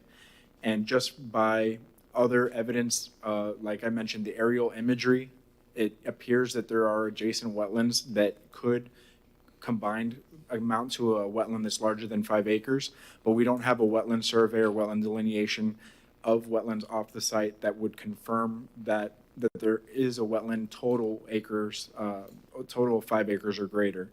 Again, the comp plan also mentions mitigation, And so it's not clear if again, I'll just say that if you feel that this wetland, the evidence provided tonight is in conflict with the comp plan, then that would support a recommendation of denial. That's kind of what I'm asking you by your aerial view and what you just said. Is it in the 5 acre range that would put it in conflict with the comp plan? I don't believe I can answer that based on the evidence that I have. I don't have a wetland survey saying for sure. A lot of times there are aerial images that appear to be wetlands that are not. It's not, you can't tell for sure whether there is a wetland just based on aerial imagery. So that's just a point of guidance for the council, but we don't have a definite answer as to whether there is a wetland greater than 5 acres. That throws some gray area at me. So, Member Nelson? so the question is, if we were to approve it and St. John's came along and said, there's 5 acres here, that would impact their permitting. No, ma'am, I don't believe so. So what the Water Management District is looking at is what impacts are being proposed on the site. And also, like Brad mentioned, that are there any secondary impacts? So secondary impacts, typically sometimes the Water Management District will require that you mitigate not just for the area that's being physically disturbed, but also a 15-foot wide slope or buffer to protect from development and light and other impacts that the development may not be physically damaging the wetland, but just because it's nearby a wetland could, or stormwater runoff is another good example, where having a 15-foot buffer width reduces secondary impacts. So the Water Management District is not going to review the comp plan and make sure that they are not impacting a wetland greater than 5 acres. If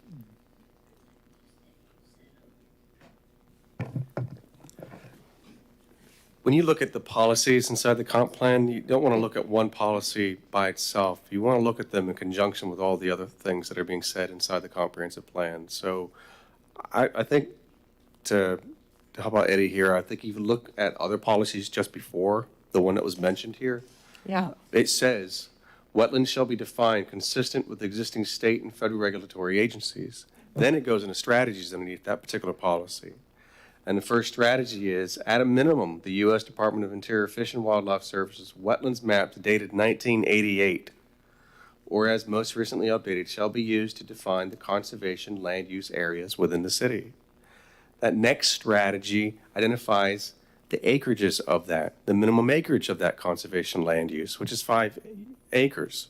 Okay. And that's consistent. I mean, we even know, too, that you can't even put a house on in conservation land use unless it's 5 acres. Right. So I think, and then you look further down in that same paragraph, which was mentioned to you earlier, it talks about wetlands that are less than. But also further down in other policies, it talks about how you evaluate the impacts and functional value of wetlands. So I think it's a policy decision or interpretation by council to decide how, in this particular case, this property is 3 acres. They have wetlands that are on there that are just less than 3 acres on this particular property. Can you evaluate the wetland impact, or should it be in the conservation land use per this policy you stay here if you're just looking at that particular policy? Or if you look at the rest of the policies and the option to evaluate it for its functional value, can you look at it as just on that parcel? But you don't have information about the adjacent properties. Yeah. You don't have anything to really say hard and fast that, yes, it's adjacent to another wetland, a total 5 acres or not. So I'm not sure what you can use to say that it must remain in conservation. Now, that's a determination of it. You have to make the decision based on the information here. This is quasi judicial, which means we have to base it on facts. We don't just get to say, well, this is what we think. We've been told over and over in quasi judicial, it's a juror. I'm sorry, sir. We have to go with the facts, not, well, you guys kind of got to figure this out. I mean, is it or isn't it? Your first decision, though, is a land use. Which still needs to be based on evidence, but it's not quasi judicial, but you need to find it's consistent with the comprehensive plan. But that is legislative. Your zoning will be your second vote. Yeah, well, ultimately, we got a second vote that's quasi. That doesn't change anything I just said. So, all right, we'll sit there. Member Nelson? Oh, sorry. Okay, so we've got to, at this point, we've got to vote on the land use, the legislative. First is the land use ordinance. So I need a motion.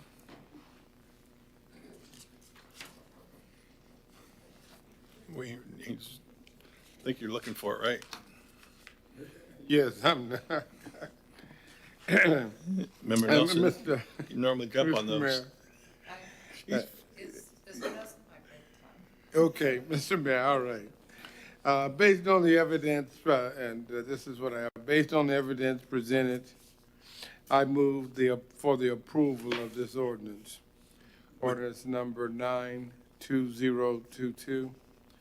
I Finding. believe it's 11. I'm sorry, it's 11. It's ordinance 11-2023.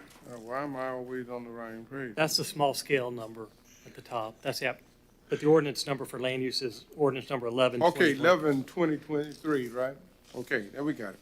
Ordinance number, we got it. Ordinance number, I got it marked. Number 11/2023, finding that the requested land use change is consistent to the best of our knowledge with the evidence that's presented, our comprehensive plan.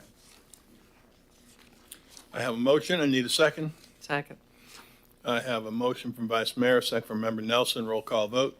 Member Nelson? Yes. Mayor Diesel? Yes. Vice Mayor Robinson? Yes. Member Stokel? Yes. Member Cole? Yes. Passes unanimously. Now we move to the next one.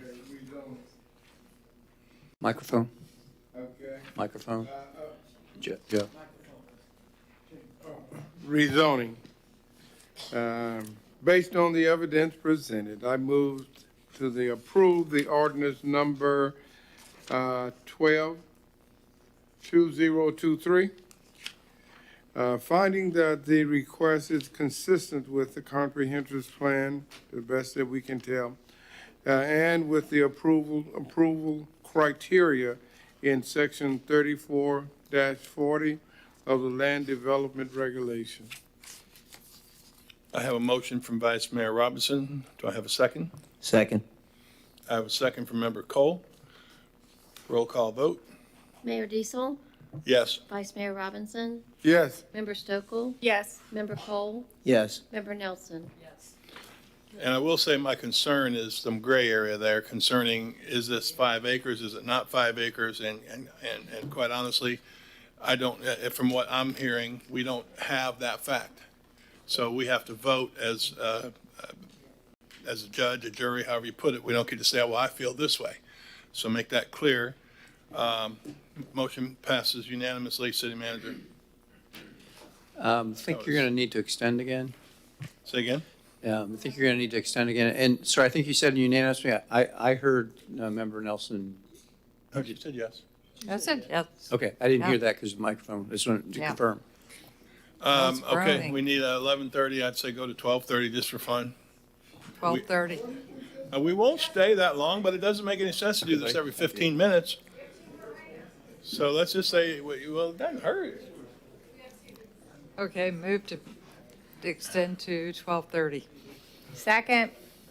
I have a motion and a second. All those in favor say yes. Yes. Opposed? All right, we go, hopefully not to 12:30, but that's where we're at.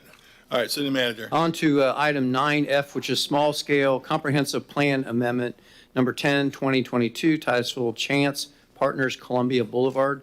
City Attorney will read the two ordinances, which are 13, 2023, and 14, 2023.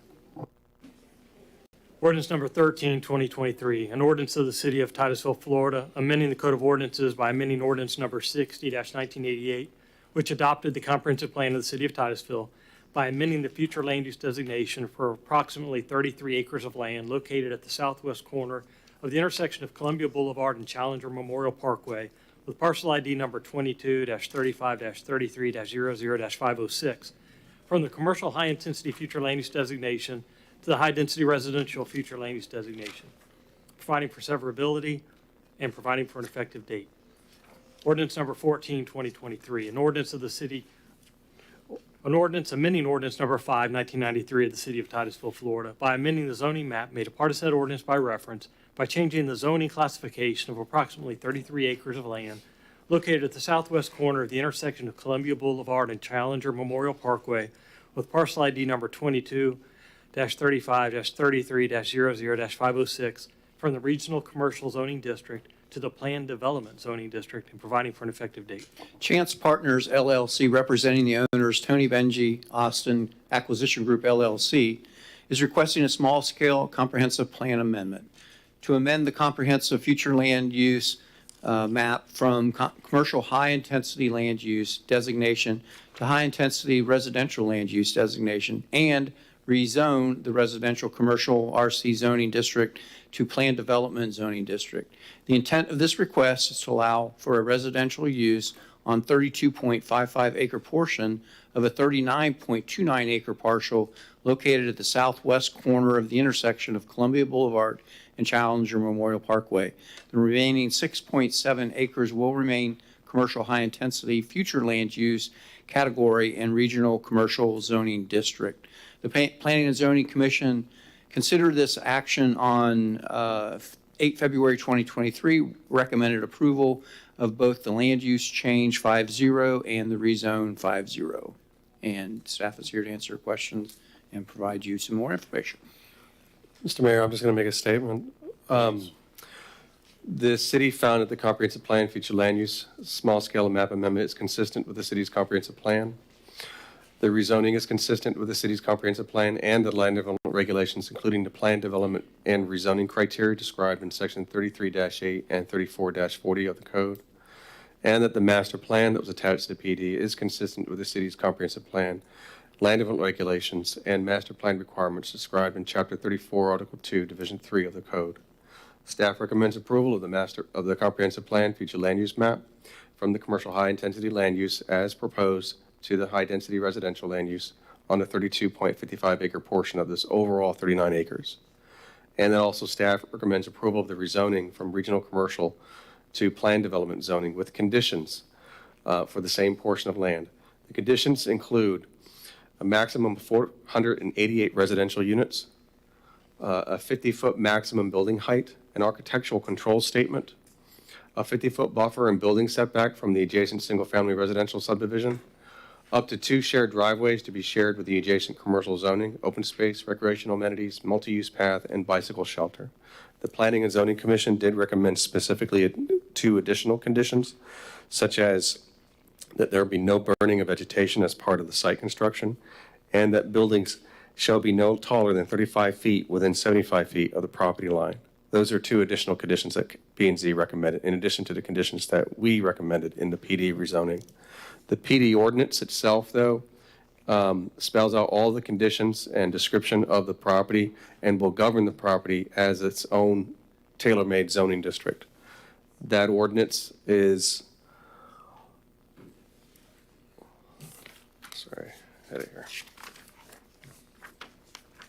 that ordinance starts on page 463 of your packet.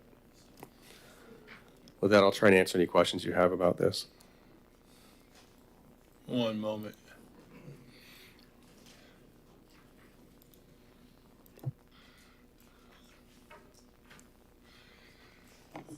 Okay, Member Stokel. Yep. Brad, were there any questions or concerns regarding that it's, it looks like it's backing up to R1B, I want to say, for compatibility and consistency with the surrounding area? There's actually a condition on the property right now in its current zoning of regional commercial that requires a 75-foot buffer and setback. The applicant is proposing a building setback of 50 feet and then a 75-foot setback for any structures that would be more than 75 feet or 35 feet tall, taller than that, I believe. The reason why it's a little less than what was originally currently governing on the property is because the original condition was imposed on the property when it was originally zoned industrial and then later zoned commercial. The same condition applied, but now this is multifamily against single family We didn't have any objection to what they're proposing as far as a 50-foot setback for buildings. And then that P&Z's recommendation for that 75-foot distance for anything taller than 35 feet. We didn't see any issue with that. Yeah, and that's a kind of when we were talking about, again, going back to vision and the need for multifamily, I do feel like that would be a perfect road for multifamily to be versus us trying to see it going into subdivisions and areas, more of one of those main corridor areas. So, okay, thank you. If you look on page 468, that's the master plan. It shows the layout of everything, including the secondary exhibit, which is the open space plan. Thank you, sir. Anything else from council? The applicant, please.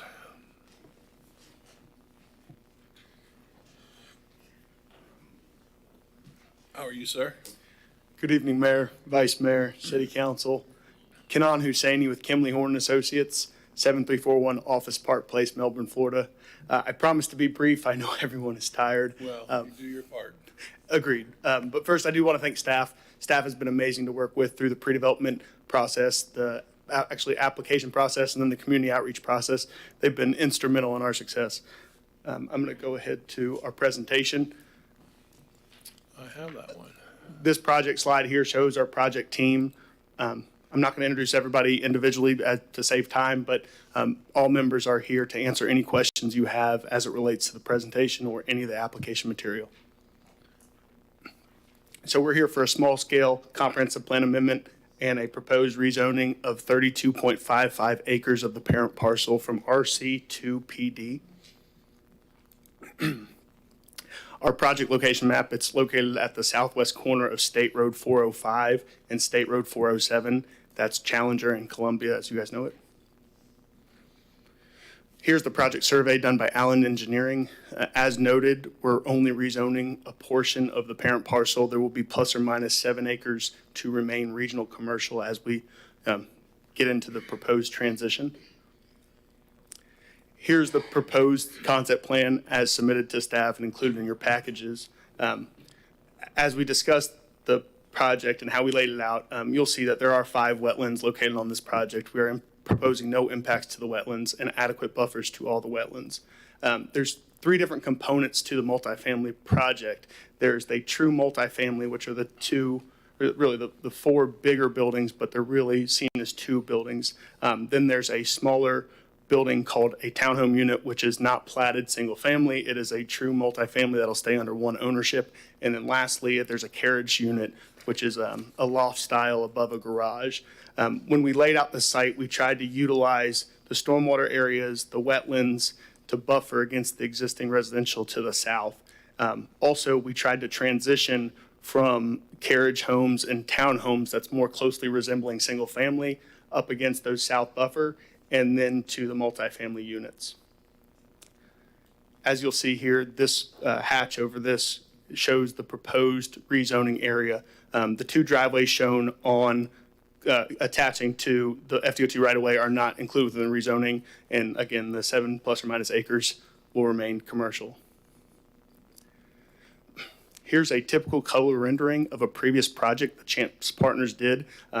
This is just representative of the project quality. As staff indicated, we provide an exhibit showing how we're going to meet the required recreational open space exhibit. It's shown in the blue hatch on the screen. The open space programming that our client is proposing is a dog park, walking trails, benches and picnic areas. They have a bike share program that is available to all residents at no cost. They're custom bikes that are, you reserve them via an app and then you can check them out for the day or however long. An amenity center, a resort style pool area is seen here, linear park is seen here, and then exercise stations throughout the linear park. Perimeter buffering. Our survey and landscape architecture team worked diligently to identify all perimeter street trees to meet the required 10% tree canopy preservation area required by city code. These green areas here show the tree canopy areas with a strong intention to keep the trees, the mature landscaping up against the residences to the south. When we met with them, that was one of their biggest concerns, was making sure that we preserved as much mature landscaping up against their properties as we could. Also, you will see the carriage homes there. They're in the south side of the property, kind of centered, again, trying to use those as a buffering element to transition from single-family to single-family style uses to then true multifamily, then to commercial. Our community outreach, we held it at the Titusville Garden Club. Plus or minus 25 residents came out. I don't know if there's anyone here today from that group, but they're a really fun group to work with. A lot of positive back and forth. Listed some comments here that we talked about.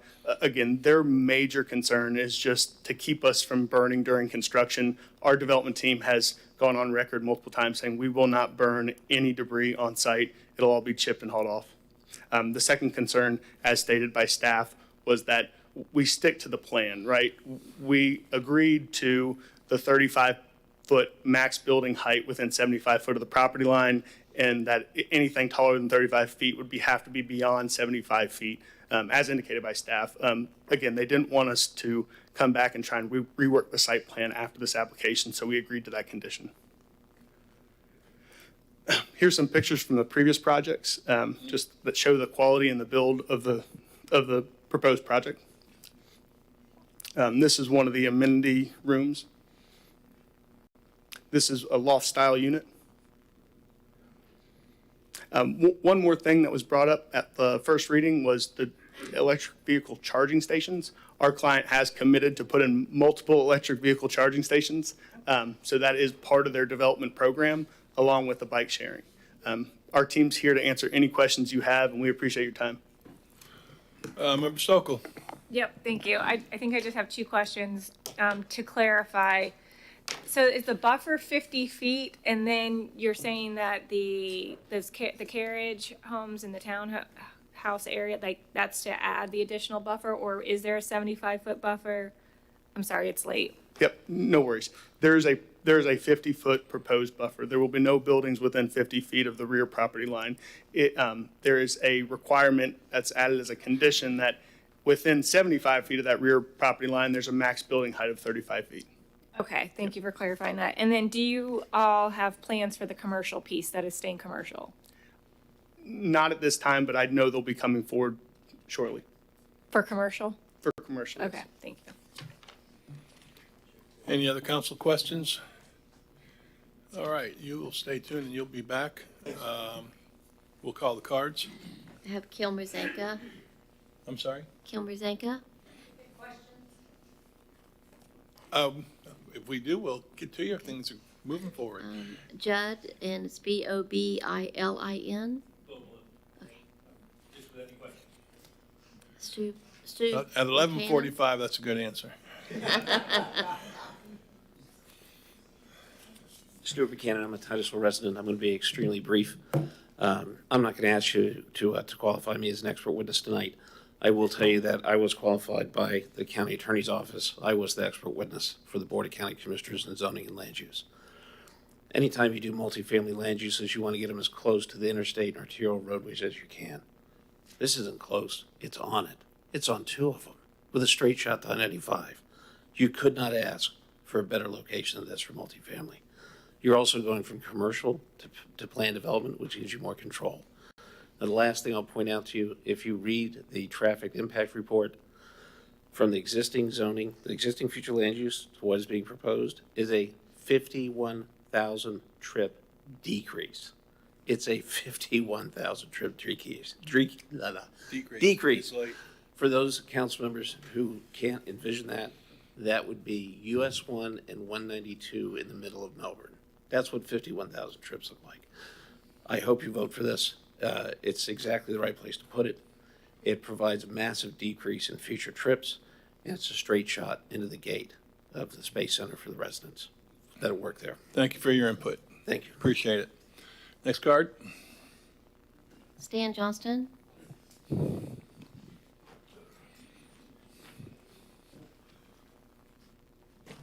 Stan Johnston, professional engineer. And again, I'm an expert witness. Expert witness. on this, I have some concerns about this project, actually a lot of projects, because as what I'm seeing is there's a number of investors and developers that are claiming, and I believe they're claiming correctly, that they're getting ripped off by the city of Titusville. I haven't heard it once or twice. I've heard it many times. I don't think you're listening. So, for example, one thing that I asked you to return my telephone calls is the secret sewer moratorium at the south end of town. Now, how in the world did the city of Titusville, and this relates to what's going on. We have developers here that are going, is that how in the world the city of Titusville has had a secret sewer moratorium that they don't tell investors and so forth about? I can't believe this. And I asked Mr. Our city manager to comment on it. No response. I called up the acting director of water resources, and I said, hello, Mr. Jansen, this is Stan Johnson. I'd like to talk to you about this sewer moratorium. Click, bam, he just hung up right quick. And he certainly wouldn't respond to my call. So I want you to understand is we've got a problem in the city. Stop the clock. I want to know if you're for or against this particular project. I'll tell you. And I want you to stay on that project. Start the clock. Okay. So the city is doing a number of things that I question about big time on these development projects. And one of the things, well, not one of the, is the capacities of our sewer and water treatment capacities. Because what happened at this last hurricane is that I understand is the sewer plant was way overloaded from the infiltration. It was just pouring out everywhere. In fact, in Baker's subdivision, Stop the clock.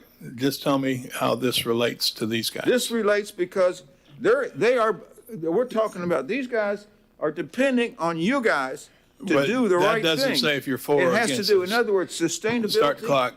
Are you going to have sewer and water availability to this project? You keep saying this, but right now we got a sewer moratorium. We got a sewage treatment plant that's overflooded. We've been struggling with water, getting enough water for years. In fact, is what the strange thing that happened is that we got water towers that were taken down. I can't believe it. We had a director of water resources that said, we need these water towers. We need them. We're desperately in need of them. And then we're going to expand all of our system, and yet we're taking the water towers down? I cannot get explanations for this kind of stuff. I don't know what you guys are doing, and here I am an expert on this. Thank you. And you don't want to talk to me about these things. So. Well, what I'd like you to do is talk about the topic that you signed up to talk about. I'm not against this project. There, you did it. All right. Next card. Sadie Neal.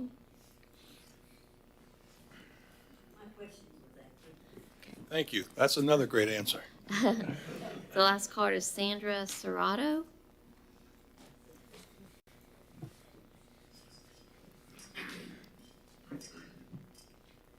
I almost feel like I got to apologize. It's okay for you to come and speak. It's pretty short. My name's Sandra Serrato. I'm at 6330 Whispering Lane, which is adjacent to the south of this property. I really don't have a issue with this, the way they've got it set up. However, I was at Planning and Zoning a couple weeks ago, and I asked about the carriage houses, which is one of the buildings that will be backing up to my property. And I was told that it was a garage with a one-story unit on the top. When I was looking at the pictures that he was zipping through there, it appears to be a two-story unit on the top of the garage. Can you clarify? That spiral staircase that I saw? Hold on. When he comes back up, he'll clarify, because he comes back up to end this. Okay, that's pretty much all I had. I just had a question on that. Oh, one other thing. When they do the final site plan, do we get notified as to how it exactly is going to be laid out? Because right now, I guess it's not mandatory like the other group had. No, there's no additional hearing outside of this. So when they submit a site plan, it's an administrative review, unless there's a variance or something else. Does it become public record? Of course, yeah, all of that's public So record. It would be accessible? Yes, ma'am. Thank you. Next card. Thank you very much. Counsel? Applicant, never mind, Member Stokel. So just to clarify that then, so the plan that we have on 468, is that a binding plan? Are they held to that? Just to kind of help the residents out to know what to expect if they're not notified of the site plan? The PD zoning ordinance with the conditions that are described in there, with the exhibit attached to it, which is the master plan, those two sheets here, 468 and 469, will govern the property. Okay. Now, the conditions in the ordinance do allow some flexibility of moving buildings around and moving parking around, and to work with us as far as preserving many large trees as possible. So the layout you see here might not be the exact layout they give us that site plan. Does it allow for the flexibility for those carriage homes to move elsewhere and then the higher density to be right behind those, like where she lives, for It's instance? possible, but that 75-foot setback for anything more than 35 feet tall would control. So if they do decide to move a large building close to the rear setback property would be line. increased 25 more That's feet. correct. But, okay. All right, any other counsel? All right, Mr. Applicant, come on back up.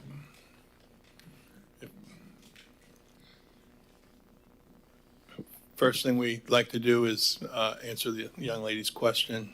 Sure. Judd Bowman, excuse me, President of Chance Partners, 17549 Deer Isle Circle, Winter Garden, Florida. Thank you. That picture you saw up there was actually inside the unit, inside the taller four-story buildings. It was a two-story loft inside of that. So the carriage homes are only 2 stories. Okay, thank you. Anything else you guys want to add? Anything you guys want to ask? Okay, thank you. We shall move forward. City Attorney, you want to guide us on where we're at right now? We need a motion on the executive part? Yeah, first question is whether to approve the land use change, which is ordinance number 13-2023. You make a motion, say I make that motion. City, Vice Mayor. Yeah, I just wanted to say, first off, is that I was glad to see that that relationship between the developer and the residents was still good, and they were going to comply. I know that it was nothing, it was just a relationship type of thing, and I was glad to see that. And with that being said, Mr. Mayor, I would, if it's appropriate, I'd like to make a motion. Please. The first motion, I would like to, based on the evidence presented, I move to approve ordinance 13-2023. Is that correct? Second, with discussion. Not going to confirm that you're. Okay, 13-23. If you're Finding that. Finding, I'll finish reading if I make sure that was correct. Finding that the requested land use change is consistent with the comprehensive plan. Second still. I have a motion by Vice Mayor, have second with discussion, Member Stokel. Yep, I just want to clarify, for the conditions, if we wanted to include them, which it sounds like the applicant didn't have any issues with those, is that for the land use or for the zoning, or do we need to say it for both? You're talking about the P and Z conditions? Yes. Those would be related to zoning. That would Okay. be additional conditions to the zoning ordinance. Okay, perfect, thank you. All right, so I have the motion and I have the second. Any further discussion? Roll call vote. Vice Mayor Robinson? Yes. Member Stokel? Yes. Member Cole? Yes. Member Nelson? Yes. Mayor Diesel? Yes, motion carries unanimously. And we move on to the next one. The rezoning. Based on the evidence presented, I move that to approve ordinance 14-23, finding that the request is consistent with the comprehensive plan and with the approval criteria in section 34 through 40 of the land development regulation. I have a motion from Vice Mayor I need a second. And is that to include the conditions? Yeah, within conditions from P and Z. And the conditions With- from with staff. condi- Second. I have a motion from Vice Mayor, a second from Member Stokel to approve with the conditions. Does that also include a master plan? Because when P and Z made the motion, they said with a master plan. The PD zoning references Exhibit A, which is the master plan, so if you need to clarify that, you can state that, but it already references it. So adoption of the PD rezoning would include the master plan. Yes. Okay. And staff had conditions also, correct? Say that again? Staff's conditions are described in the PD rezoning ordinance. Okay. Okay, now, roll call vote. I'm sorry, I need to clarify. Did that include P and Z's recommendations? Yes. Yes. As I understood it, I didn't make the motion. Okay. Hold on, I lost my roll That's call okay, sheet. that's okay. Do the motion again? No? I think it's me. We're good. Member Stokel? Yes. Member Cole? Yes. Member Nelson? Yes. Mayor Diesel? Yes. Vice Mayor Robinson? Yes. Passes unanimously.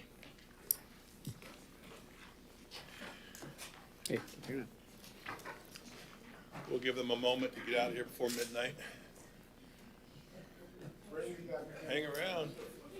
3 more minutes, it's my birthday. Three more minutes, it's my birthday. No, it's not. Oh, great. Great, I just turned. Happy birthday. Well, not yet. Happy birthday. Yeah, but you gotta- I didn't think I'd be here. I didn't think I'd be here until midnight. Oh, it is midnight. Okay. Everybody is out who I think is going out. So, city manager. This is on to item 9G, which is the development agreement number 1-2023 for Tranquility, and this is the fourth amendment. The applicant, Gary Allen Jr., on behalf of Sunbelt Titusville Investments LLC and Carolina Holdings II LLC, the owners are requesting the approval of an amendment to the master plan and the development agreement for the Tranquility Development, formerly known as Antigua Bay. The applicant is proposing modifications to the existing master plan and development agreement to develop a mixed-use planned community with 2,404 residential units, including single-family and multifamily commercial preservation and park lands. On 22 February 2023, the Planning and Zoning Commission, your local planning agency, made the motion not to accept the Fourth Amendment of Tranquility as presented and recommended to City Council that they requested the applicant to continue to work with staff regarding their concerns.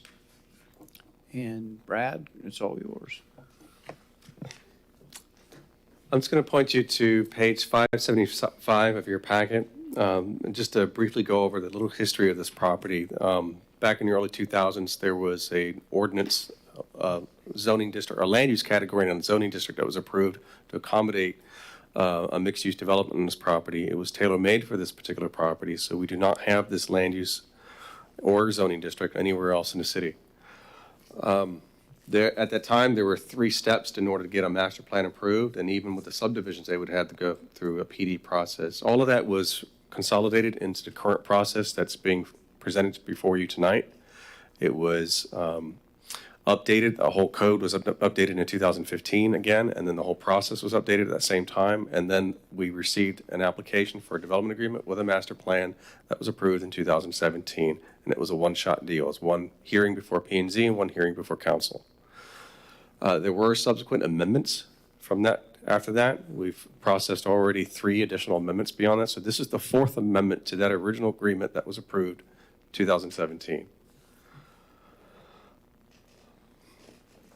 On page 576, you'll see of your packet, that's page 4 of the staff report. I've just put side by side the tables that you see from the 2017 master plan versus the tables identifying how the property will be developed with the different uses as proposed tonight.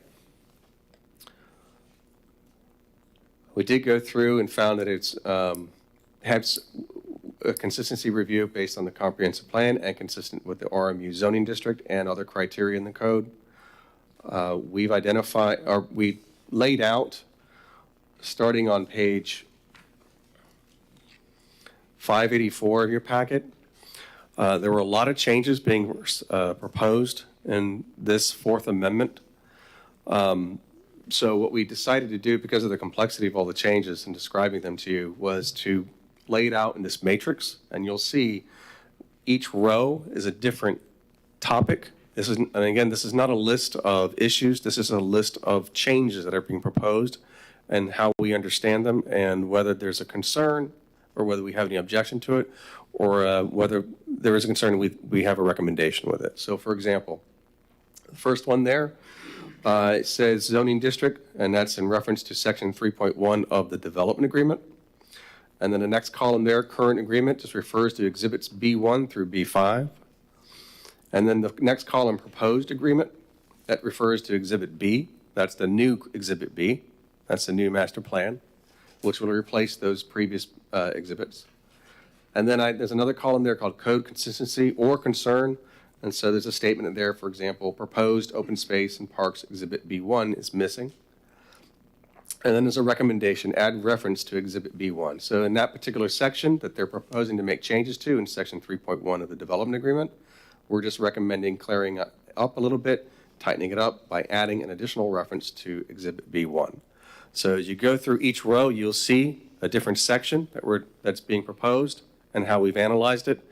So we laid this out in case you wanted to work with a developer and work on each one of these individually or ask questions about them individually, and we will try our best to answer any questions you have about each one of these topics, these changes they're proposing. After review, at the end of this, the staff looked at everything together and identified 5 outstanding issues. That's on page 592 of your packet. That's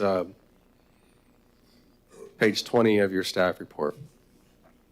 So there are 5 issues that we had questions about, and we weren't totally sure whether it's consistent with a comprehensive plan or some other policy or regulation inside the code.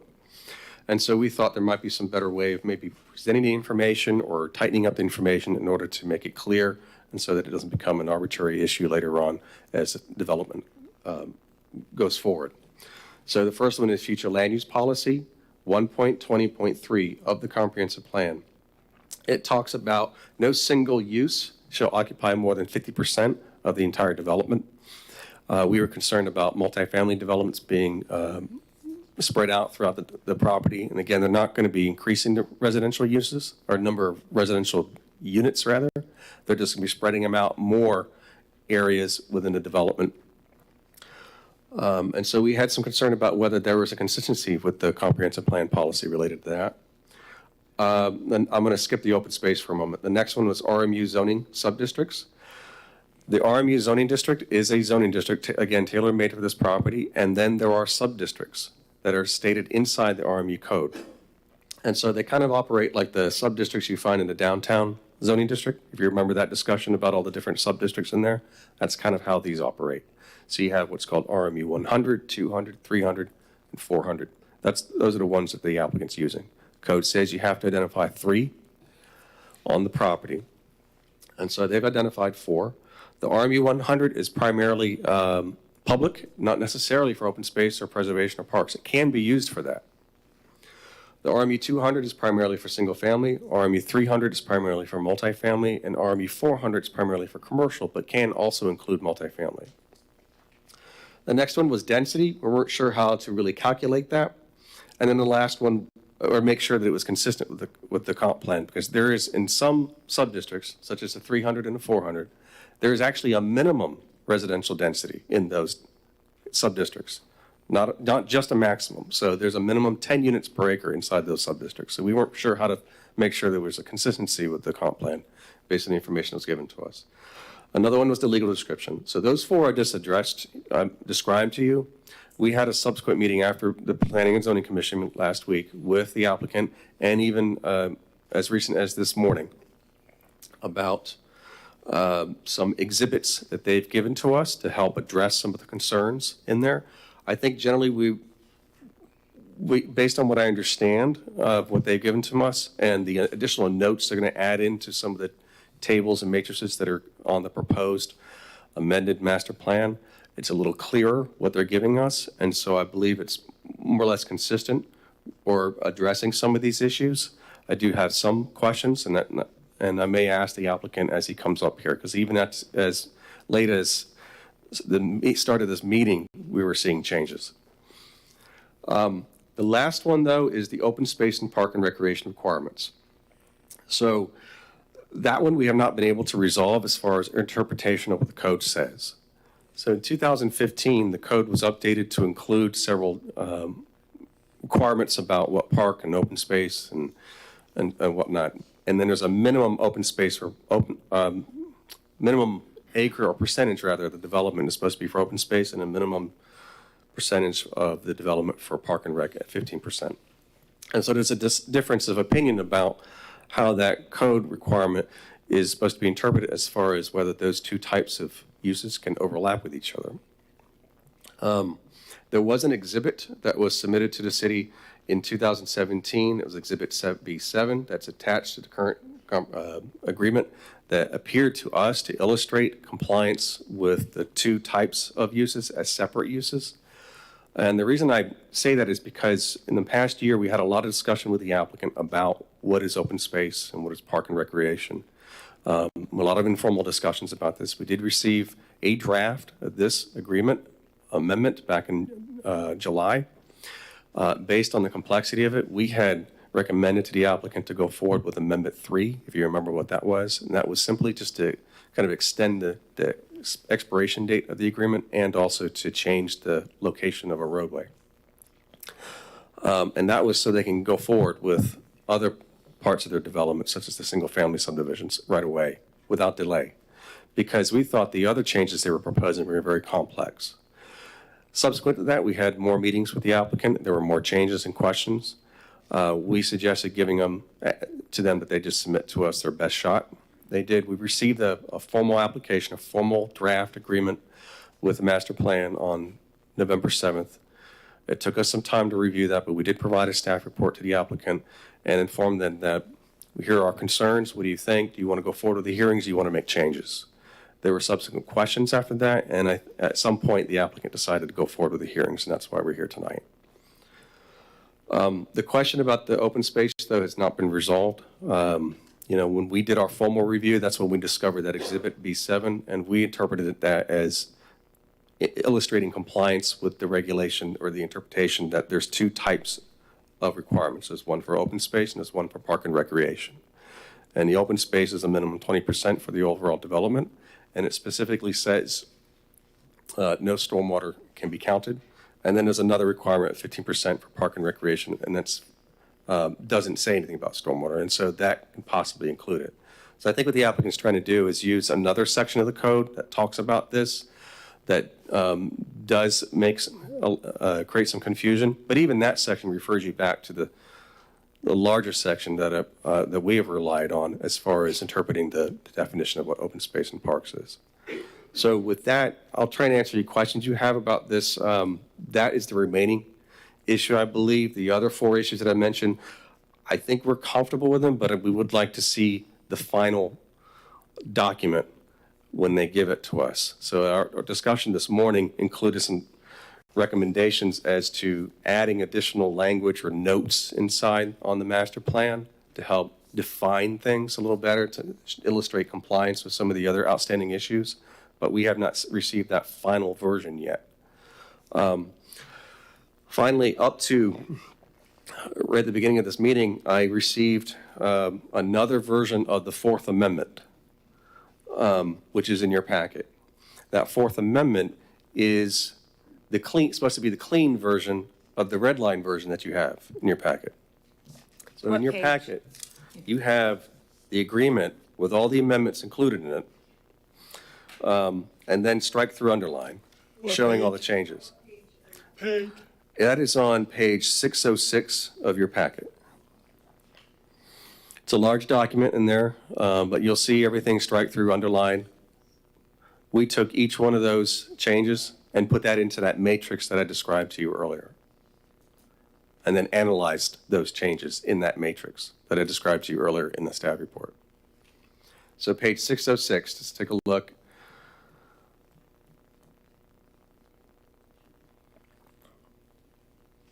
And if you go to page 607, you'll see that the language starting to change, strike through, underline. That's what they're proposing as far as the agreement, with their new language, and so on. As subsequent pages, you'll see that.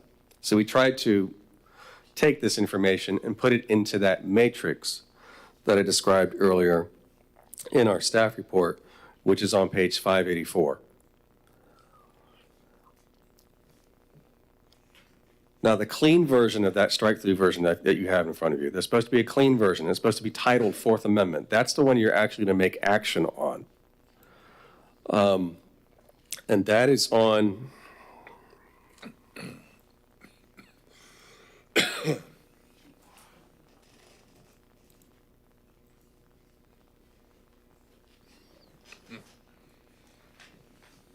we go. It begins on page 594 of your packet. That's the clean, supposed to be the clean version. So if you do go forward and approve this, this is the version, this is what you'll be approving. And however, even in that version, we went through it and saw that there were some changes in language. So I've highlighted them or shaded them. So you'll see on page 595, for example, under section 3.4, the language that's highlighted or shaded in gray is actually different than the strike-through version that they proposed to us. So maybe not so much of a difference, but they are different a little bit. And so you'll see other examples like that throughout, even in this clean version. On page 597, though, of your packet,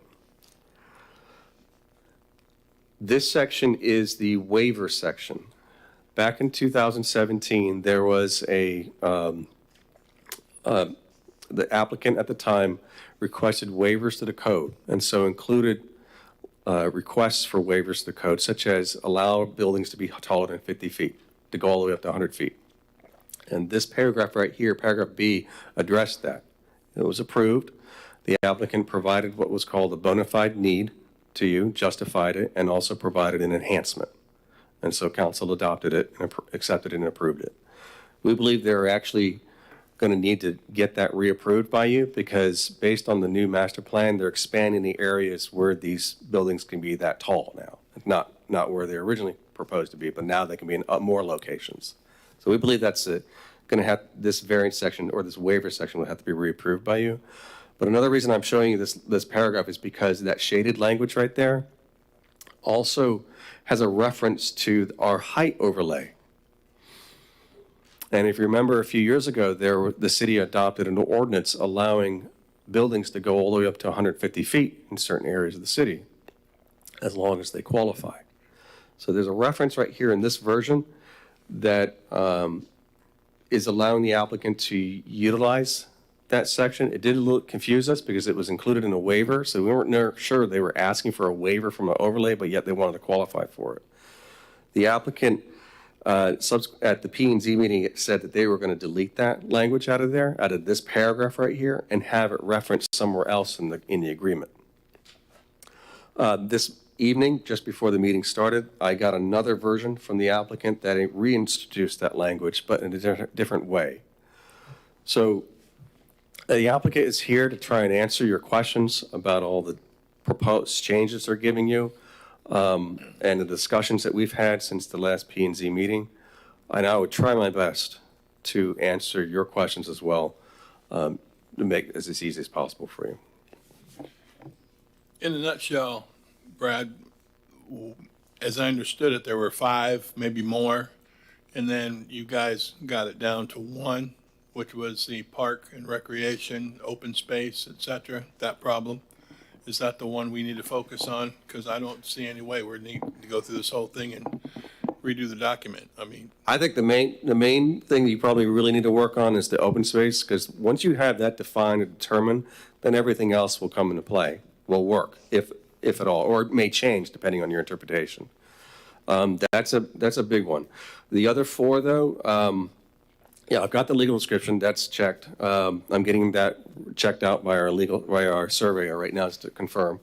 The density, RMU districts, and the future land use policy about the 50% rule, they're giving me, if you recall in the master plan, there's a table, the proposed one they gave us, on the top left corner, there's a matrix there, and they have expanded that more and added more information. But then in our discussions this morning, they were going to add a little bit more clarification in there, but I haven't received that final version yet. So yes, we've talked about these, and I believe we're coming very close to resolving them, but I haven't received the final document. Okay. Member Stokel. Okay, a few questions. Can we do things if we don't have the final document? That's my first question. You're going to have to feel comfortable about what's presented to you. Okay. I think we're going to, as we go forward, if you decide to go forward with the Fourth Amendment clean version, we may have to make sure you understand, and the applicant, we both explain to you what's in there so that you understand what you're approving. Okay, and then just to clarify, I think you touched on it, and thank you for the map. We have no other RMU in the city of Titusville, so I think that's one of the other challenges is this is unique, and I think that's because it's the last piece of property on the water, primarily. And then the development agreement, that I think we know that they keep coming back. This is the fourth time now. Can you just speak to the development agreement, why it's there? Is it beneficial to the applicant? What happens if they say, we don't want to keep coming back? What do they do then if the development agreement's not there? And the timeline a little bit of why it seems like things may be taking longer. Sure, this is not an easy project. So the RMU zoning district has a minimum requirements, and it also requires a master plan be approved. That's required. The development agreement is not required. Okay. That's an option, but it's understandable why they want it because it does vest them to development rights that are in effect at the time the development agreement is approved. So in other words, it gets you in the door, and if we decide to make any changes to code requirements that may not be spelled out in that agreement, they won't affect them. So for example, the tree ordinance that was recently approved, they're going to be reviewed based on the original requirements for tree mitigation. So that's one advantage. But the agreement can also lay out phasing, scheduling, timing. I mean, it does talk about when certain recreational components will be constructed or implemented in the development based on timing of when certain uses are approved, such as the single-family subdivisions. Okay, so it sounds like there are definitely benefits to the development, but the consequences, if you can call it that, would be having to come back every time you want to make a change, then these amendments. Depends on how it's laid out and what's described in it. Yes. So one of the reasons why they came back with the Third Amendment was because they wanted to ask council for approval to change the location of one of the spine road. That was going to encroach into an area called Parcel 11A. The agreement specifically said that any boundary change to 11A, and not to any other parcel, it's just 11A, had to go back before you for approval. So what they did was they asked you to take that language out of the code and allow staff to be able to determine whether the boundaries can change. Now that wasn't the same requirement for all the other parcels. That was just specific to that particular parcel. Okay, and then my other question is in relation to the 5 issues you list on page 592. And you kind of touched on this just to make it easier, I think, on us. Legal description, we're not really worried about right now, correct?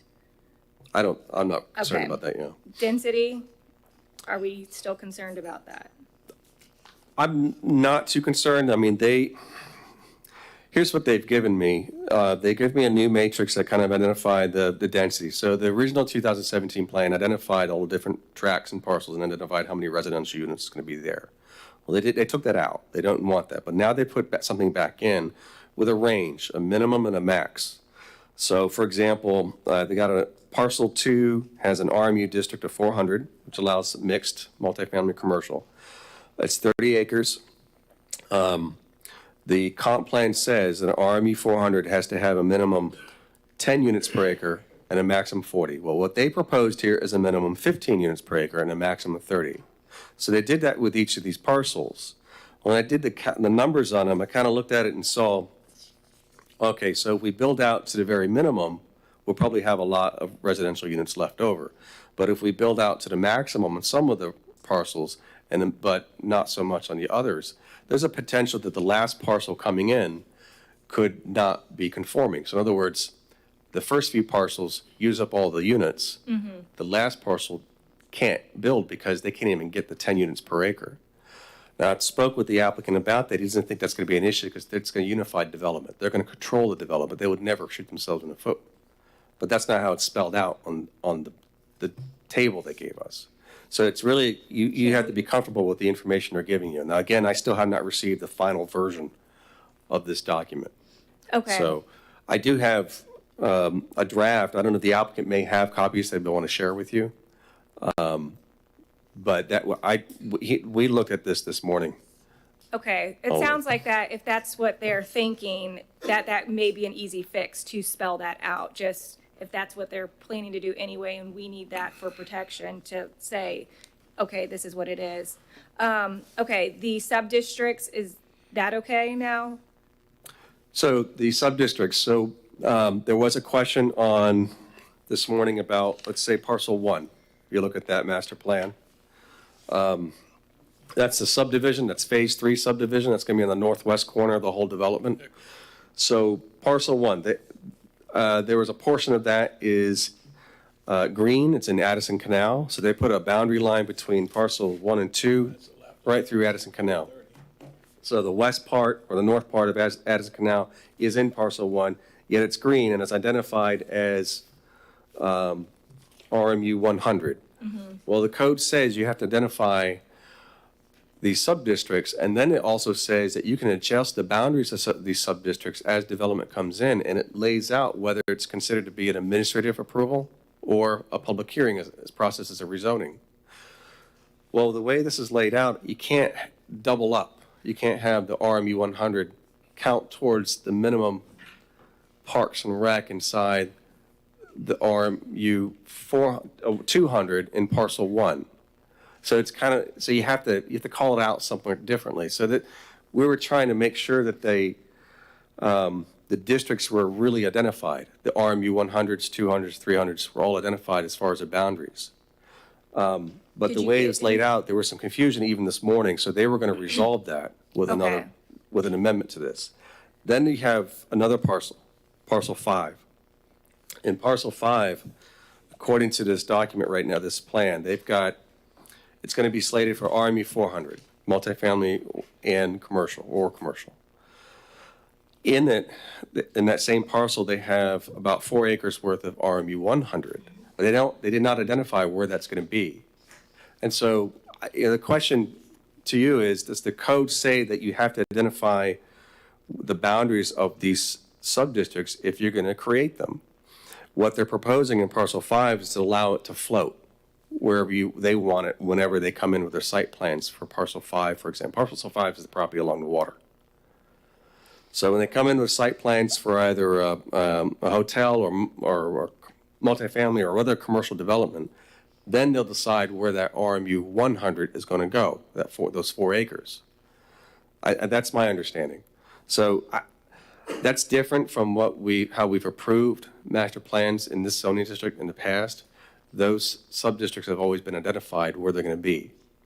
Now, they could certainly not include this RMU 100 in there at all, and just say that in this sub-district 400, parcel 5, they're just going to put in their minimum 10% park and rec, which is what the code says.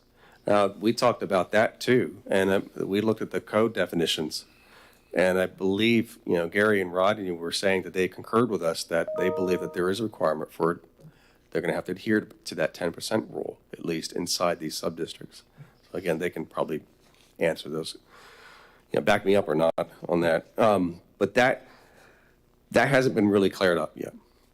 Okay, and then what about the, at least more than 50% can't be the same use?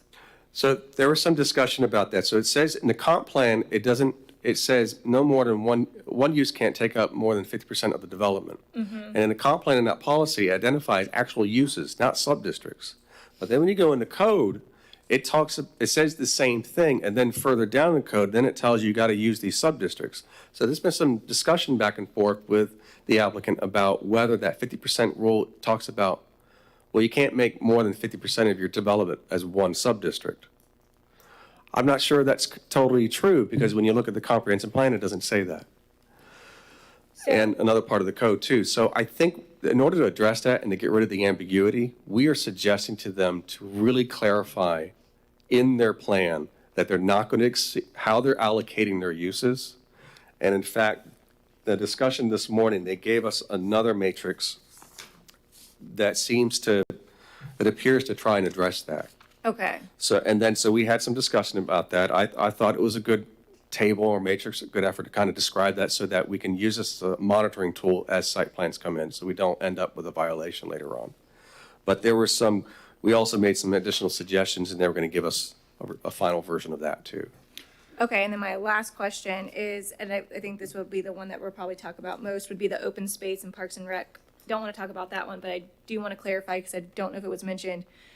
Are they counting stormwater ponds as part of the open space? Because I saw you mention that as part of the comp plan I think the code where you can't. And I think. Excuse me, before you answer that. Oh, no. And you guys thought I was silly when I said 12:30. Yeah. Here we are. No, I didn't. So with that, we need to extend, I'd say at least one. 1:30? Let's say 1:30. Oh my gosh. I'm not planning on being at 1:30. I'm just saying, they didn't plan on being at 12:30. Second. Okay, all those in favor? Yes. Yes. All right, 1:30. Okay, go ahead, sir. If Exhibit B1, which is the second page of the master plan, that's the document or the plan that illustrates how they're meeting compliance with the 20% open space. And they've counted the stormwater ponds that you see in phase 1 and 2 of the single-family subdivision along the water. So I believe they are counting stormwater retention areas towards a minimum 20%, according to this master plan that they've given us.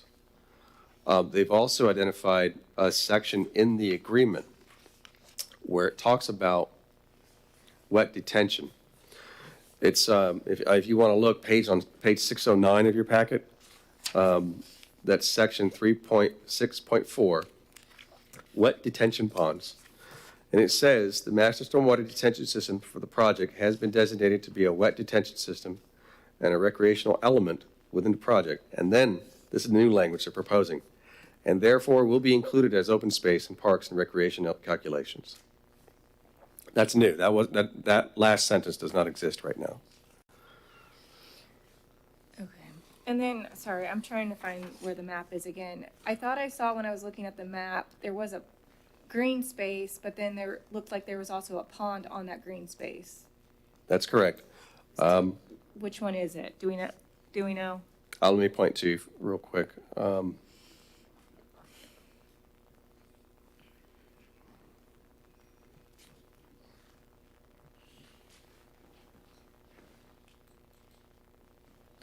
Page 638 of your packet. Okay, thank you.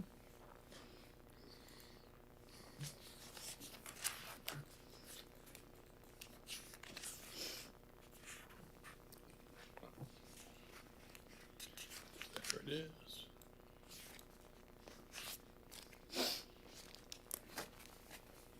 You'll see on there that says location E and H, those are stormwater retention areas.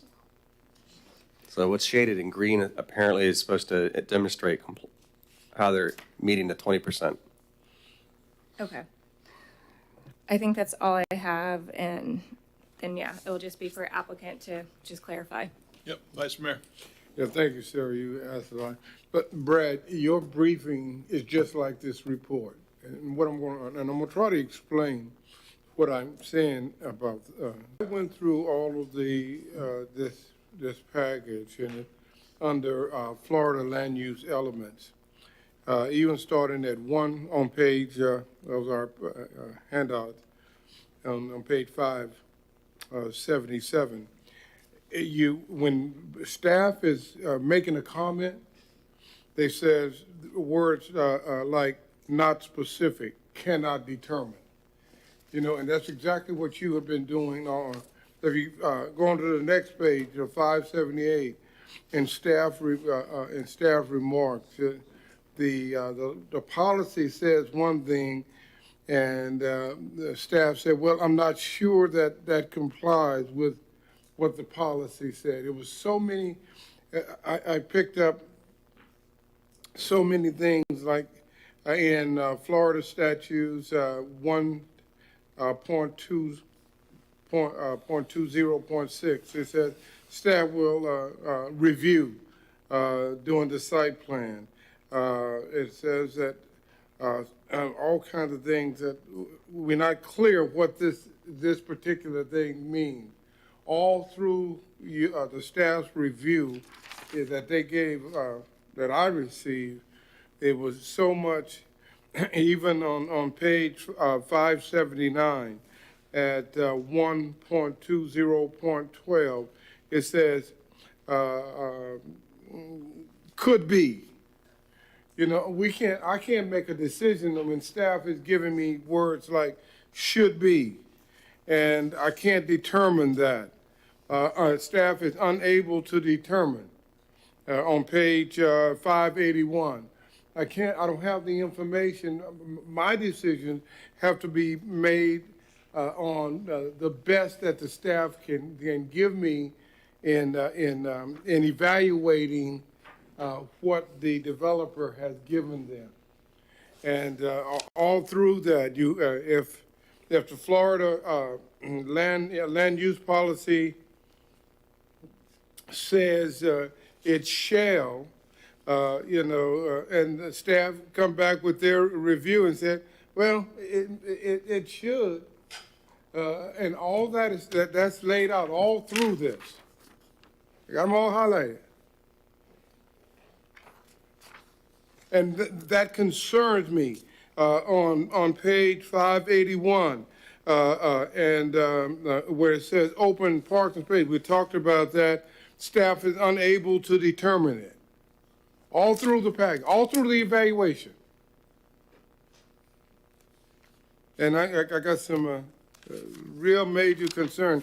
And then you get back to the page where it says that on 592, I understand that those are the five majors, but before I got to the five majors, I went through these, I think it's about 20 of them that I put a question mark on, where the staff wasn't sure enough about, and you may have cleared those up since then, since I received that, but that's still amazing. And tonight, in answering a member's Stossel question, it's late.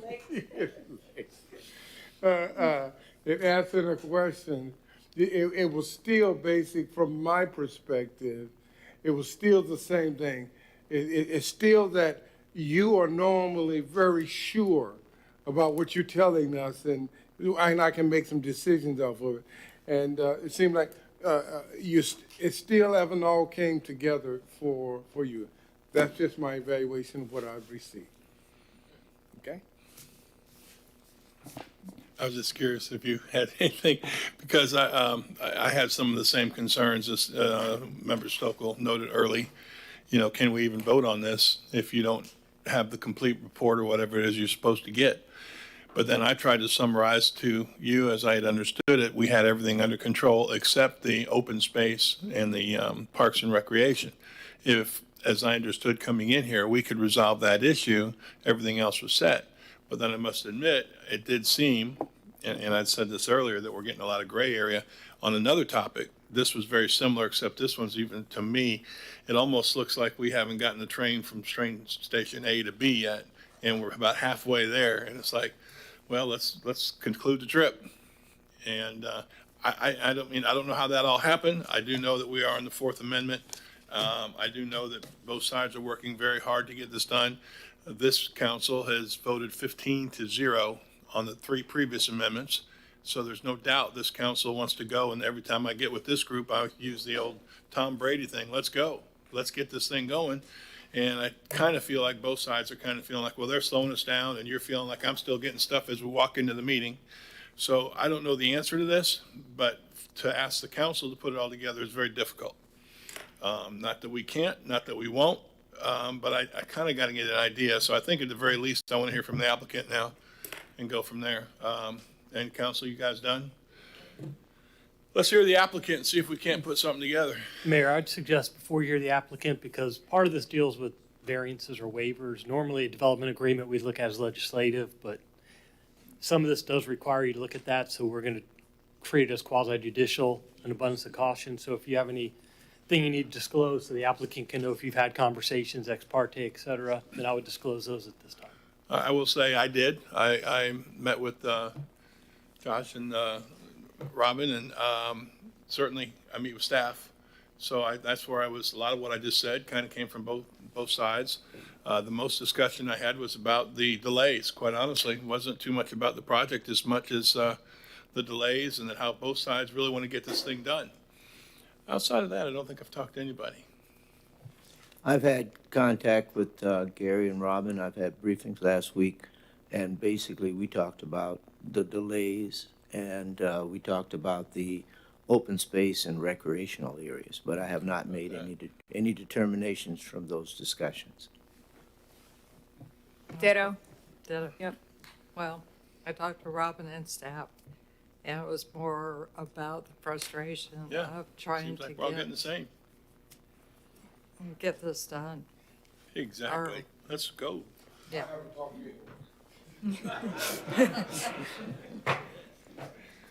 It's because there's uncertainty in the words. Okay. Can we now move forward to the applicant? Let's do it.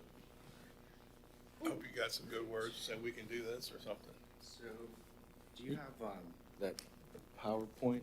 Yes, sir.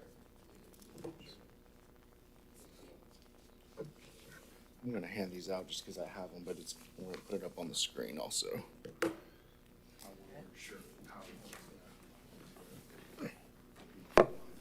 Yeah.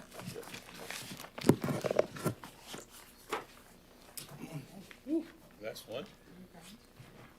Killed 4 trees with this one. Thank you, sir.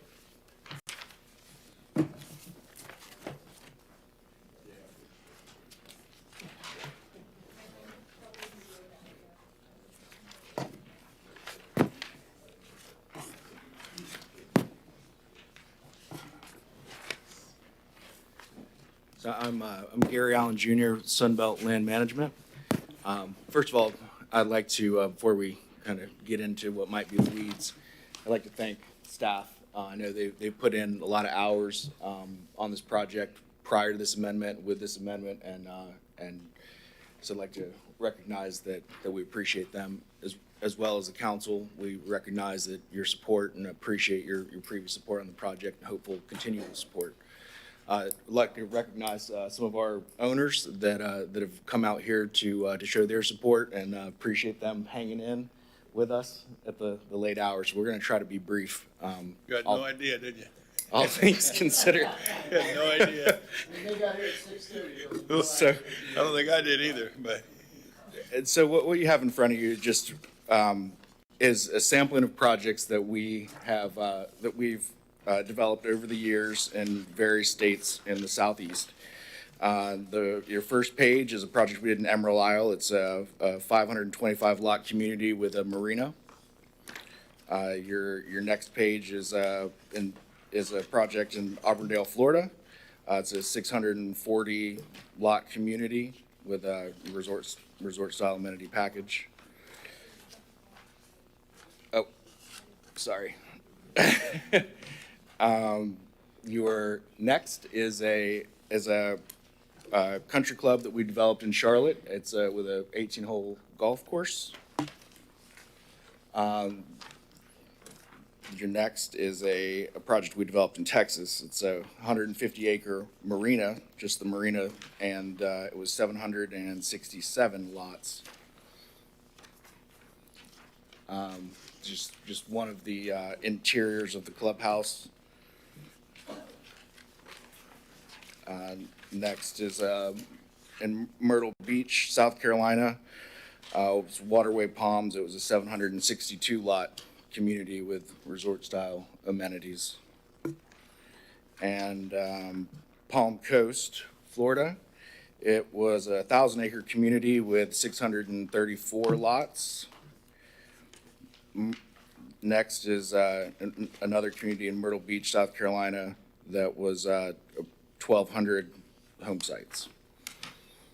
And finally, this was a community that's outside of Wilmington. It was 1,029 lots with resort-style amenities. And so the reason I'm showing you that is just, I guess, so you have some background on projects that we've done, and that we think that it's similar to this project is that they all start with a vision, and then it becomes a concept, and then we with our team we work to turn that concept into reality. So our concept plan for this project is the next slide that you have there. It's showing what we think the best plan is for 2,404 units. Most, if not all of those projects that I ran through were all award-winning projects. We feel like that this has the potential to be that as well, and we would like for it to be. This, I'm gonna bring up Bruce to talk about the next one. Very good. Thank you, Gary. You're good with that. Bruce Hall, Catalyst Design Group, 941 West Morris Boulevard, Winter Park. Good morning. So the illustrative master plan that Gary just shared with you, it was a lot of fun to develop with the design team and the developer on it. But what I found really more exciting was this plan here, which was an outcome of it, developing what is really a linear open space system that's active and passive recreation throughout it, hiking and biking trails, paved, unpaved, volleyball courts, basketball courts, opportunities for kayaking in some of the areas, go do a little kayak fishing in the stormwater ponds there, because we are looking at a whole variety of sizes, particularly as you kind of go through that top portion there where they're all interconnected with one another. And then with the littoral planting, yeah, we've got the opportunities to bring the wildlife in there and the fishing opportunities. But the idea is that we have this spine system or linear park running throughout the project, and then each development as it comes online will have additional open space and amenities associated with them that will tie into it. So, yeah, residents, people visiting the area will be able to circulate throughout the development and take advantage of the various resources and opportunities on the site. So that, I think, Rodney?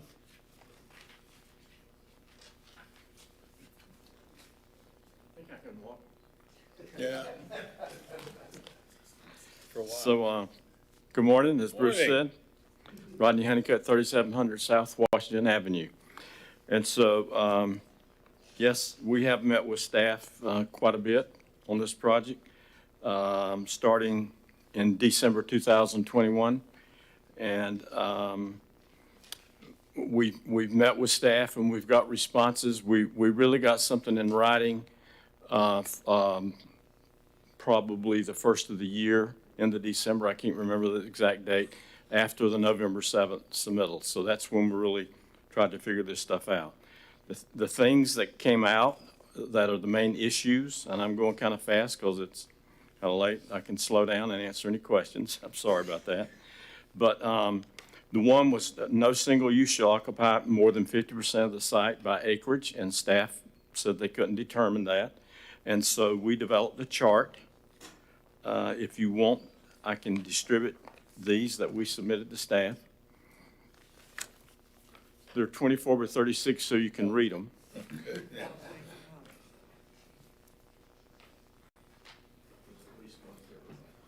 think we got a record for handouts tonight.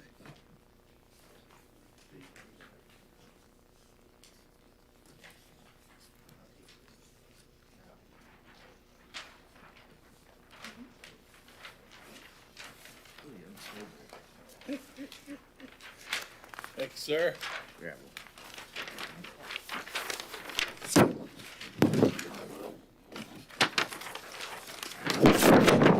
So the chart's on the upper left.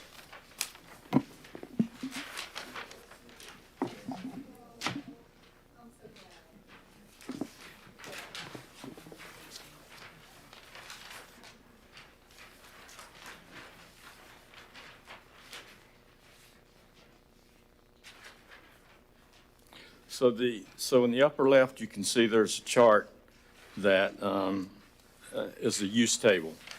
And so the whole idea of this development agreement amendment is to give flexibility so we don't have to come back to staff every time we want, or to council every time we want to do something different. And so the commercial area is a minimum of 20%. You'll note there. It'll more than likely be more than that. And the maximum use in there is the multifamily, and it is at the 50% stage. We have a note that says that explains on this, in addition to it being in the code, and there'll be a monitoring tool that'll be submitted every time we submit a site plan, and the note says that no district shall exceed, no use shall exceed 50%, and the use, as it's been explained to us and was decided probably 6 or 8 months ago, we felt like was the uses were the single family, the multifamily, and the commercial. And that's what this is based on. I'll skip over open space and recreation for right now. That was the second topic. The RMU districts are not clearly defined.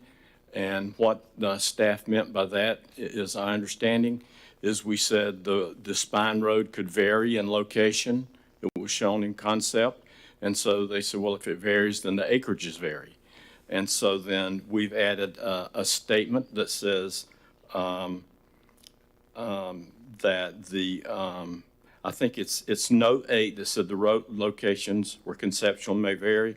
And now that note's been expanded to say, however, the parcel acreages may not vary. So that means that acreage will be determined.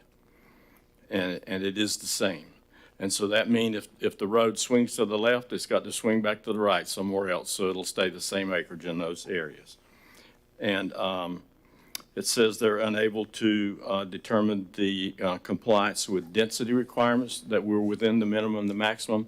So we added under the master plan data table the allowable density and the density range. The reason that density range varies is that if there's commercial in a parcel, then we weren't sure how they would count that. And so we vary the density in there. And so this morning in our meetings, staff said that if we have commercial and multifamily in a parcel, we still get to use the total acreage to determine the density. And so so we could make a change there, and we added that note, and we'll add that note to the plans. The project site legal description, we submitted. The confusion before was it described the parcel exactly in a quarter of a page. And then it said less than except a large portion. And then it said, and it added that back in. And so now that's just all removed, and it just describes the parcel. And the legal that we had in there before is exactly the same legal of the area. And so those are the main things. Now to the open space and recreation. During our discussion on open space and recreation, and let me go back a minute. Previously on the site, there's a large swath through the middle that was scrub jay habitat when it started. And then several years ago, an environmentalist determined that was no longer a viable scrub habitat.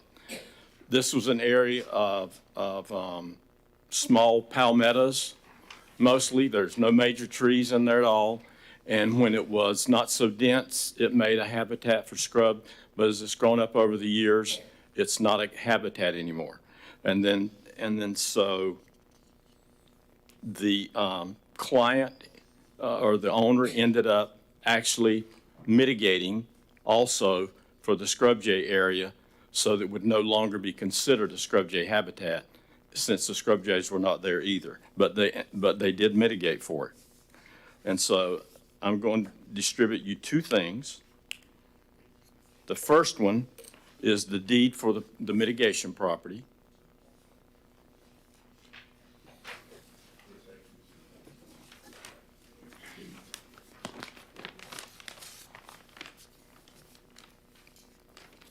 And the reason that's important is if you saw that overall development plan and the plan that the landscape architect presented, that great plan where it was all usable space. If you keep the scrub jay habitat, that area like it is now, the only thing you can do is have one trail through the middle of it. And that deletes everything else. What I want to distribute next is an email that was sent to us from Peggy when she was the administrator, and this was in May, after probably our second or third meeting in May of 2022. It wasn't 1900, but hasn't been quite that long. But in that, she's the one that pointed out to us, and I'll distribute it. I'm going to read it to you first. It said, Section 3341B3 states that the minimum percentage of parks and open space required for an RMU development is 20%. And it says open space and parks. It don't say open space and then you add for parks. And so I'm going to distribute this to you. 100%. Yeah, I'm going to read that.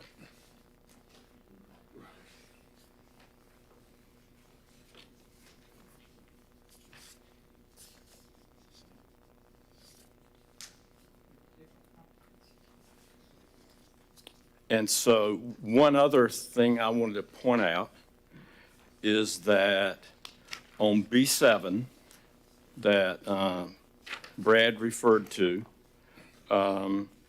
currently the open space is shown on here, and there are three parcels that are in the open space as it's defined on here, and the largest one is 38 acres, and it's called Public Recreation Lakes and Natural Area. Well, that's all the stormwater ponds, except in the single family. And so if you look if you look at Roman numeral 3 under parcel acreage summary on B7, and then you go down to required open space, and it's included in that. And so we're not doing anything different from the way it was before, or the way it is now.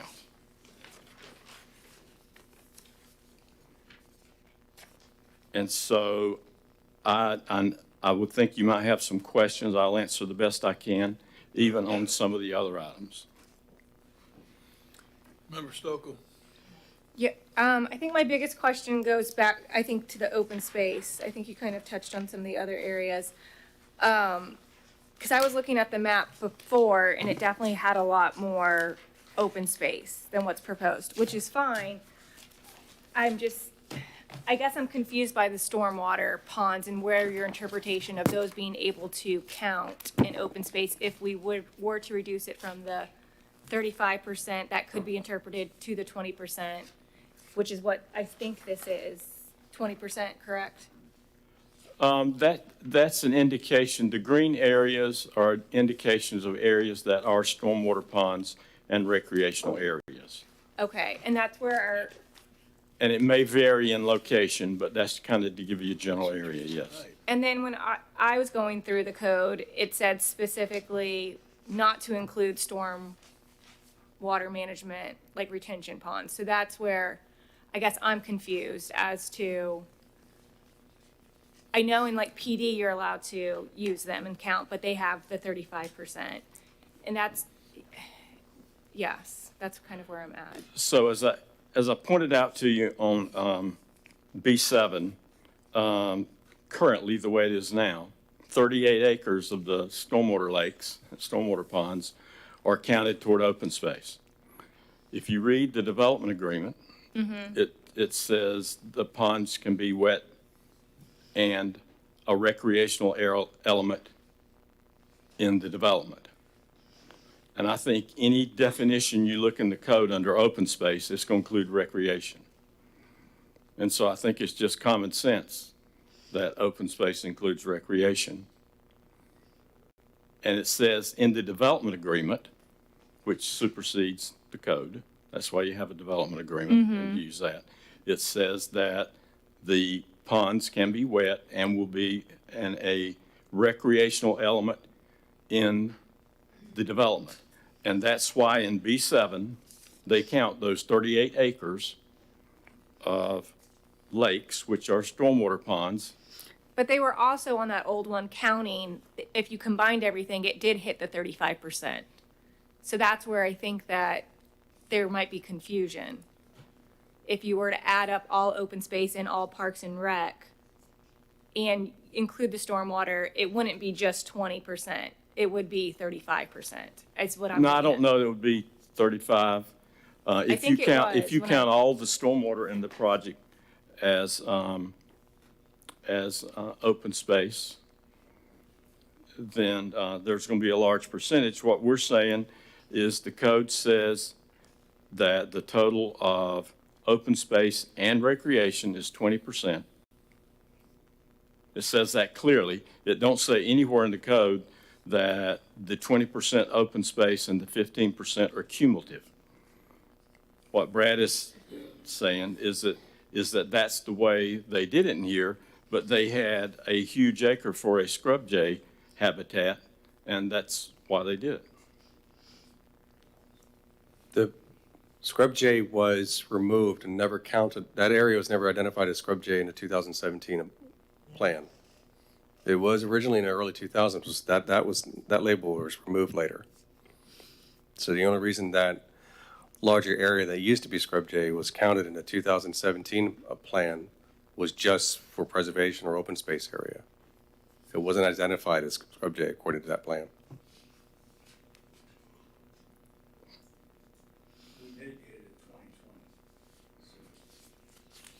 The mitigation I gave you is dated, I think it was May 2020. So what do we, again, I got to go to you, Brad, right now, I think. As I'm sitting here listening, and great points, and you certainly gave a solid dissertation. What are we trying to decide here? Where are we coming together? I think it's all obviously in the open space. He points out some things, including Peggy's email. I mean, are we going to, we need to just make a move and do whatever we're going to do. We can get paralysis with analysis up here. Say again? I haven't even gone there yet. I'm asking sure there for are. direction of what, before we even go there, I want to know what exactly we're trying to get done here, because I don't know that I mean, is somebody going to say, okay, this works and this works, you guys vote on it? I mean, we can't put out there, say this will work or this won't work. I mean. That's why, they have to get together with staff to come up with what will work and then present it. I mean, and certainly I would like to be able to come out of here with a decision, and once we stayed here till whenever to get this done. You've stayed here to get this done. If it's a minor thing and something we can say, hey, we can do this, we can do this, we can come together. But I don't think that, the council should be sitting at the table having a workshop and trying to put this together. Member Cole?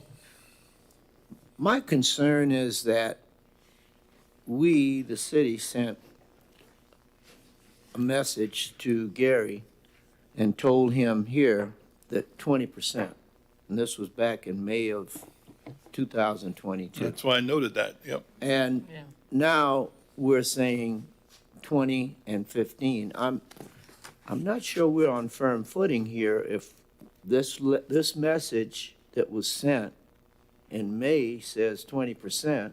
That's it. It says it's May. Okay, May 20. May. Yeah. 2022. I would agree with that. I'm just need to hear something from staff on that and saying, well, this is why that doesn't work, or, hey, yeah, that can work.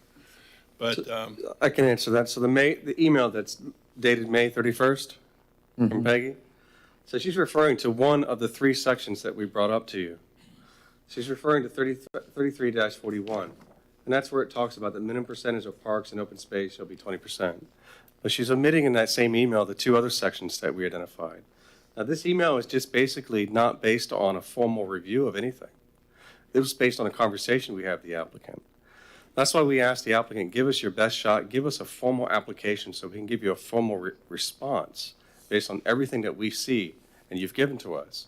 And that's what we did with the application and the agreement that was submitted to us on November 7th. So if we did a formal review, we identified, yes, this section that Peggy's identified in that email from May, but also two other sections in the code, and also this exhibit from B7 that was approved in 2017. So all this evidence together just led us to determine that this is how the code apparently is supposed to be applied. Now, the question I think really from the staff and from the applicant to you is to determine whether we're correct or whether the applicant's interpretation is correct. I think they really need to find out, I think from you, what your determination is, how you interpret this code, because that is going to really make the decision as to how everything else plays on this agreement. So we could continue this, but if that question is still not answered, that question is going to come back to you. we'll get that question answered. Member Cole, you're continuing? I just think from a planning perspective, and I'm going to caveat this by saying I am an architect. And from a planning perspective, if I see 20% open space, I know I can put other things in that open space. So, you know, I know what you're saying, but I still feel that, you know, 20% open space, what are you going to put in the open space? And you got 15% recreation. So that's the cog that I have. That's the problem I have right now. Member Nelson? Well, I sort of remember back into 2017. It's a little fuzzy, but it seems like we presented a basically master plan to everybody, and everybody really liked that. I don't recall, I didn't think the scrub jays at that point were a problem, and I might be wrong. Collectively, I don't know at 1 o'clock in the morning if either of us can really remember. But my problem is, here we have this community meeting. We have council people coming up. We're presenting them with this plan. And to me, we're sitting there going, gee, we changed our mind. We want more property. We want to decrease the size of the area which is supposed to be public. We're going to decrease this area over here. And so my concern is we have some expectations out there from the public, from people who were here at that meeting, and now we're backing up on it. So that's sort of the way I look at it. And so the way I look at it is the plan that the developer has created, their concept of the site. Yeah. If you have that large strip through there that there's nothing in except a trail through it, that don't work. Yeah. I see your side, and I see what I think would be the side of the public. So.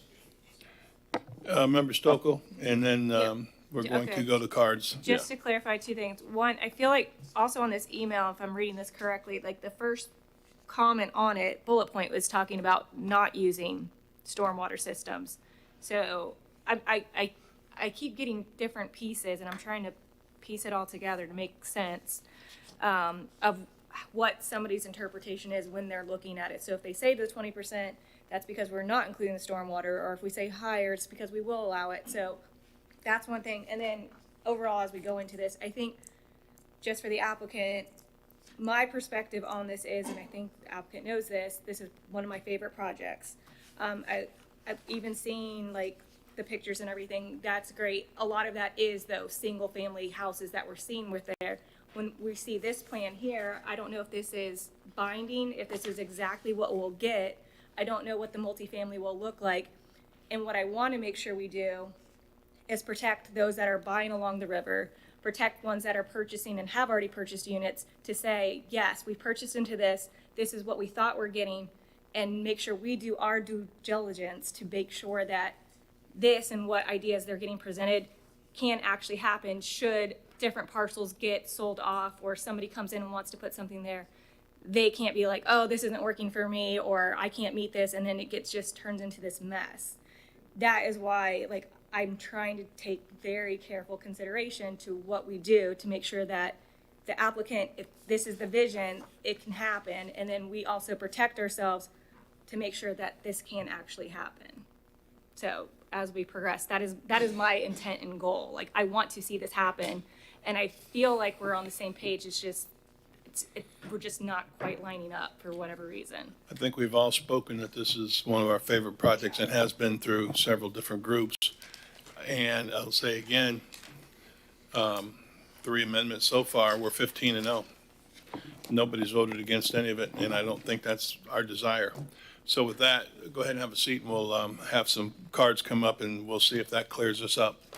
Call the cards, please. Tim McWilliams.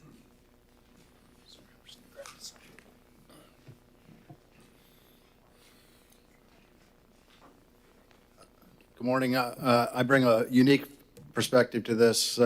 I'm past president of the Home Builders and past president of the Realtor Association from a development standpoint, but also my family owned the property and sold it to Gary Allen.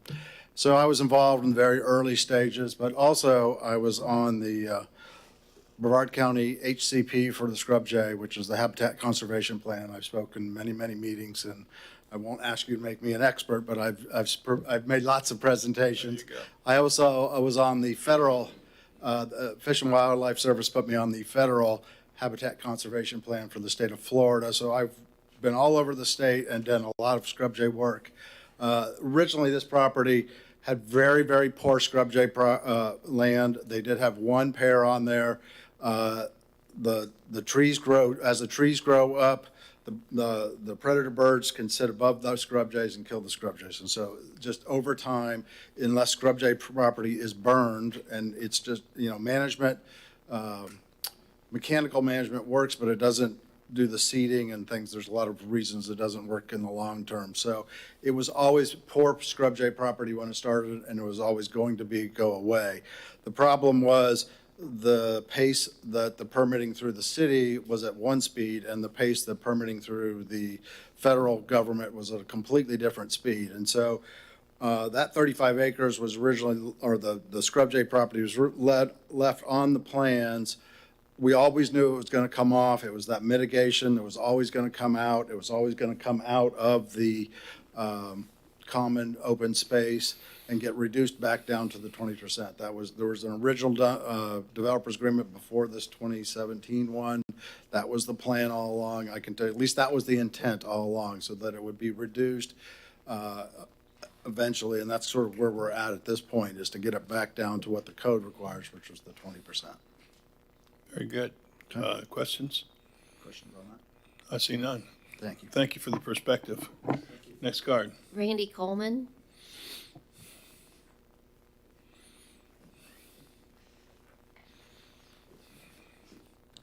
Hello, My sir. name is Randy Coleman. My wife Mary and I reside at 3869 Ramley Acres Drive. When phase 1 of this project is completed, we will start the building process and reside at 6071 Constellation Drive. Like many here, our family moved to Titusville during the first building boom in the 60s to join what eventually became known as the space race. The original space race was a different time and was almost 100% funded by federal taxpayer money. I'm sure there were a lot of meetings like this at the time where municipal leaders like you all and citizens were working to accommodate the growth required by space exploration. Today we have a renewed space race and a new building boom.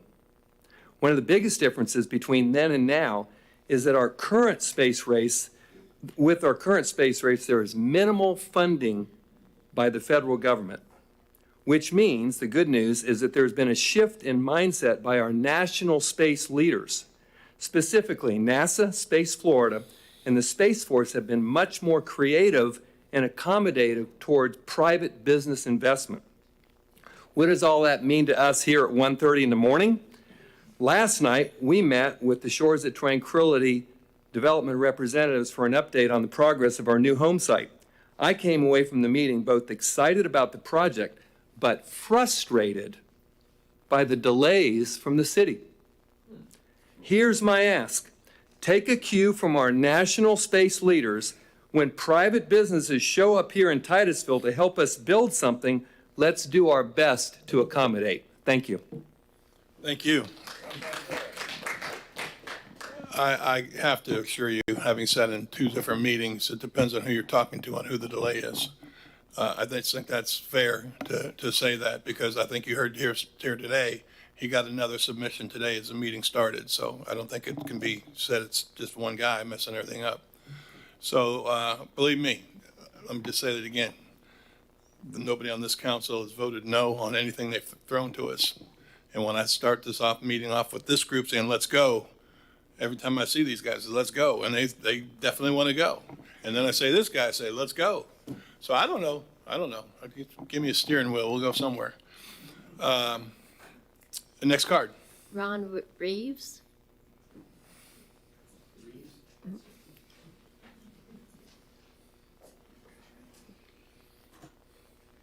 Ron Reeves, 4725 Sugar Creek Drive, Melbourne.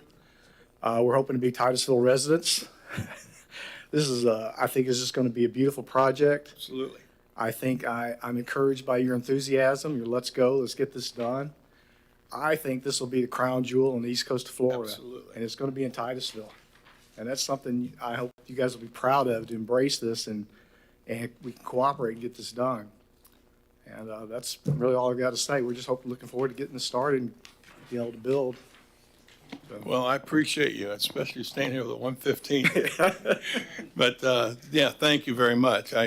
I share the same enthusiasm. Every mayor's meeting I go to, I have a thing we call our new normal, and our new normal is multi-million-dollar homes that we've never had before. Yeah. So, and there's other things, but that's the diamond.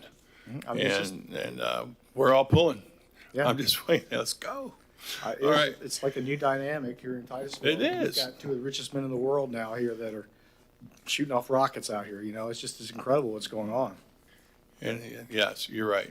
Thank you. Thank you. Next card. Woody Rice.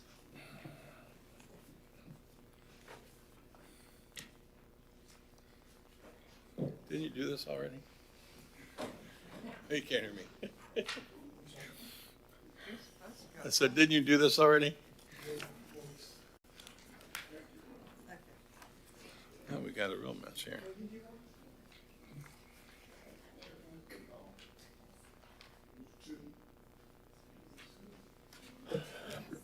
Woody Rice, 505 Indian River Avenue. I had the luxury last Wednesday to sit through this entire hearing because my item was after their item, okay? And it's pretty common knowledge, me and Rob are friends, and we walk 5 miles every Saturday morning, and we talk shop. That's what we do. And he knows my background. He knows that I was the city engineer. He knows I was the administrator of the code. He knows I sat on city council before, and he knows I'm in the development community. So he asked my opinion about open space and park and recreation. I said, Robin, you know, I'll take a look at it, but I really can't give you an opinion today until I review the code in its entirety and tell you what I think it says as an administrator and as a past administrator. So I sat down last Saturday afternoon, and that's what I did. I looked through the code. And so I'm going to take you first to Exhibit 1, definitions.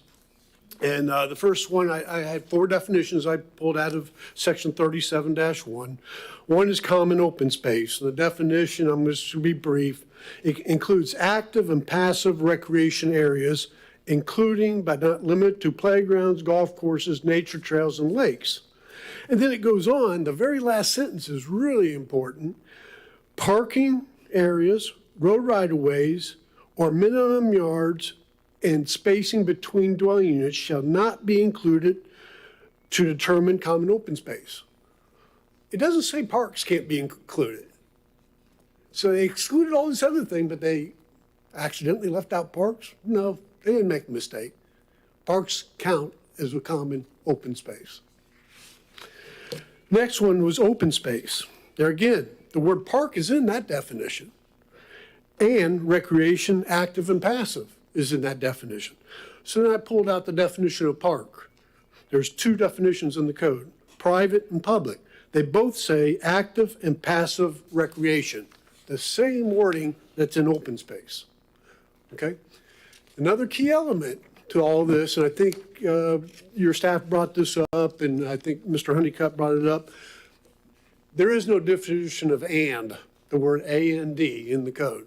So I looked at Webster's and looked at the definition of and when it related to this type of use. It's a logical operator that requires both of the two inputs to be present or two conditions to be met for an output to be made or a statement to be executed. So when the code says open space and parks is 20%, it says and parks is 20%. It's inclusive. It means 20% altogether. So the next thing I looked at is Exhibit 2. I need another 3 minutes. Exhibit 2, okay, I went and looked at common open space. And there again, it uses the word recreational uses in common open space. And as definitions in Chapter 37, I've already gone over. Then this is in the tables where you get the regional mixed use, 20% open space, and the 15% parks and recreation. It doesn't say that it's, we've already defined what and means. It means together. So parks and recreation is subset of the 20%, is basically what the code is saying. So on page 2 of that, and you look at the code, parks and recreational use in the code under RMU, it says unencumbered space / park, and there again, creative and active passes. The minimum open space for overall RMU development should be 20%. Then down at the bottom, there again, it says public uses shall not be counted toward parks and recreational uses. Doesn't say open space. Doesn't say parks can't be used as open space. It says it can't be used toward, public uses should be counted toward parks and recreational uses. The last one is probably the one exhibit that really has, in my opinion, the most bearing, and it's the one that's already been stated, and that's 33-41B3. And it clearly says the minimum percentage of parks and open space required for RMU development is 20% of the total gross acreage of the RMU development. The word and, that's why the definition of and is critical. The Exhibit 3, I asked Robin, I said, well, Robin, have you gotten a definition from anybody from the city on what it meant? And he shared with me this, which I think Rodney shared, or someone else has already shared with you, this email from Peggy Busaka, was the administrator of the code, and she clearly does say 20% in there too. So that just reinforces the same findings that I find in there. So tonight, I think what's really before you, and I think I was encouraged at P&Z because it looked like the developer and staff were in agreement on a lot of the things that were still sort of outstanding, with the exception of one item, and that was open space and recreation. That's exactly what I'm trying to get to. Let's get to the one thing. All right, thank you, Woody. Okay. Next card. It looks like Tom Cursup.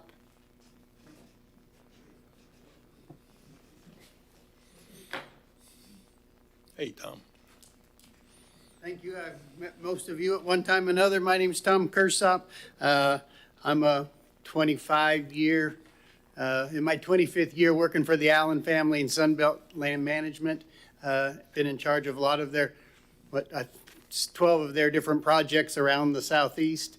out of 175 that they've done. You've seen some of the pictures of some of them, and I don't want to take a lot of time here, but what I want to say is in my 25 years working for them, they do nothing but upscale, beautiful, high-end subdivisions. And frankly, it is Titusville's benefit, and they're fortunate to have the Allen family in Titusville building a beautiful world-class neighborhood like they're doing at Tranquility. And I can assure you, they will do everything upscale, and it will be beautiful, and all the residents of Titusville will be able to enjoy it, from the walking trails to the town center, the grocery stores, the restaurants, the ice cream shops, the fountains. It'll be beautiful, and that's in addition to the owners who live there already. I'm the one that's responsible for helping the 99 current owners that we have in the subdivision now. I know them all. They've encouraged me to come up here and encourage the council to support the community. It's going to be a real benefit for the city of Titusville. Right now, unfortunately, we do not have a lot of upscale housing in Titusville. A lot of these people that are working for SpaceX, Blue Origins, NASA, are driving straight down the causeway. They're going to Vieira, they're going to Lake Nona, they're going to Orlando, and they're taking their tax dollars and their support for the local businesses with them when they drive right past.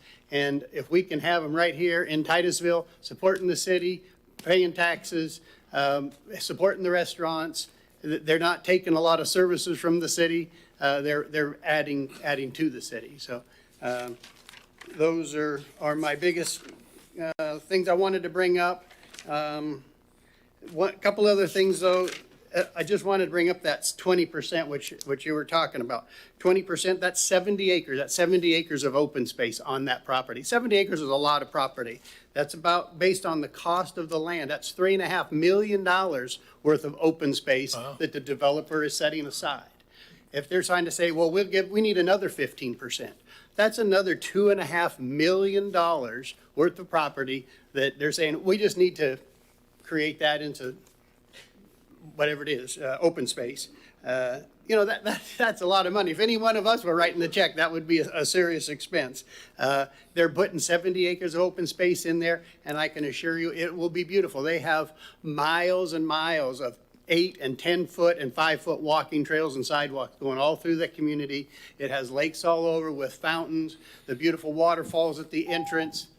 It's going to be spectacular. Waterfalls at the entrance. There you go. Thank you. Next card. Stu Buchanan.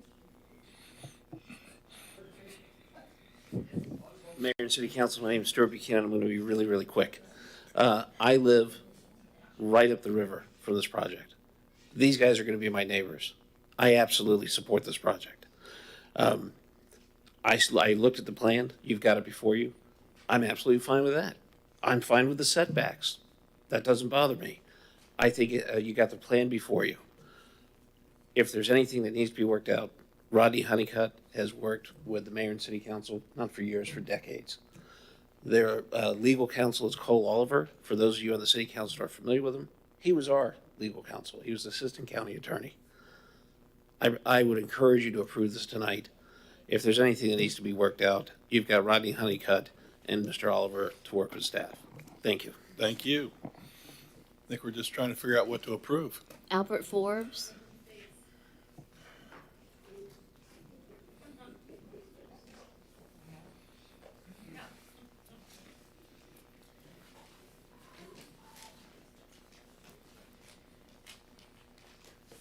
Hello, and thank you. Thank you. Early morning, but Albert Forbes, I live in Rockledge. I actually moved up here in '68 with my family in Port St. John. We lived in Port St. John. My grandfather was on the Apollo program. So there was just a lot of history with the space program and what's happening with it now. My plan is to move here in Titusville. We currently could go to Vieira and spend all the money in Vieira, but we spend our weekends in Titusville. We spend our money in Titusville, going to movies and restaurants and so forth. I just want to talk to you a little bit about what's happening with the space program. I've been in a construction executive VP of a construction company in Titusville for the last 10 years, done a ton of work at the Space Center, and we're just at the beginning of this. It's going to expand, it's going to get huge, thousands and thousands of jobs. And this is a perfect community, as Tom said, to keep that tax base here, keep those taxes here to help our community. So I'm hoping that we can get through this real quick. And I know everybody's working real hard, but what's happening out there, and it will be the #1 launch site in the world. And Port Canaveral now, it became #1. They beat Miami. So there's just a tremendous amount of activity here. I just want to say that I've met Tom a few years ago. I've been tracking this project. I've been trying to help them with subcontractors, their organizations, local community, and just trying to keep the dollars here locally. We had a discussion about the shoreline protection. Originally, they were going to have every individual with 65 houses on the water do their own shoreline protection. And as we sit and discuss this, to be able to do that, all the shoreline would be different, riffraff, rocks, so on and so forth. So they took on the responsibility to take care of the whole shoreline themselves. And that was a huge expense, somewhere around $3 to $4 million. But they took that over instead of give that to the owners, so that the owners take care of their own property. So they are doing their best to build a jewel of Brevard County, and it will be a jewel of Brevard County. And I'm very excited to be here. That's it. Thank you. Thank you. Next card. Cole Oliver.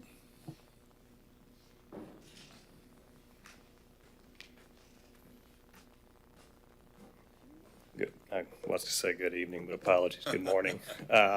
First correction of the record, I've not been the assistant county attorney. I've represented the supervisor of elections for years, and I've appeared before the county probably more times than anyone ever wants to see me. I am here on behalf of Gary Allen and his team. Want to take a real brief second and thank staff for working with us. I know that it appears that we've been at loggerheads. We've been working hard with everyone to get this through, and the items that Brad and I have been talking about is still coming through is the attempt to nail down these remaining issues that were brought up before the P&Z board, and we're committed to doing that. Here, let me interject there too. I think it's a good time to do that because you're right. To a lot of people, it may appear that there's a lot of this going on. Brad has said numerous times how hard you guys have worked with him too. So I'll make that very clear. Yeah, and please don't take this as coming across that we're not appreciative of the time that they give and the effort they give. They're doing the best to implement the code as they see it. And, of the 5 major concerns that were brought up when we boiled it down, 4 of them I think we've worked through. Right. Those have been detailed. I don't want to belabor the point. It's late. The last one, we're asking you guys to make the interpretation on this 20% open space issue. And I know it looks like it's coming down, but the existing development agreement as it stands, one, it does already allow the stormwater to be treated as open space. It's called a recreational element, which is kind of the definition of parks and recreation. The other issue that I would ask you to remember in making that determination is that any of these site plans that come before, the staff still have to meet the code's requirements that are in there, which they're going to have their own clubhouses. They're going to have their own dog parks. They're going to have their own community spaces that count towards the overall, when you look at the project overall, count towards the overall community aspect. And, Gary's plan that they're putting before you all asking for approval on is really trying to take what would otherwise be,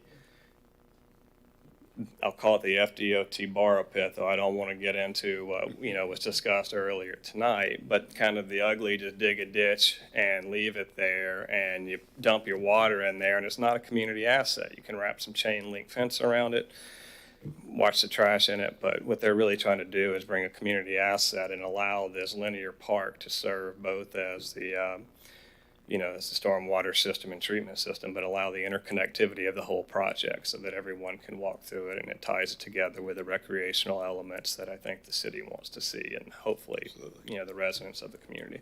But I appreciate your all's patience tonight. We would ask that you approve it with, us having worked through these issues. Exactly. Thank you for your time. Thank you. Next card. Kara Scott.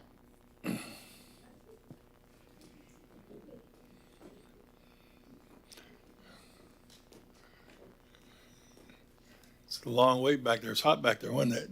You're it doing a lot of actually that. is hot back there. I just said, I was like, am I feeling sick or something? I don't know. I think I'm just exhausted. It's 1:30. Thank you guys first for hearing and your patience and hearing everything that we have to say about this development. But it's something that we, as the residents, firmly believe in. As many of you guys know, I see a lot of familiar faces, but I was born and raised here in Titusville. I've lived here almost my entire life. I left for 5 years to pursue a career in State Farm in Texas and still found my way back here. I'm a business owner in Orlando and Orange County, and I still want to live here in Titusville and in Brevard County. And I love seeing the city grow and thrive, and I feel like we're getting back to that place because as a young adult, if you would have asked me when I was 20, Titusville was the last place that I was going to be caught raising my children. But my husband and I have decided that we want to raise our girls here. We want the opportunity for our girls to be brought up in a small town. I don't want to be redundant, but we have two of the richest men in the world that have businesses here. And it's a shame that when they come in, they don't stay here. They stay in Orlando or they stay in Melbourne, but they're being bussed in or they're coming in, they're commuting in because there isn't a place for them to be. I just think that it's time for Titusville to have a standout community, for us to have a community where they have resort-style amenities. This project is going to yield millions by the time it's completed in tax dollars that can be funneled back into our local economy.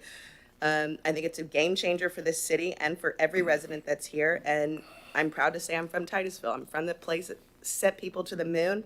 I'm proud to say that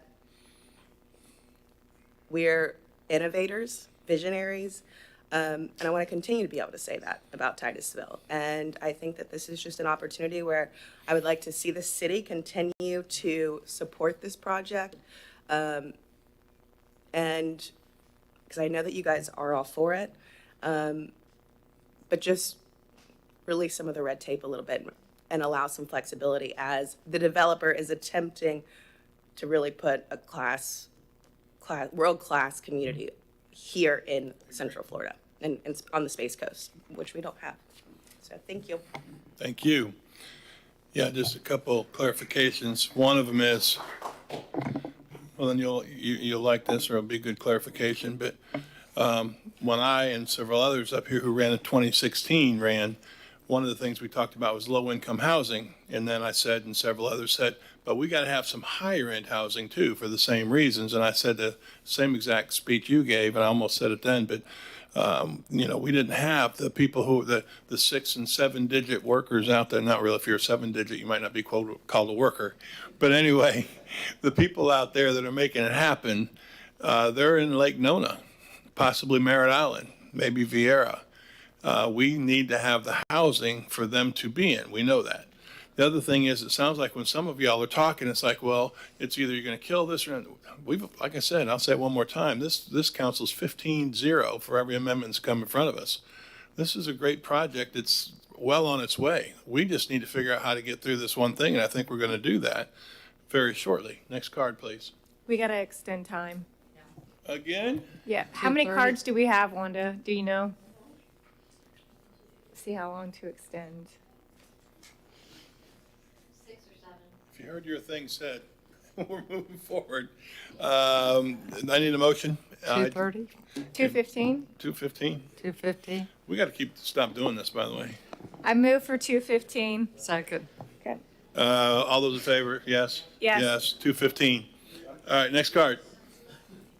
Monica Edwards.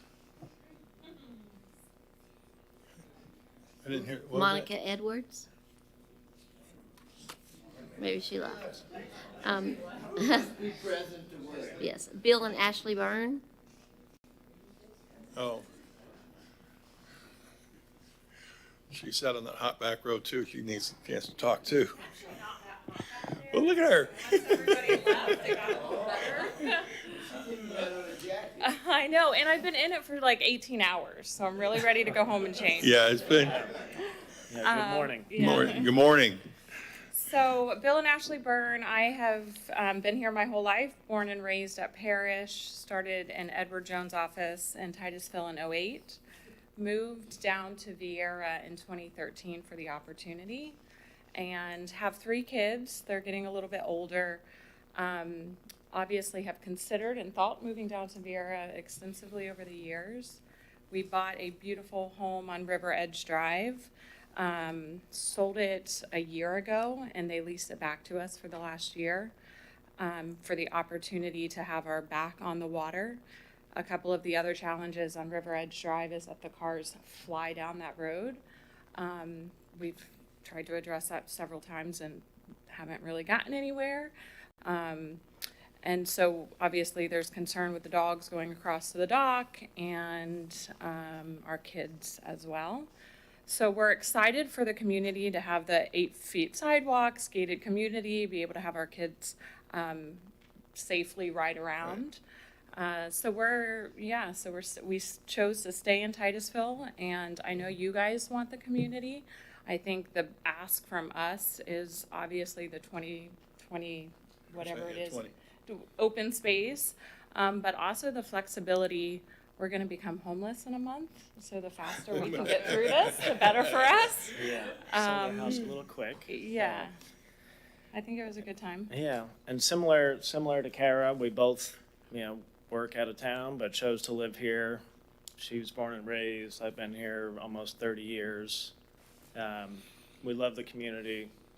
After meeting with the developer yesterday, getting an update, going out to the site. Pretty exciting. Yeah, very excited. Pretty exciting. Awesome, yeah. Very excited. So we ask you to please Get our house built. I know you agree can't to do this it. amendment, and I hope the commercial side gets going quick, which I know they need, all the other parts of the project to go, and I think that'll bring obviously a lot of the tax revenue and Absolutely.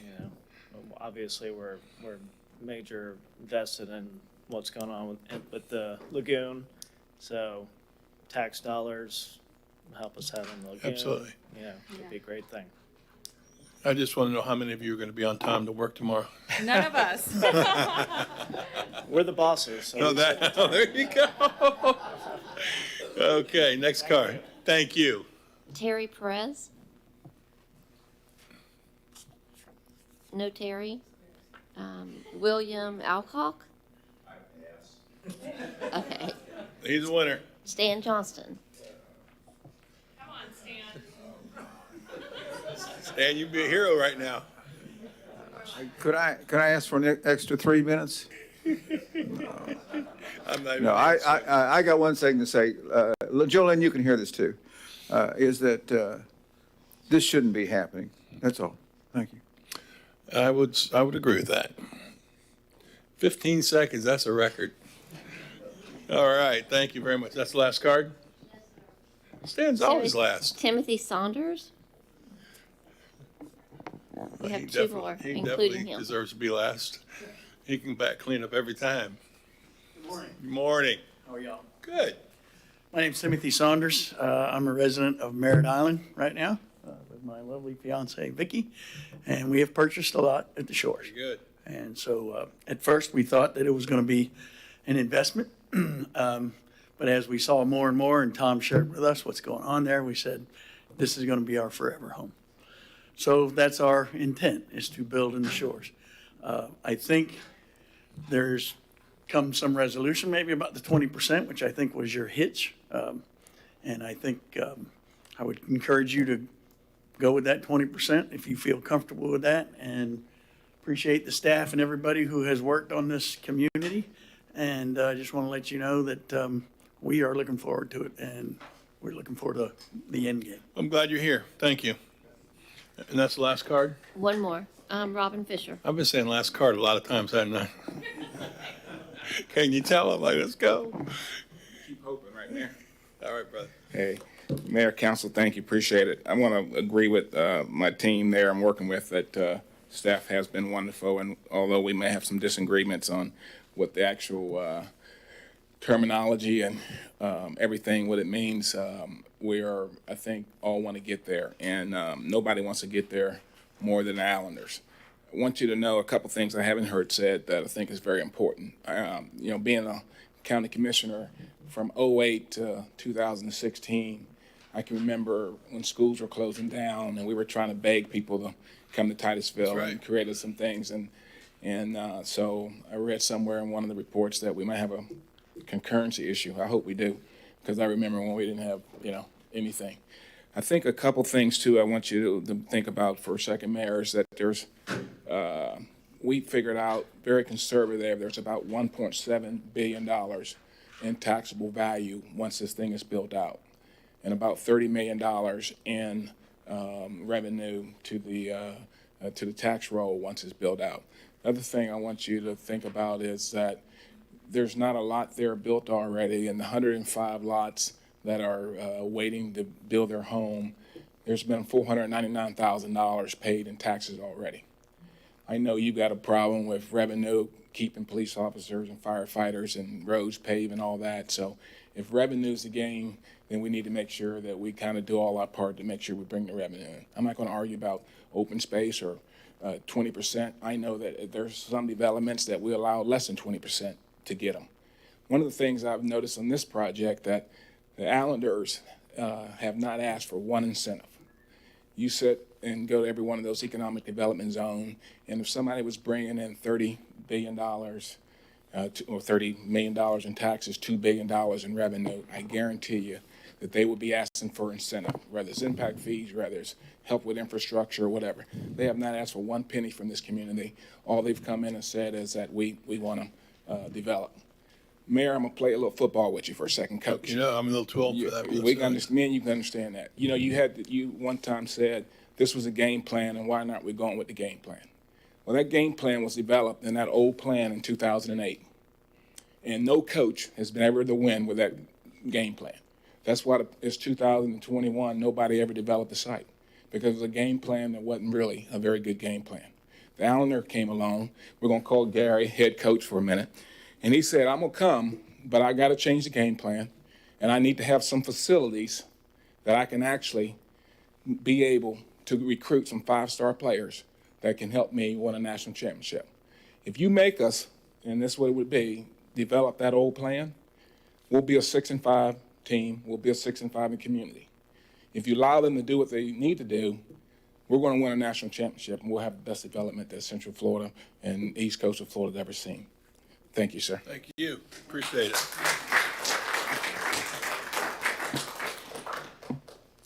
That was the last one, right? I didn't want to say his next card. All right.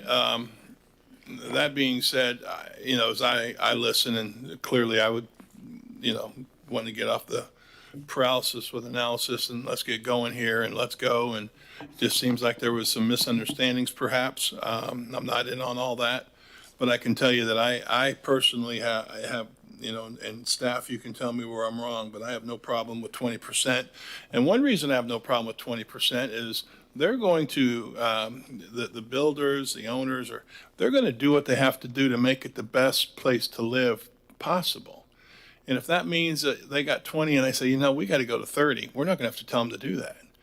So I don't think that we need to keep our hands on it like that. Don't misunderstand me. You've done everything right. I'm not trying to say that's not correct. I'm not trying to say that there's, what you have is not right. I get that.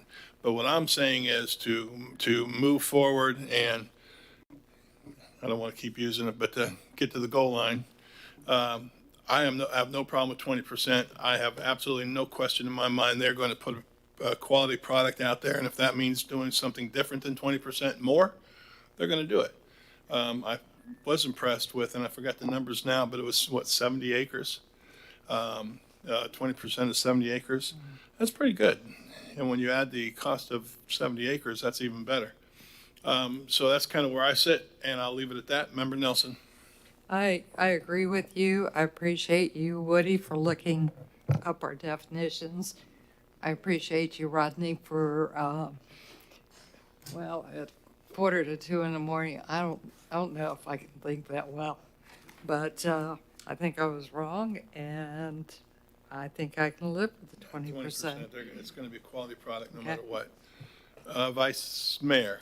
I still think that we need to go back to the staff and look at it and see what we have and work it out and find out what it's about. And if it says that it's 35% in the old, I'm not saying that it's not, it should not be changed, but we need to find out and let staff do their job and advise us accordingly. Anybody else want to be heard from? That's a no. Member Stokel? Yeah, no, and I kind of tend to agree with the 20%. I'm fine with it. I will say it is confusing reading it. I still do think like there's some alignment there. I think that we're not technically supposed to include stormwater ponds if we're using the 20% as open space. I will say when I look at this, if this is happening, I think we'll go above the 20% because there's other spots in here where there's not counting it. This whole area has green space in it and it's white on the map that we got here. I will say I'm fine with that. I do want to make sure from staff that we have those things, I guess, in writing for the other issues, that it's very clear with what was submitted right up until our meeting, I guess, today. I do not have a later version of what was discussed today. So they were going to make some minor changes to what we discussed Okay, this so morning, then but I don't have that. that goes back, I guess, to my very, very first question was, can we vote and do that without having, I guess, that document? Those changes. You have the final version, the clean version on your agenda. That's what you're technically supposed to vote on. But I did highlight language that's in there that is slightly different than the language that was proposed in the strike-through version of the agreement. So, and then there was also a last-minute change just before this meeting started. Where is that? Okay, that is.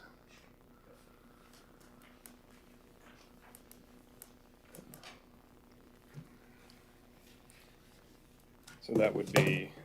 Mr. Yeah, Cole will be able to answer. We've Go been ahead. working together on this extensively. It's page 597 of your packet, and I have a Word version from Cole from the, yesterday. It would be the one is the section 3.2, density and intensity of uses. The red line version that you all have says Exhibit B sets forth the land use and RMU subdistricts, which got rid of the B 1 through 7 and just does B and shows it. We've proposed adding the language to address the concern of how do we go through this development and make sure we don't get to the end and either you haven't given us enough open space or, you know, there's too much left over. I'm not sure anyone ever complained about that. But we added this sentence that said, quote, with each site plan submitted, developer shall submit to the city an up-to-date land use verification table in substantially the same form as attached hereto as Exhibit C, detailing the compliance of each submittal with the density and with the density and intensity of uses allowed herein within the development agreement. That Exhibit C to be proposed was the land use table that Mr. Parrish showed you all earlier. Now, if we need to put that somewhere else, again, the developer is fine with that. They just want to meet the staff's concerns so that you all know that you're not going to have 50% more of the use that, you know, the developer's committed not to do it. The other is, if you scroll down to the variance section, it is 3.6.8.1 sub B. What we've been working on is the change that's before you guys that hasn't been changed is to deal with the fact that this property was put in a height overlay district, and that is in a prior section in 3.4 that says so long as a developer meets the height overlay district requirements, they can go to the higher height. and that cites the specific code reference to that land use code, which has a number of criteria that this city, the city council set out previously as having to meet to utilize that additional. And then just to be clear, in the variance section where we're saying that in the RMU 400 and 300 districts, if you go to 100 feet, right now what you have says, to have a height limitation of 100 feet. We want to be very clear that the variance takes you to 100 feet. If you're not meeting that provision of the land use code that would allow you to go to 150. We're just doing it for clarity's sake. We're not trying to add any ability to go to 150 without meeting that section of the land use code. So those were the proposed changes. And, I hope I captured it late. I know, I hope I captured it right. I know it is late. Cole, in that same section, the variance section, number C, you had some proposed changes, but you said you were going to just keep the language the same. And C, there was the bona fide need, and speaking with Richard before the meeting, he expressed some concerns that we worked back on, and we're fine leaving it that section, that second section with the original language instead of the second sentence in C, So we don't have to with worry the about it. original language without the proposed strike through. So with those edits, we believe that you all would have the ability to make a motion, if that's what you choose to do, to incorporate these changes. And if you want to put a condition that staff and I, work together to get that language nailed down to make sure that we're all on the same page, we're happy to nail that down. Well, clearly, as I said a million times, this council has done nothing but support and vote yes, and even tonight. But I would also say what I think I said before, we shouldn't be in a situation here tonight where you guys are still trying to put something together and say, vote on this. Understand. This is, I don't know, my seventh year, going to my seventh year. I've never been in a situation where we've got, well, we got to get together, we still got to do this, but you guys vote on it. That makes it tough. Yeah, understand, Mayor. I'm just trying to do what gets this thing moving forward the way it should get moving forward. But, we don't have anything to do with that part. We just get it put up here dumped on our lap, and if it doesn't go the way we want, well, you're mad at us, or you're mad at us, or whatever. I'm not worried about who's mad at us. It's going to be part of the deal. As a head football coach, people are always mad at you.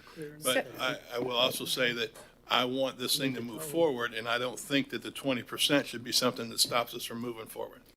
Thank you. And I guess, from our position is we don't have the opportunity to speak with all of you all together in an opportunity where we can have this. So, we were trying to get in here. I hope we don't do it again either. Anyway. Yeah, that's my question. Member Stokel. Yeah, so if we approve this tonight, what is the steps moving forward now? A good question. What's? Because I think I asked this last time. I was like, are we done? Are we going to come back here? It would be conditioned on us getting a clean version consistent with what I stated on the record that they already have the copies of, is the way I would see it. Yeah. He's asking, are we going to come back and Yeah, Barry knows. Yes, like what is?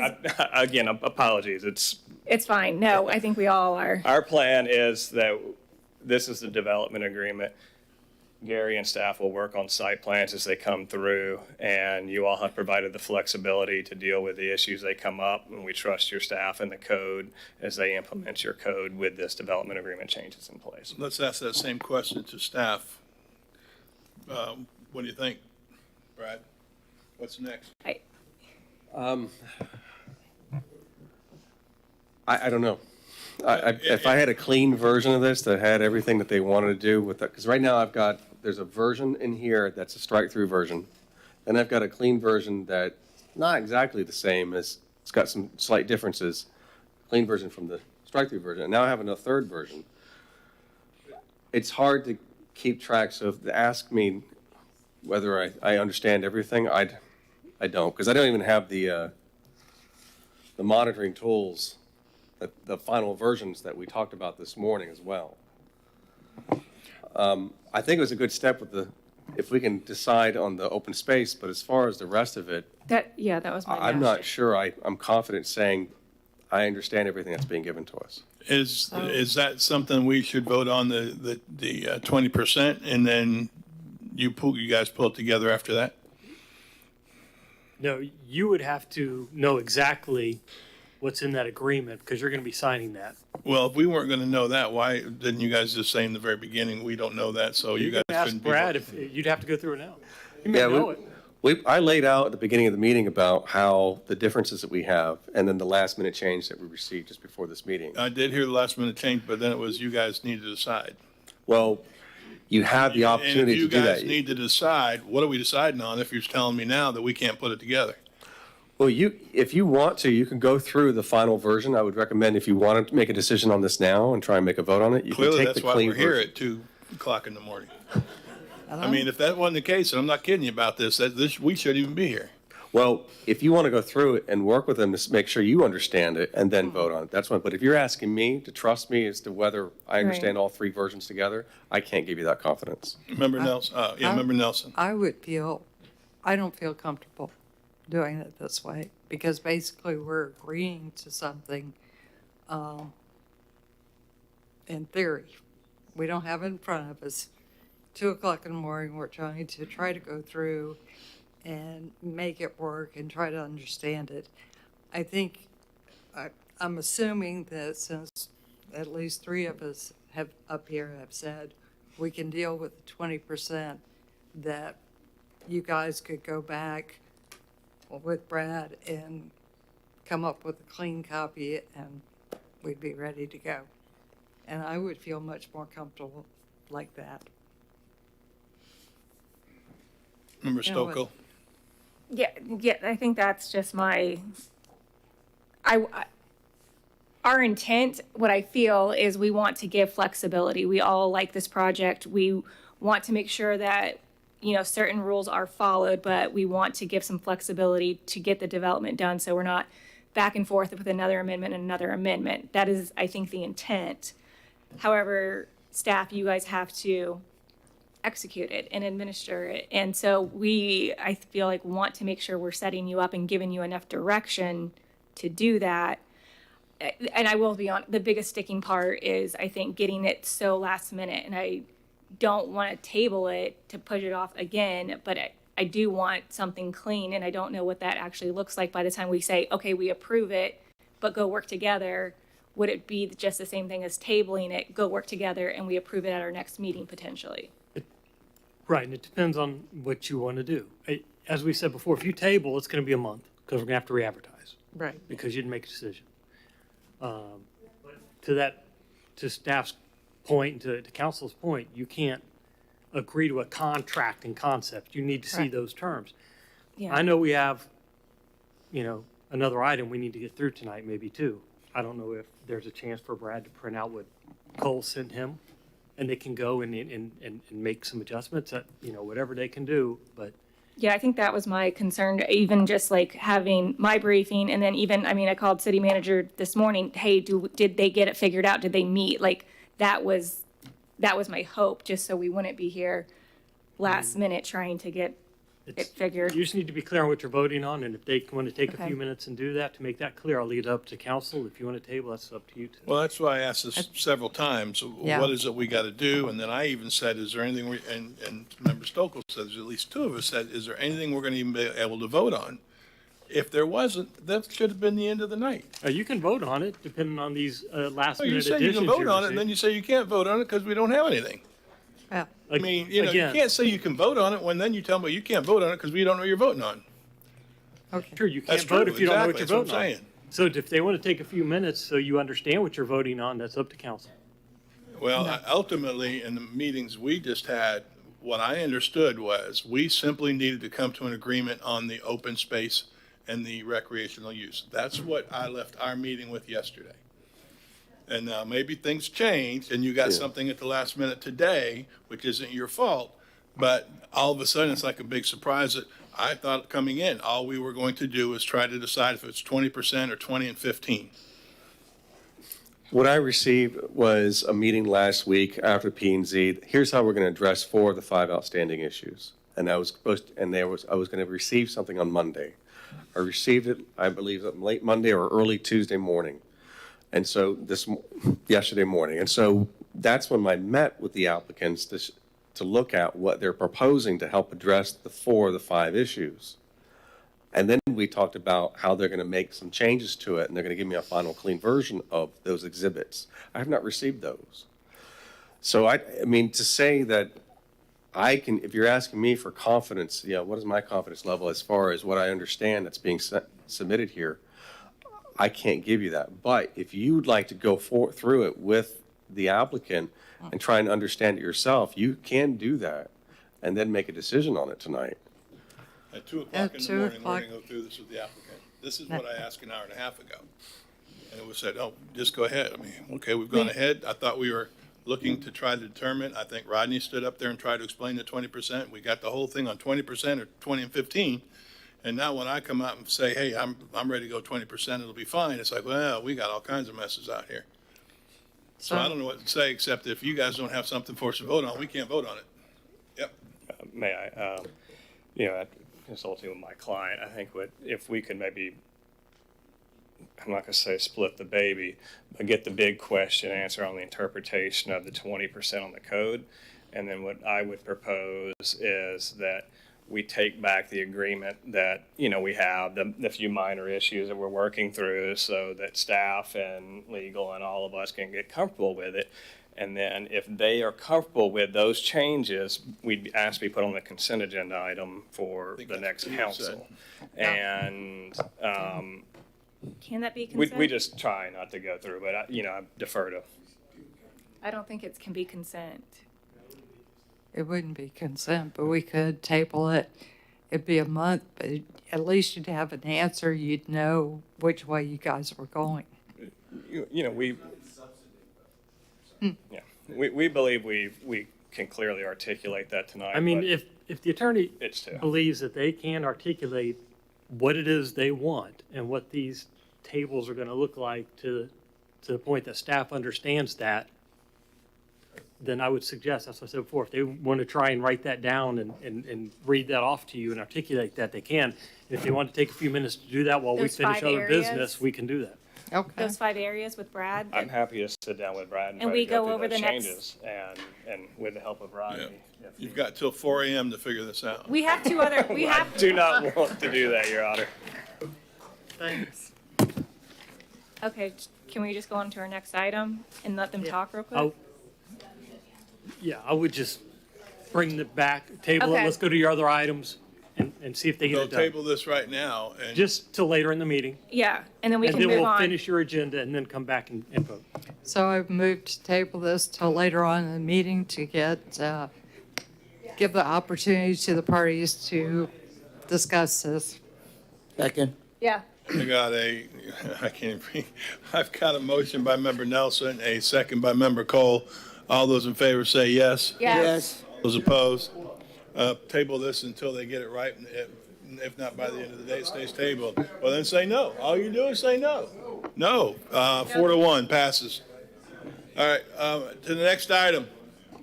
We are on Hold on, item. hold on. We're gonna keep going, right? Yeah, we are. Yeah. All right, go ahead.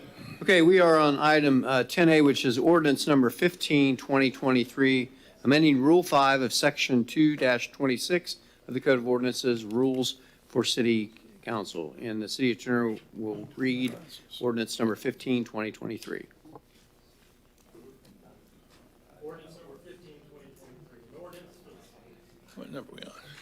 Ordinance number 15, 2023. An ordinance of the City of Titusville, Florida, amending Rule 5 of Section 2-26 of the Code of Ordinances, Rules of the City Council, by amending the procedures and time limits for public comment at council meetings, providing for severability, and providing for an effective date. All right. Member Nelson. Oh, sorry. Okay, just to get myself back in here, make sure we got this right. We're on 10A. 10A. This is, public comment. All right, staff, you want to have, no, we won't talk to staff. Okay. We're just going to laugh because it's 2 a.m. Okay. Man, let me get my head clear here. I'm just really struggling. Where are we? All right.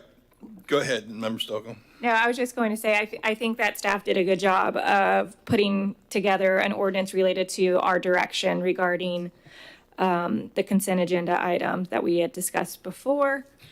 And so. I agree. I agree.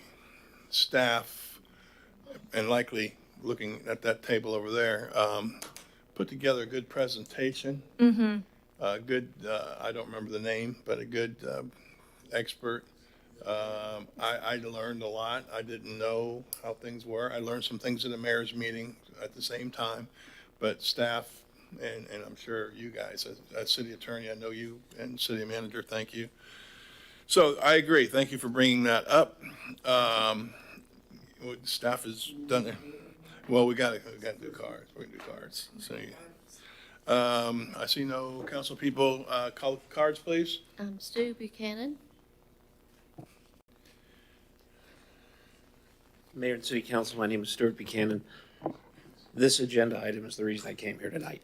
This one. Well, I appreciate it. You're too tender to talk about it. This is the one I actually came here for. Yeah, I thought. I have come here to these meetings as resident. I've come here to present projects in the past. Yes, you have. And when I see your consent agenda, it's like slow torture. When I see the consent agenda being hijacked to the detriment of the other residents, to the other speakers, to the other presenters, when it's used to make personal attacks, it's just completely unacceptable. Absolutely. I have the pleasure of appearing in front of all the different city councils and the county commission. There's only a couple cities that allow this. You and Palm Bay. That's not a good comparison. As far as the consent agenda being pulled. I absolutely support what you're doing. I tried to work with the last mayor to get him to change the policy. I was unsuccessful. I think we met. Yes. I am so happy that you're doing this. And I tell you, it will absolutely change how everybody from your residents, but also to the professionals that come here and have to present in front of the city council. Thank you, Mayor and City Council. Thank you. Thank you so much. Next card, please. Stan Johnston. Now I'd like to respond to this guy. Okay, here you got, I'm an expert witness. I report to these guys, and this guy won't answer any Hey, turn around. Let's go. questions. This is what? Stan Johnston. What's that? You definitely want to talk about this one. Yeah, I do, because right now we have gag orders on a bunch of employees, and you're not doing what you should be doing. Turn around. And that turn is, around, you should, what you should be doing is telling the truth. This guy should be telling the truth. He's not telling the truth. And I've called him some names, and I say, fire, frankly, you need to look about what's going on. You need to look at the. Hey, you can't talk this to- guy, you can't okay, talk to people this guy out. needs to look at the information I've been sending you guys. Okay, go. Like, for example, here's what it says right here. It says closed doors. This is what's been the city council and this city manager. And Talk to me. it says, Talk to me. okay, to you, it says a code of silence to conceal dishonesty and evil. That's what the city's been doing. Closed door by city manager, director of water resources not to respond to telephone calls, emails, questions at public meetings, and requests to meet in private. No, none of that happens. Closed orders by city employees because they're under gag orders not to respond to telephone calls. There's incredible dishonesty, nonsense, and violation of laws right here in the city of Titusville. Big time. Big time. This guy doesn't know what he's talking about. And the thing is that that's not gonna cure it. Taking this down to 5 to 3 minutes ain't gonna cure anything like that, because we still got problems. And this guy hadn't been looking at these posters, but hadn't been looking at the emails. He doesn't know what he's talking about. We have big problems. Gag orders, notorious and open nonsense, dishonesty, violations of laws. I wish you guys, instead of concentrating on this, what you should be doing is doing what? Telling the truth. You need to tell the truth and answer questions, and you're not doing it. You're not doing your job. Mrs. Nelson says she spent 10 hours or something like that. She hasn't been reading my emails at all.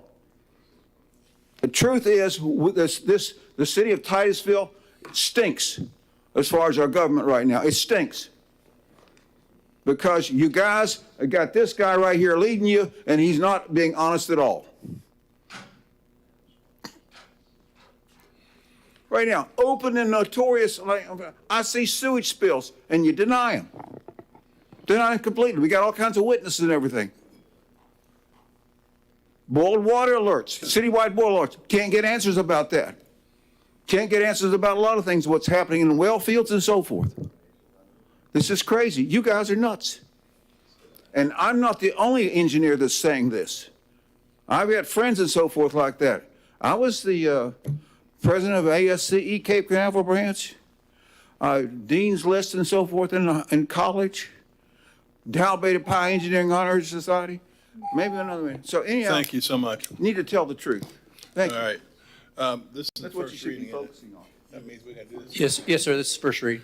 All right, first reading, no vote. Any other cards? We have two more. Okay.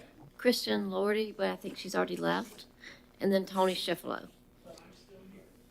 Yeah, but I saw you. I'm telling you, trespass. Shuffalo, Tropic Street, Norwood House, historic. Someone's missing. He won't get to hear me say what I have to say about how gingerly this group of people jumped on the 3 minutes for the consent agenda, and it's so directed.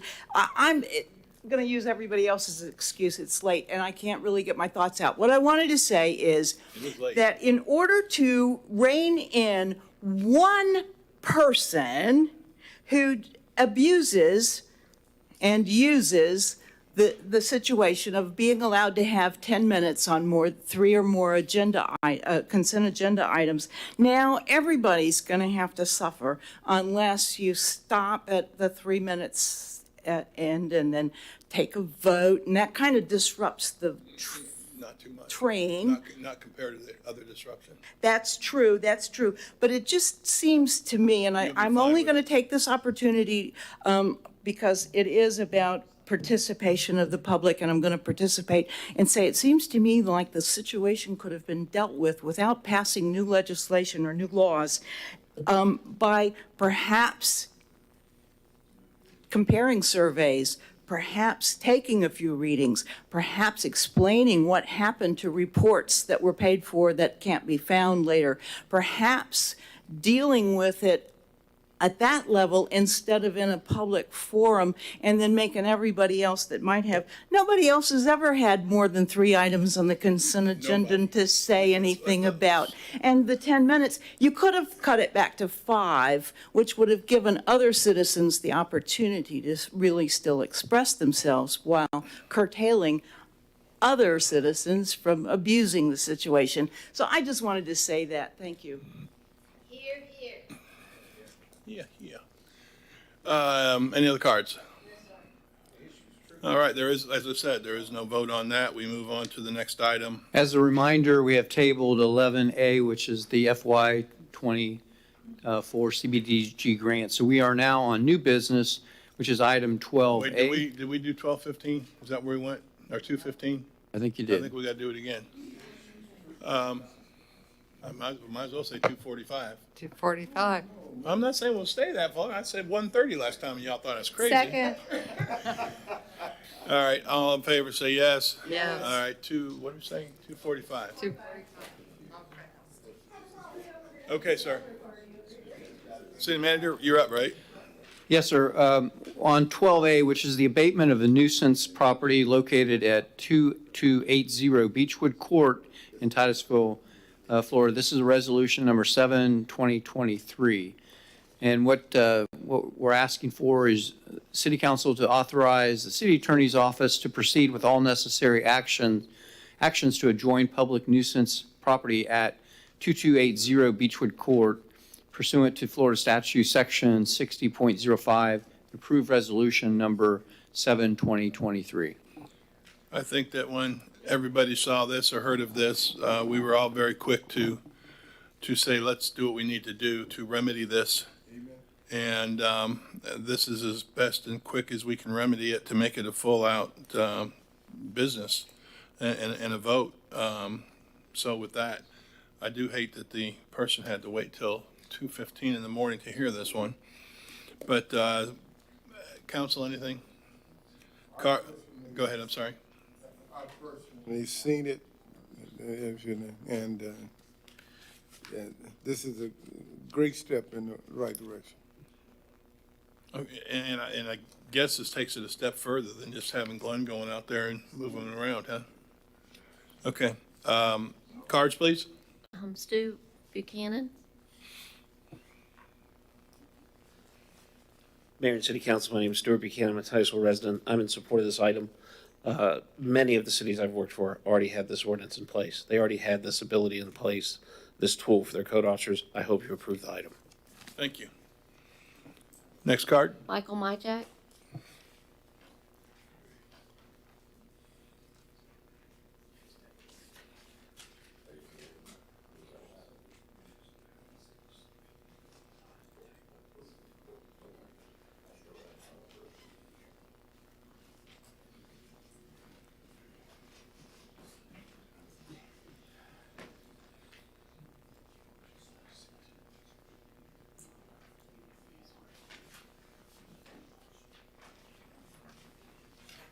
Mike, you all right? Just waking up.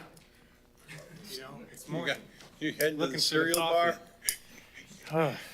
Oh, you had that deep breath. I think you're good to Hey, go. the funny thing is here, I'm not even speaking for myself. I'm speaking for my neighbor, Leanne Santee, and I'm giving you her email because she's in South Carolina today Oh, I thought this was all you. and And couldn't you- speak on this.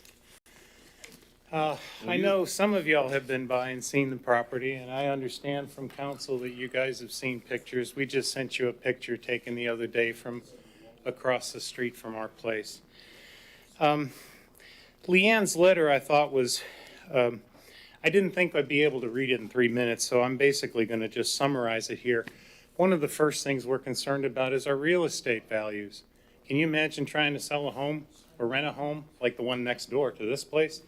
If this were your property, you know, this is ridiculous. It's been going on for, at least as far as I know, for 6.5 years. Leanne says close to 10.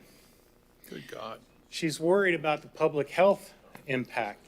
She's a nurse, and so she understands what happens with vermin, rats, and so forth that we are now seeing in our neighborhood and the trash that's blowing around.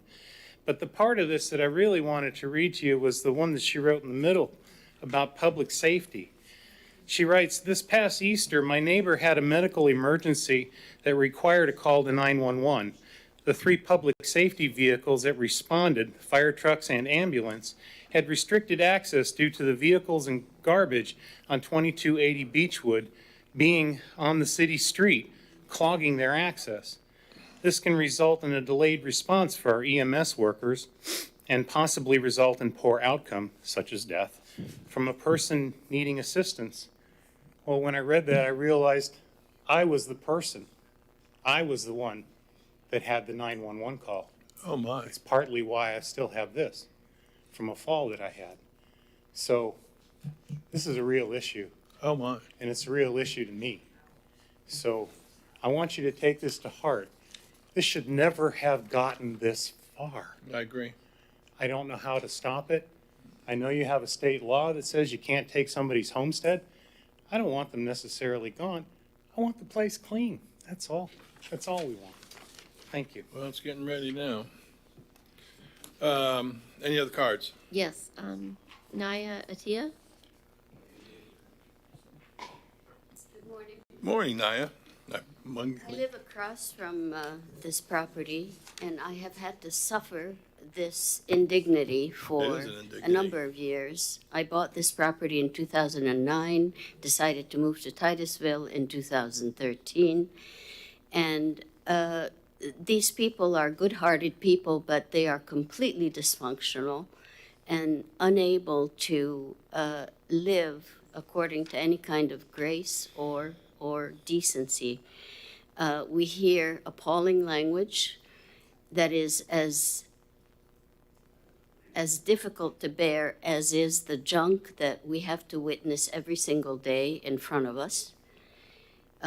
Getting up, going to bed, we see this pile of junk. We see rats running around. We see vermin of all kinds the garbage blows onto our properties. We have to be garbage men and women every single morning. Cigarette butts all over the place. I won't take up very much of your time because we've all suffered a very long night tonight, but you have the picture, and I think it gives you a pretty clear idea. The Reverend has perhaps driven by, perhaps Jolynn has driven by. I don't know if any of you have driven by this property, but it is quite shocking, and I'm sure that Brad, you would not want to live across from that property. You know, yeah. And I hope that all of you will take this under consideration and do something about it. Thank you. We are. Any other cards? Yes, sir. Stan Johnston. And Michael Payne. Not present. So no more cards. Okay. Council? Member Nelson? I can make a motion. Absolutely. Move to authorize the city attorney's office to proceed with all necessary actions to enjoin the public nuisance at 2280 Beechwood Court. Second. I've got a motion from Member Nelson, a second from Member Cole. Could you finish that part and approve resolution number 7, 2023? And approve resolution number 7, 2023. Sorry. Okay. I have a motion from Member Nelson, a second from Member, what's your name down there? Well, see, it messed me up. They put clerk down there. Let's see, let's go roll call vote. Member Cole. Yes. Member Nelson. Yes. Mayor Diesel. Yes. Vice Mayor Robinson. Yeah. Member Stokel. Yes. Motion passes unanimously. Next And item is petitions and requests, sir. Petitions and requests, second time around if you hadn't talked yet. We're getting close. Going once, going twice. Sold. We passed petitions and requests. So we move into mayor's report, which is, you guys are gonna hate me, but I gotta get some approvals. I know, I'm gonna go quick. I'm gonna have somebody go quick. All right, here, I don't know how to do this because I can't make a motion. Say again? Okay, I'm Sir, simply getting you could pass the gavel. Say, yeah. Good idea. I've done that. All right, for the mayor, I need approval, just like before, to simply do proclamations during a meeting. The first proclamation is request council authorization, present a proclamation for the Ancient Order of Hibernians, which is basically Irish American Heritage Month. I guess I need to do those one at a time, so go all in favor, and let's do yes and no. If we take a motion, we have. Hold on a second, say again? If we approve something, we have a card for the mayor's report, if there's any action on it. Sorry, any Oh, no, action you're item, right. I'm getting You're tired. right. Then Stan would like to talk. What, can we do these first and let him talk? Or no, I guess he needs to talk first, huh? Do you want to just list them off and then have him see if he wants to say anything and then we can do our voting? Yeah, Stan, you want to talk on what I got to do here? I've got to get approval to honor the Irish. Would you just sit down for a minute and let this one go by?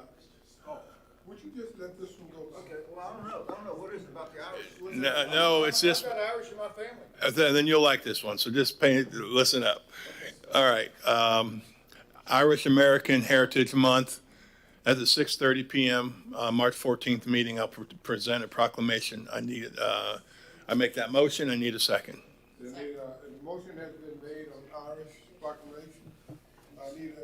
Second. Motion has been made, need a second. Second. Vice Mayor? Microphone, sir. Oh, microphone. The motion has been made and seconded by Member Cole. And all in favor, Yes. say aye. Yes. All Okay. opposed, same sign. All right, second one, because I got 4 of them. Request council authorization, present a proclamation to the St. Johns River Water Management District proclaiming April 2023 as Water Conservation Month at the 5 5:30 special recognitions and presentations meeting, April 25th. You heard the motion. Call for a second. Second. It has been second. All in favor say yes. Yes. Opposed? No. Request council authorization to present a proclamation to the Historic Preservation Board proclaiming May 23rd as Historic Preservation Month at the 5:30 special recognitions and presentations meeting, April 25th. You've heard the motion. Call for a second. Call for question. Call for a vote. All in favor say aye. Aye. Aye. All opposed, same sign. Now you're gonna get us confused. Now we're doing aye. Depends on if you're Kiwanis or. Yeah. Request council authorization to present a proclamation to the American Legion Auxiliary Titusville Unit 1 proclaiming 26 through 29 May 2023 as Poppy Days at the 5:30 special recognitions and presentations meeting, April 25th. You've heard the motion. Second. All in favor say aye. Aye. All opposed, same sign. And Motion motions all pass. All four have passed. Let the Boom. gavel drop. He just adjourned us. Yeah, technically, that's what he did. Okay, council reports, and I hope we're all brief. I tried to be. Sorry, I didn't know I was going to do this. Member Stokel, heading this way. Pass. I'll wait till next meeting. Oh. Vice Mayor. I didn't do one thing, so I don't have to pass. Member Nelson and I went to the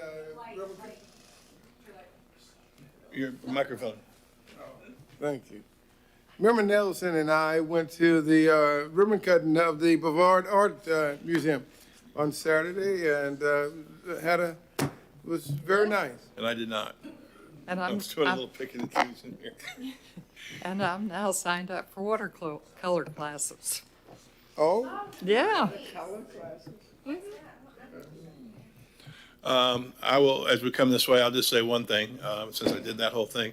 Officer Cott and I, we were part of a chili cook, I guess, what do we do? Chili tasting? Chili judging. We got to pick the top 3 chilies out of 17. You know how we were feeling after we ate 17 chilies. So, that being said, I should say at 2:30 in the morning, at 12 midnight, it did become my birthday. So here we are. What a great way to spend Happy it. birthday. Thank you. Thank you. Thank you. Oh, no. Is that a motion? How old are you? Happy birthday. Happy birthday to you. Todd, did you sing? I don't know if did you sing? I didn't hear you. Stay there. Member Nelson. I pass. Well, it's that time. It's that time. Oh. You know it's bad, but Yeah, I know it's bad. Yes, sir. Yes, sir. City manager. Yes, sir. I've got 2 action items and some informational items. First action item for your consideration is City Council has implemented a summer recess by canceling the second meeting in June. If you desire to continue with this recess, it's staff's recommendation that you cancel the presentation and regular meetings scheduled for 27 June.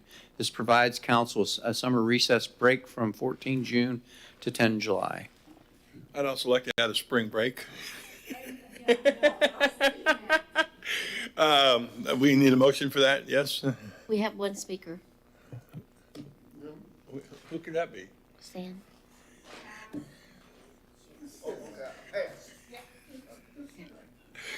Okay, thank you.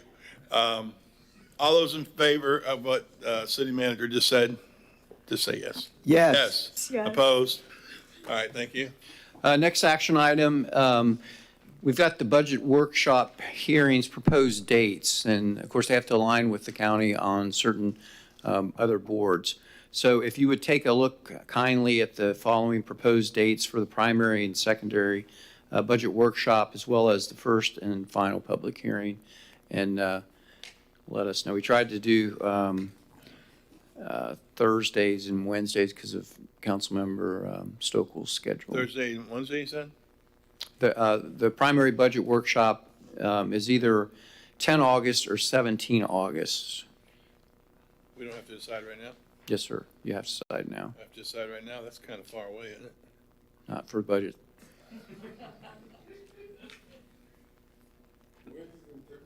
August. Motion for us to pick one of those days? Yes, sir. August, tell me again, 10 and what? The two dates are August 10th or August 17th, and staff is recommending August 17th. Yeah, I prefer the 17th just because of August 10th falls on the Florida League of Cities annual conference. So I'll be there, and then if anybody else is going, you might be there too. So I think that would. Can we do the 17th? 17th, yeah, would be. 17th, okay? Okay. The next is the public, What time first, is that? 5. 5 o'clock. All righty then. That's only a couple hours away, guys. Stop. The next item is our first public hearing. The two dates are proposed are Wednesday, September 6th, with a secondary date a week later on the 13th. And the next two, the public hearings will both be at 5:30.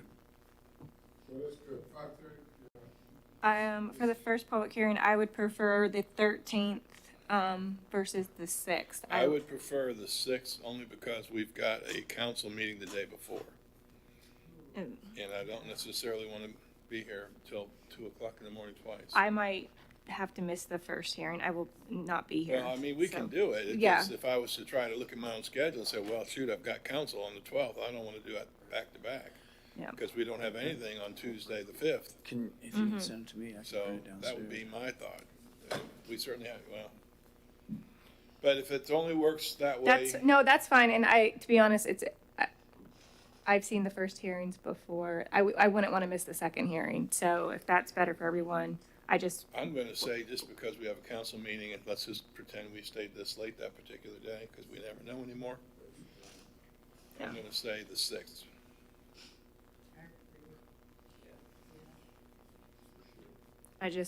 I won't be here, but I feel like that's okay. You'll be here. Be careful on the 6th. Okay. We'll figure it out. If it's not done by 6:45, I will leave because it's on Wednesday. Well, they're both on Wednesday. It wouldn't matter. The next one's Wednesday also. You've had. Well, on Wednesday, but she'll be here. Brad, That's all right. You had to you do can that run before downstairs. anyway. It'll be at the It's clerk's We office. still have quorum. You know, my printer. No, I appreciate that. It's I do. pretty Yeah. But if we can, might make us focus and get the heck out of there. They're not that long. They're not supposed to be. Hour and a half. All right. Wednesday, And then the other one. Oh, yeah. Are we good? Okay. The final public hearing is proposed for the primary date, the 21st of September, and with the backup of the 20th. So it's a Wednesday, Thursday combo on those two.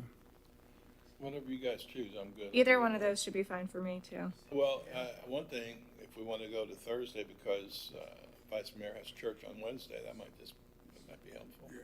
if you guys don't mind. No, I don't mind. No, that's fine. 21st.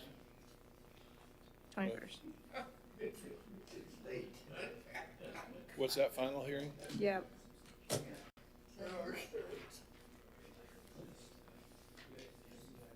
Final budget hearing, 5. All right, anything else? Just as a reminder, next Tuesday, we'll have your strategic planning with senior staff, and it will be a workshop, but we'll keep you up on the dais, and we'll have staff gathered here as I thought well. that worked well. I'm gonna have to miss that one. I have a I shared it with the mayor. That's fine. I have a meeting. Okay. I mean, with the city manager. And then already, it's hard to believe, but 1 May will be the student award ceremony. Yeah. It's hard to believe. I want you to know I was supposed to leave for my Rome Holy Land trip on that day, and I said I'm going to stay for those awards, and then the next day I got Titusville High Senior Awards, and then we're leaving on the 3rd. Wow. Actually, it's going to be fun to do something normal like that because I'm getting a little nervous about getting an airplane for 10 hours. So that concludes my portion. If you have any questions, I'd be glad to answer them. Brad's going down to fetch copies so we can finish this item. So now we get to sit around and hang out? If you want. City Attorney, you got anything good to say? I can't believe it. 2:45, we're going to just hang out. Nobody wants to go home. Well, that sounds like they had progress. We got more of this stuff today than we got ever before. I gotta go back. They were Herman. home after 3 o'clock. Herman, what are you gonna do with all this paper? I'm gonna leave it on my guys. I ain't doing that. I want to make it look like it's important. Tuesday. Is it okay if I leave? Oh, my God. Yes, it is. What time on Tuesday? I wrote it down. Was it 11? Yes. You know where? All right, I won't tell you. Yeah. tell you a secret. Yeah, I'm River Lane's guy. I gotta tell you, no, I'm telling you, this is my third time. I can tell you that after I meet with him, and we'll talk about it. It's not. It's going to be hard now. Once we don't have this consent agenda crap, 3 minutes is cake for all of us. It's a 10 minutes where he's all over the place, and I stop him. It's a battle of do I want to keep stopping him? He's 27 seconds away. Let him fly. But I stop him, as you saw, stop him today. What they talk about this, but and part of the thing is because I do stuff like that with him, and believe me, I don't say shit. Excuse my language. I don't say. As far as I'm concerned, as far as Like he's one of your students. yeah, I do.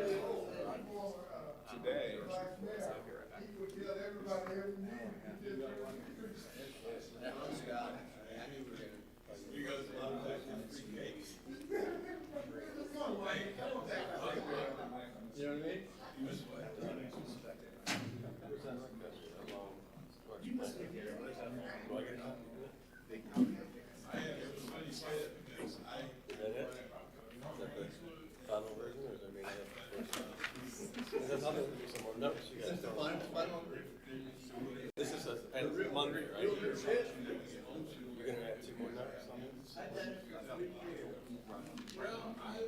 He's gonna have 2 more notes. Okay.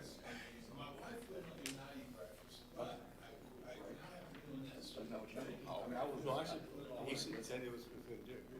That's what he said. He was going to read something.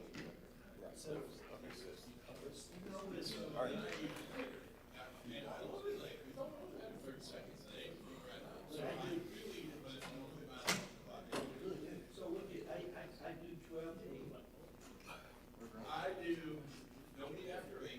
I don't think that was a fine third party. People meetings like this.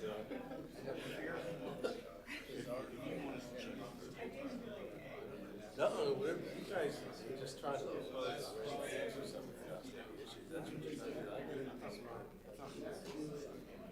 Sure, but I didn't get a final version.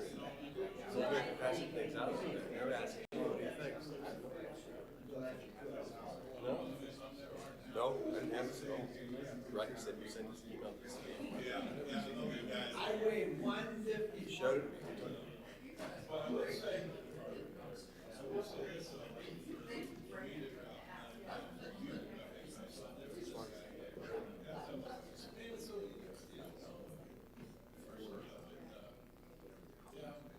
I think the language that. I'm sorry. No, there's something. I think that's fine. We're going to work with it. You guys can do something.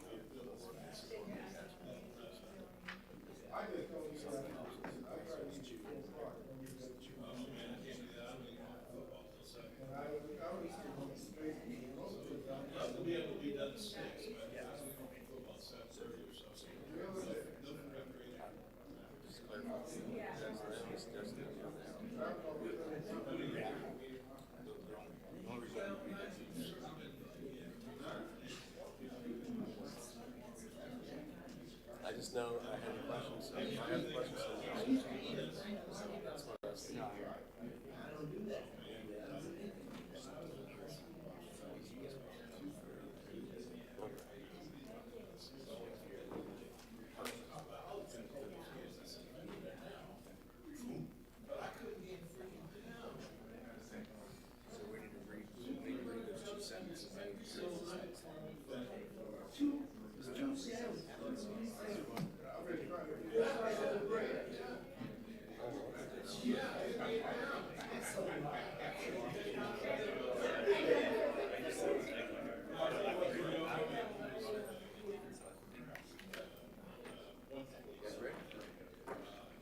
Mayor, I think we're ready.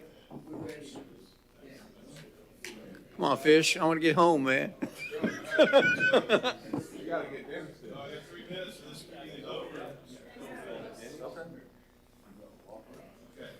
Okay, Mayor and Council, we're back to item 9G, which is the development agreement for Tranquility. It's number 1-2023. And this will be for the Fourth Amendment. Brad, is there anything we need to hear from you before we make a motion?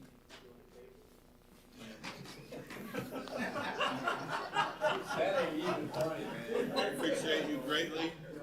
I mean, we really do. And I wasn't trying to be harsh or anything, but I just want to get this done, and I appreciate you guys doing what you did there. Beyond unbelievable. All right, so with that, we can get a motion. I think we have to hear. Oh, Yeah. Do you really want to talk? You really want to talk, huh? I do not, but I was handed this document to explain the change. Go ahead. That'd probably be helpful to put it. This document. Cole, before you start, if you, on your agenda, if you go to page 594, that's the version of what he's going to read to you in the agenda. And you read through it on the one that's on your dais, on your, on your computer, in your packet. You'll see some highlighted language in there, shaded language. That's where I saw the differences between that and the strike-through version. What Cole has given you is another version of that clean version that you have in front of you with a couple of additional changes to it. But it's still, even all that stuff that I identified as highlighted, I thought was different from the strike-through version, it's still the same language in here.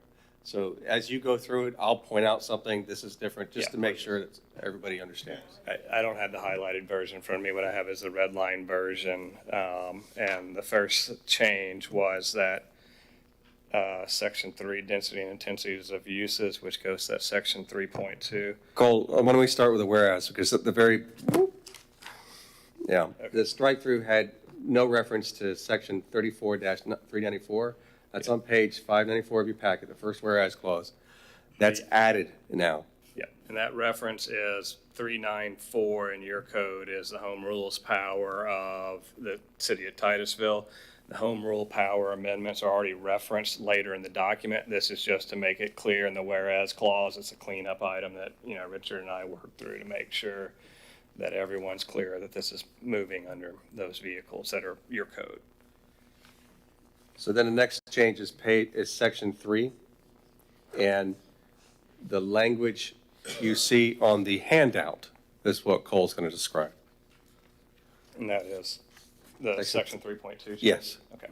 So now it reads, Exhibit B set forth the land use and RMU zoning subdistricts with each site plan submitted, developer shall submit to the city an up-to-date land use verification table in substantially the same form as attached hereto as Exhibit C, detailing the compliance of each submittal with the density and intensity of uses allowed herein.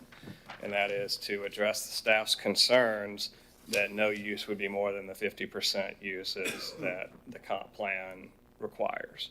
Mr. Mayor, do you need to extend the meeting? Didn't we say? Yeah. 15 minutes. 15 minutes. Yeah, 15 minutes. It's almost through. I have faith in Cole and Brad here. Yeah. I keep taking off any more clothes, you guys are gonna take us all out of here.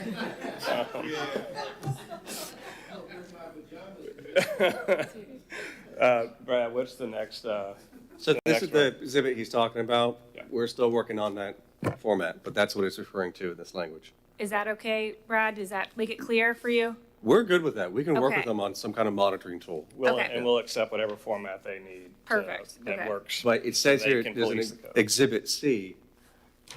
So it hasn't been fleshed out what Exhibit C is going to look like exactly. Okay, then we can take out the Exhibit C and say in a format acceptable to staff. Okay. That's fine. As long as it gives us flexibility. Whatever y'all want. Okay. Okay. On that one. Okay. All right. What's our next one, Brad, on yours?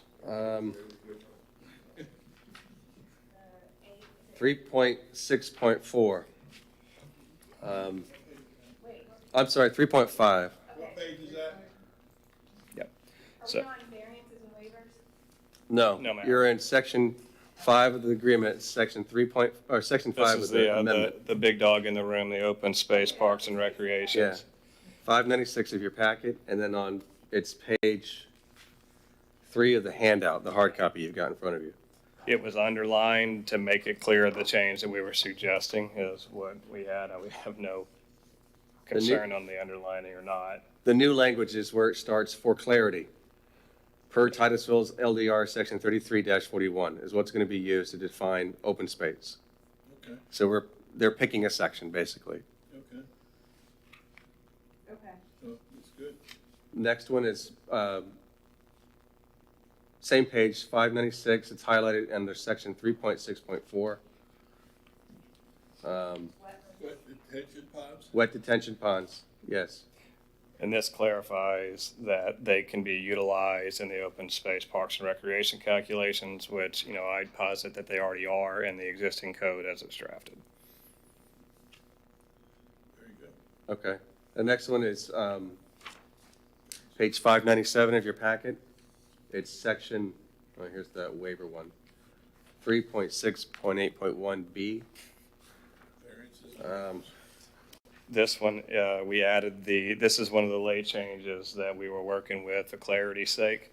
And the purpose that I added on this was if otherwise not meeting the criteria set forth under section 629, 162 of the LDR. The purpose that we were putting in there was to say that this section would not be utilized against a project that met all of the requirements in the other section of the code that would allow it to go to 150 feet, because this height variance says you can only go to 100. So as long as and what I'm saying is we'll only go to 100 unless we meet that stringent set of provisions that have been set forth in the other area of the code that is the height overlay district. We just wanted that in there to be abundantly clear. If it's clear enough without it, we're okay without it, but that was the way we were working to get through that. All right. No, is it clear, understandable to you? You see it? Yeah. As long as it's clear that as long as he meets the core requirements. All right. The next one is page 598, section 5.1 and 5.2. This is just a little slight difference from the strike-through underlined version. Yeah, this says that the public will be allowed ingress and That's 9 egress. of the amendment 5 of the agreement. This says the public will be allowed ingress and egress rights to all commercial parcels. fun. We put the word reasonable in there so that the public couldn't say that I can come in and go wherever I want on these commercial parcels whenever I want to. It's just got to be reasonable access. Where it says may, it used to say shall, now it's saying may. Right? I think that's what it said. What I have in the clean version is the public will be allowed reasonable ingress and No, ingress. just above that, it says may. So you don't have it on your version, Cole, I'm sorry. In the Okay. Will and packet- may, we don't, whatever you guys want on that one. Okay. Well, it kind of implies whether we're going to be accepting more roads than we had agreed to. Instead of the spine road. Are you talking about the road access portion? No, road access portion where it says master plan may, before it used to say shall. So in other words, all the roads except the spine road would be private. So may kind of implies that we're going to be accepting some roads, but that's just a difference that we're seeing here. Those roads are intended to be CDD, so Okay. I mean, that's what it is. Okay, so CDD is maintaining them? Right. Yeah, and, it's clear that we're not asking you guys to maintain them, right, Gary? Right, okay. To Robin's point on the not asking for any money. Good try. Brad, is that clear for you? Oh, I understand. I just want to make if everybody else understands what they're saying. Okay. Then page 599 of your packet, section 5.4. Cole, you had mentioned the 3.29 no less Right. than. Approximate, it previously had said approximately 3.29 acres. We wanted to remove anyone coming in saying it's going to be 3.1 and how that's pretty approximately. So now it's saying no less than 3.2. No less than, you got less than now, right? No less than. No less than. So what we're saying is we're not going to come in and go below that 3.29 and say, hey, it's close. Okay, good wording. And Cole, we're okay with 5.5, right? I mean, there were some differences in the language there too. About It was parks. the park versus parks. So it allows there to be more than one park in the other park areas. All right.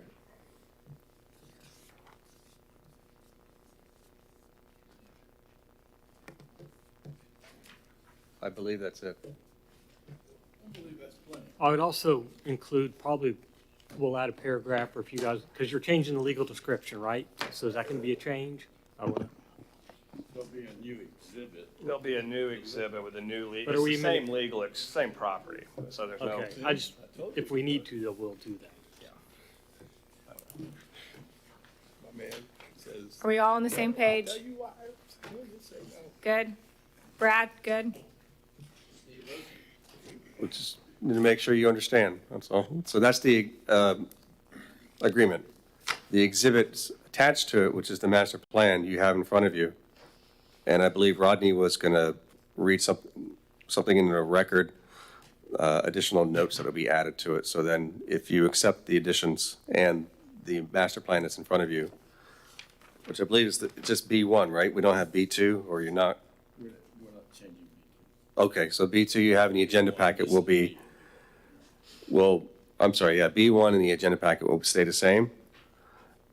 B, which is the master plan, was what was handed out to you with notes and new tables. Rodney's going to read a couple more notes that he'd like to add to the record. So if you accept them, then they'll be added to this version that you have in your handout. Okay. So, Yeah. So there'll be a note added under the master plan data table that density and mixed-use parcels, which includes commercial and multifamily, is calculated by using the total parcel acreage.